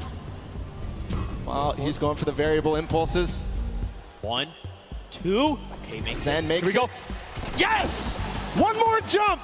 Magma makes it through the variable impulses, one of the most difficult jumps. And the deep breath does come in. Magma is putting the team on his back right now. And from what I can tell, everybody, Lachlan's going, guys. He's going. He's got to make this jump. Does he make it? There you go. All right. So look, he slides out. He's like, whew. At the same time, Magma in the top left did end up getting another coin. Here goes Lachlan. Guys, give him your energy. He's going for the jump. Look, Magma, for a moment, he's doubting himself. He can't. Magma, get your head in the game. You know you can make this jump. Here we go. The jump comes out. Yes. 1, 2. He doesn't go for the coin. He doesn't go for the coin. Wait, you needed that coin. That can make the difference. Why is his team not telling him? It's too risky. Maybe he feels like it's too risky. See, he's thinking about it. Should I maybe try to double back? I mean, if he gets down the ramp, he's going to have his little icy toes. He's going to slip right off. This could be it. This could be the moment that makes or break their game. There's Zan, too. Look, he's thinking about the same thing. He's like, should I go for this? Is this coin worth it? He has to come back through there to get up to the next stage anyways. Magma taking a huge breath. We'll have to see if you know, the status on everybody else. I believe these are the last two players. This is tough. We're getting word Lachlan has actually made it to the he has not made it to the castle yet. I misspoke there. All right, here we go. Magma, great trigger. No! Wait, it's okay. He used the rock. The recovery. Great. They knew Gets about the it. coin. No! And Magma is out of the game, and with that, the Ravens' revenge too. Lachlan bouncing. He's unfortunately out of it as well. He's not eliminated yet, but Zan going for it at the same time. Here we go. He's gonna go for the coin up top. He has to. He literally has to. Magma, though, he left the coin behind. No. He set up. He didn't grab the coin either. If he had grabbed that coin, he's thinking about, do I double back? Do I try to make that? So the reason he doesn't want to go is because if he goes for the coin, he is not going to be able to get to the next thing. So they thought ahead of us, Zeke. They knew. Lachlan playing with fire. He is definitely not in this. Can he really make this with an impulse? No way. No. He's out. He has the end of Lachlan, the end of the Cuddle crew. And it is now 21-21. He just needs one more coin. He needs to get that coin. Which is more easy for him? Is it the one on this trap? Or is it the one back behind? You can tell he lifted the finger. He said, we need one coin. Just grab this coin right down here. If he can do this without being eliminated. Here it is. The win. Oh, he missed it, but gets it with the trap trigger. The Fish Fam. Zan clutches up for them here. Scissors and company absolutely dominating the last set of the world run. It wasn't domination really though, was it? But a clutch performance from Zand. They lost their man Scissors and Suzo early on, but everything fell on the shoulders of Zand, and he does it. This is shaking me to my core. Because what does this mean for the standings? In all three Golden Games, we saw a different winner. Funky picked up round 1, Little Whip picked up round 2, and now the Fish Fam picked up round 3. But don't forget, Fish Fam, they had that unbelievable time earlier on with 5:25. But, I mean, also, Funky Fighters, they got themselves the coins as well, so they all have wins. I'm trying to think. I'm trying to think back. Like, all how does the different standings, because Fish Fam, they had a good performance in Junkyard Juke. Absolutely, right? Right. Hands down. Here's the last moments with Zan. This moment could have won him the Creative World Cup. Think about that for a second. This could be it, man. That literally could have very well. But then the question is, what if that doesn't get them the win? Should he have kept going, right? But he just decided, look, you know what? We've got the coin. Let's end it here. What if they needed to keep going? What if they had gotten one more coin? Could that have made the difference? Are they already in the lead? Is there someone else? Tiebreakers matter. We'll see. Okay. You know me, man. I stress out way too hard of this. I get way too into this. I'm sitting here with my pen, just like, what is the calculations here, Zeke? I don't even know. I'm running the numbers. Oh. Nail-biting finish, that's for sure. Right? We could all agree that. Guys, did you like that finish here today? Zan clutching up. Guys! They're asleep. They're asleep. They're asleep. They want to know what's happening. They don't know what we're asking them. I mean, guys, here in the stadium, was that not insane? There you go. There you go. You just had to ask them the right question. You asked them the wrong question. That's all it was. I had to stick the word insane there. People get crazy for that. There it is. There it is. But first off, let's just say across the board, all of these teams performed incredibly well. Again, you know, just calling out, there was never just like one team that kind of was ahead of the pack the whole time. Fish Fam was starting to get there, right? Like they were that one team that was like, wait, they were the only ones that had that insane time, but you know, everyone really showed up in massive ways. We're going to calculate the standings. For now, Ball, I think we're going to send it actually down the stage. We've got Poogie standing by with the Fish Fam, so let's hear from them. Thank you so much, Zeke. I am down here with the Fish Fam. Again, I feel like I've been talking to you guys all day. Zand, you were a little late coming over to the interview. You had to put your shoes back on. Was your performance so great that you knocked your own socks off? Is that what happened there? It's all about like getting comfortable. Like, if you play like you play at home, you'll play better. So that's what I did. So just being completely comfortable. That's why you took your shoes off? Yep. Yeah. I mean, it definitely works for you. You were the last one alive. What was that pressure like for you? I mean, I just took my time and did what I've done like for like the past year to the front, and it worked out.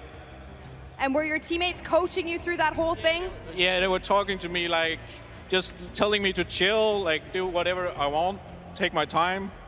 Yeah. That's awesome. It definitely makes a difference when you have such a supportive team. Now, Scissors, I'm going to come to you and talk to you for just a moment. Now, this has to be an amazing moment for you, winning the death run like this. Now, how well versed are you in just having one life to live on these death runs? I mean, I feel like I did very well, but these guys they're the GOATs, they're the best. I make all these maps, and these guys are the ones breaking the world records, so I had them on my team to carry me to the victory.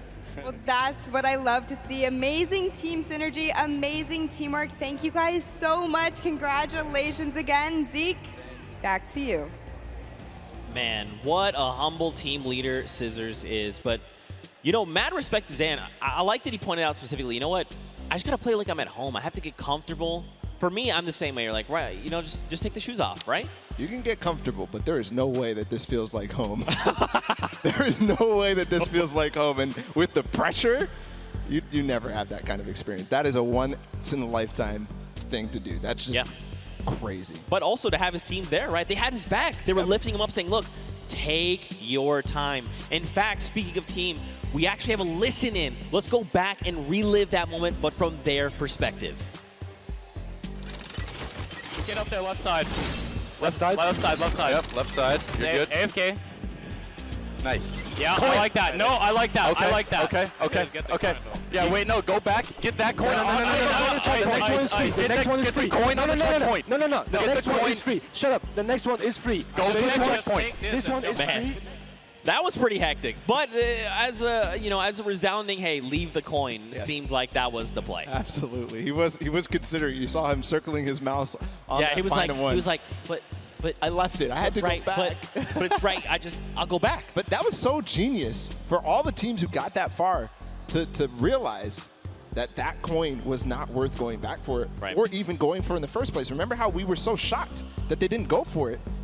And we realized later that's because if you try to go for it, you will end up getting eliminated. Right. Because it's too difficult to make that bunny hop to the coin, grab the coin, and then continue forward. You have to lose your momentum. Those bunny hops are key to making that jump over the double danger.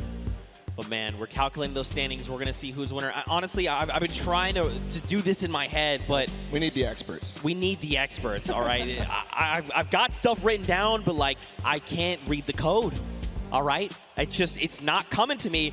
This literally could go anyone's way. And again, because those silver llamas are scattered, any team that wins that gold llama is going to win. Let's recall the couple of games that we had in this Golden Games. Right? Okay. So Sky Station Showdown came down to the Funky Fighters in that final D point, all being pretty much uncontested. Nobody realized that they had their two opportunities, and they took them. They took them both. Skyrocketed from last place to first place. That put them in first in the first game. But also, don't forget, Ravens Revenge were close that game, right? They came in the second place. So, Junkyard Juke next. Okay, Junkyard Juke, we know for sure that Fish Fam did well and Little Whip Warriors did well. Yep. So Fish Fam is the ones who won the last one. Just unbelievable, world run in total. Who was in second in the world run? Ravens Revenge. Ravens Revenge. So Ravens Revenge in the first game. In the second game, they had a poor performance on Junkyard Juke. They did. They actually were in last place. But that's what I'm saying. And then I think back to earlier games, right? Because this is kind of like a cumulative thing. So, but Ravens Revenge had those three. The first match from World Run was the first place with 29 coins. The second, they came in second with 29 coins. But then in third, everyone had kind of figured it out. They still did manage to make the second time of 636. But what does that mean for all? Okay, all right. I need to take a deep breath here. Well, what we can all agree on was that this was an awesome, whole thing in general. The entire Creative World Cup, all three of those maps. We got to give props to the map makers. What was it? 17 builders in total. All these maps, they came together to make them, and they're beautiful and they're amazing to play. So huge props to them, the builders here for the Creative World Cup. Just awesome. All from the community. Huge props, worth 10 points. Come on. Got him, baby. Yeah, you like that. I got him. As soon as he said it, I was like, this guy set himself up. I have to pull the trigger. I'm sorry, guys. I'm sorry. But, seriously, again, just to echo everything you said, man, this was so much fun. And to think, too, this was the first half of the day. I just thought about that. We stopped more Pro-Am. coming. We stopped Pro-Am right after this. We might have just broke Zeke when he realized that. But regardless, just all around, I'm curious. I want to recall our favorite moments here. What were your favorite moments here, Zeke, from this Creative World Cup? Was it the Funky Fighters taking the point? Was it that last moment with Sand? Okay. Fish fam. So that was definitely, absolutely. If that wasn't your favorite moment of the whole Creative Finals, I'm not sure what else could top that. Maybe there's something I'm not thinking about. I think back to when, the Fish fam, they had to clutch up that win and they come through with the 5:25 time. We watched Scissors in that run. He just tore through 4 obstacles, literally back to back in one life. Now, eventually he was eliminated, but still, like, that takes so much precision and he made it look easy. That's not something that you just do. I mean, I'd argue he's the grandfather of creative, right? Like, he's the guy that stepped forward and said, hey, you want to do this thing called a death run? And people are like, what? He's like, hey, do you like traps? Do you like respawning? How iconic. Okay, that's... He actually almost hit that line. I think if he had thrown that impulse the moment he went up, he actually would have impulsed over. Like, it would have been a little hop. I was thinking the wall there. Yeah. Right? Just bouncing himself off the wall at the last moment. That would have been crazy. That would have been clutch. That would have been insanely clutch. That would clutch. have gotten everybody out of their seats because it was those last 3 teams. Yeah. Those last 3 teams. I'm glad we got him to, get the confidence to go for the jumps. Look, it's tough. Like, honestly, like, and then that kind of goes back to what I was saying earlier, when you've been doing this world run over and over. Because don't forget, even in when we were in that big section, like, he was killing it. Absolutely. But then when you're like, okay, we're going to the Golden Games, these things have remixes. We'd have to change kind of the way I'm thinking and approach these things. Go from Sky Station to now, like, oh, we can all earn points. What's our strategy? Then we go to the Junkyard Juke. Wait, we have to be 10-point props. Maybe I've been running around as a 2-point prop. Maybe I've been that guy that's been rolling in with the 2-point props. And then being like, oh, yeah, world run, we got it, no problem. Oh, we have a single life. Oof. And that face that he made when he made the jump, that needs to be made into an emote for sure. Exactly. Zeke's got it perfectly. Just unbelievable. The pressure that these guys were under in those final moments. Still calculating his standings, of course, right. Zeke. It was just too close. It was so unbelievably close. We have to make sure this is correct. Because, I mean, at the end of this, we crowned the first ever Fortnite World Cup Creative Champions. They are creative world champions. The idea of that in itself is insane to me. Yeah. Insane. And it's true, too, because how many countries were here? Like, over these 32 players, there was 19 different countries represented across all 8 teams. That is a World Cup. That is awesome. It's really cool to see. And again, I'm just holding my breath because it could even be the Little White Warriors, right? Remember them in the Junkyard Juke? They came out on top. They had great guard performances. They had great runs, the props, the timing that they had. Everything matters. And when you look back at it and you're really reflecting, all those single props, the timing that Ninja had when he got into those last couple of seconds, remember? Because it was Ninja and Taldak who ended up getting those props at the last couple. It was literally 20 seconds to go in the map. And they clutch up and make sure that their lead is solidified between first and second.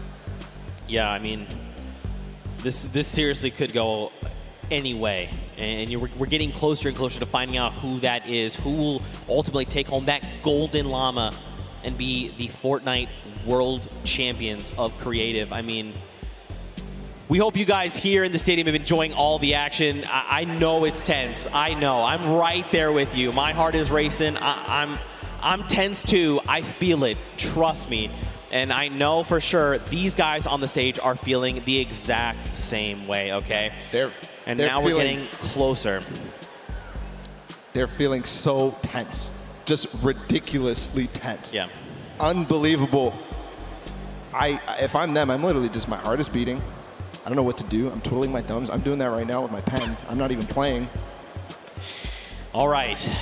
Ooh. We have calculated the final standings. The votes have been tallied, and the winner of the Golden Games and the overall winner of the Fortnite Creative World Championship is the Fish Fam! Scissors, the grandfather of the death run of Creative itself, has come through.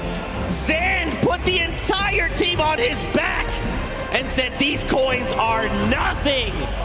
We will claim the gold llama balla, and we will claim the $1 million prize pool. Iconic that this team, Scissors, the first World Cup trial that was put out. These three guys were the first qualified players to come through.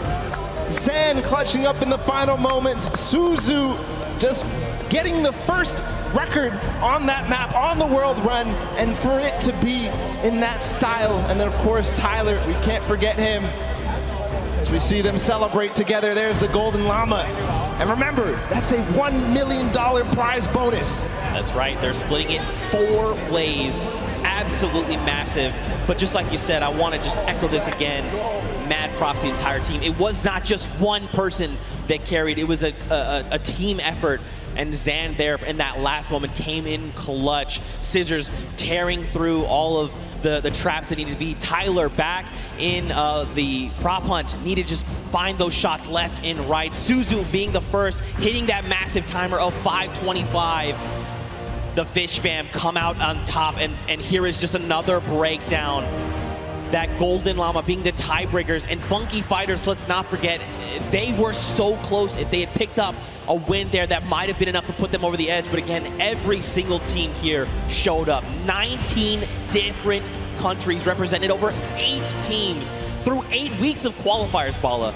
And it's all culminated right here in this moment. And I have to just see the top 4 and the top 5, really, because Chicken Champions with the Silver Llama, that was pretty much what everybody was calculating. That's why it took so, I mean, that was close. That was so close, within $30,000 between second and third, and that's how, of course, you do earn that llama depending on which set, but all that prizing cumulative. So there you have it. Creative World Champions, it's done. And it's not even, this is only half, by the way, this is day 1, and we're halfway through the show. We still have Pro-Am. Oh, by the way, we still have duos tomorrow on Saturday. Oh, by the way, we also have solos on Sunday. Yeah, are you already exhausted? Me too. Me too. What an unbelievable day. It's going to be a great weekend. I can't wait to see what it was ahead. And already this day has started off fantastic with this creative action. I was expecting amazing things, and we got it. That's right, man. Well, of course, we need to crown them the creative champions. So that's enough from us on the desk. Let's actually send it down to Golden Boy to crown ourselves some champions. Thank you so much, gentlemen. What a grueling, grueling run this was, but we have finally come down to it, and we have crowned our champions. But we got to make it official, baby, and there's only one way to do that, and it's right here in the winner's circle. So why don't everyone here in Arthur Ashe Stadium, let's welcome to the stage the Fish fam.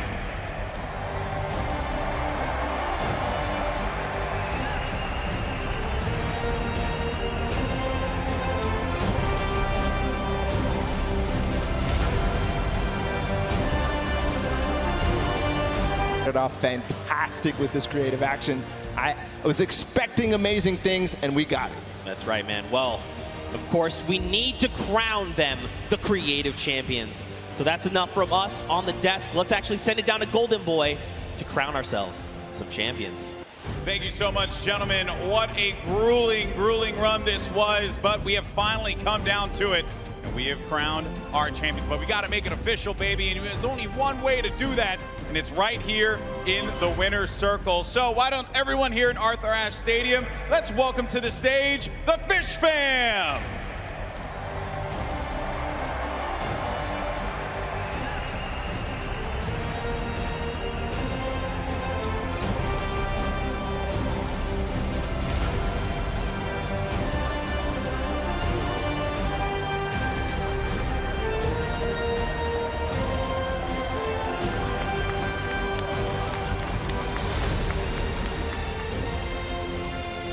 Congratulations, guys. One more time. Give it up for the Fish fam. Gentlemen, those trophies right there, they're yours. Lift them up for the crowd here to see.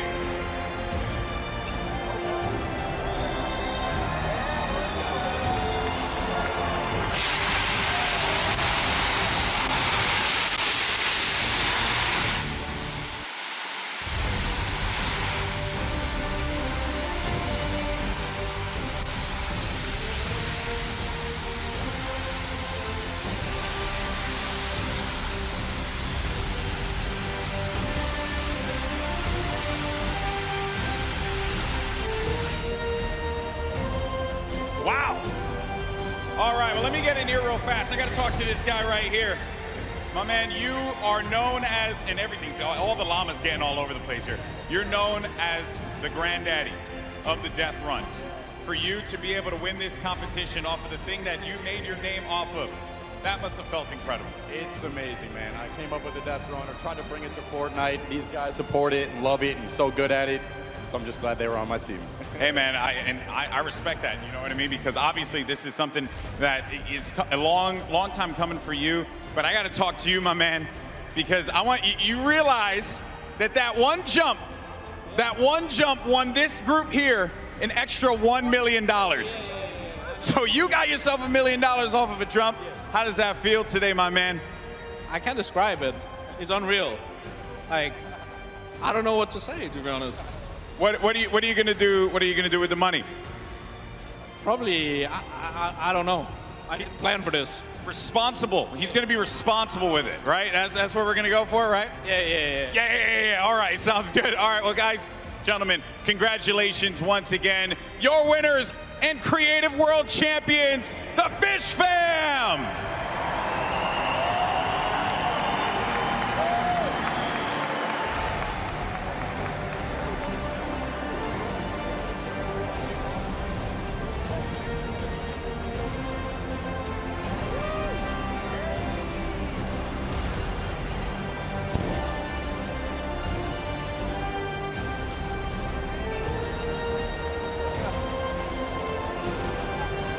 Fortnite World Cup Finals. It's time to play some Fortnite.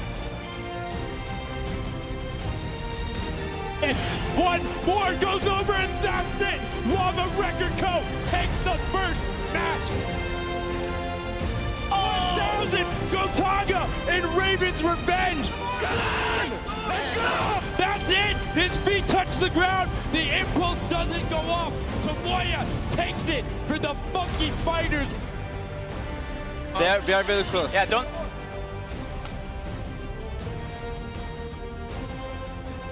The Chicken Champions have done enough to round out the final match.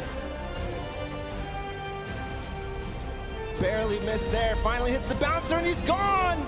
There it is. Oh, he's holding a trophy. Fish Stick is walking out with the silver llama. Let them hear you right now. Let's hear it for all these teams. The Cuddle Crew is keeping it very close. They're keeping it very close. Lin, come on, you have to go. Oh, he hit that person from the blinds. Wait, it's okay. He used the rock. The recovery. Right, they knew Gets about the it. coin. No! This coin right down here. If he can do this without being eliminated. Here it is. The win. Oh, he missed it, but gets it with the trap trigger. The Fish Fam.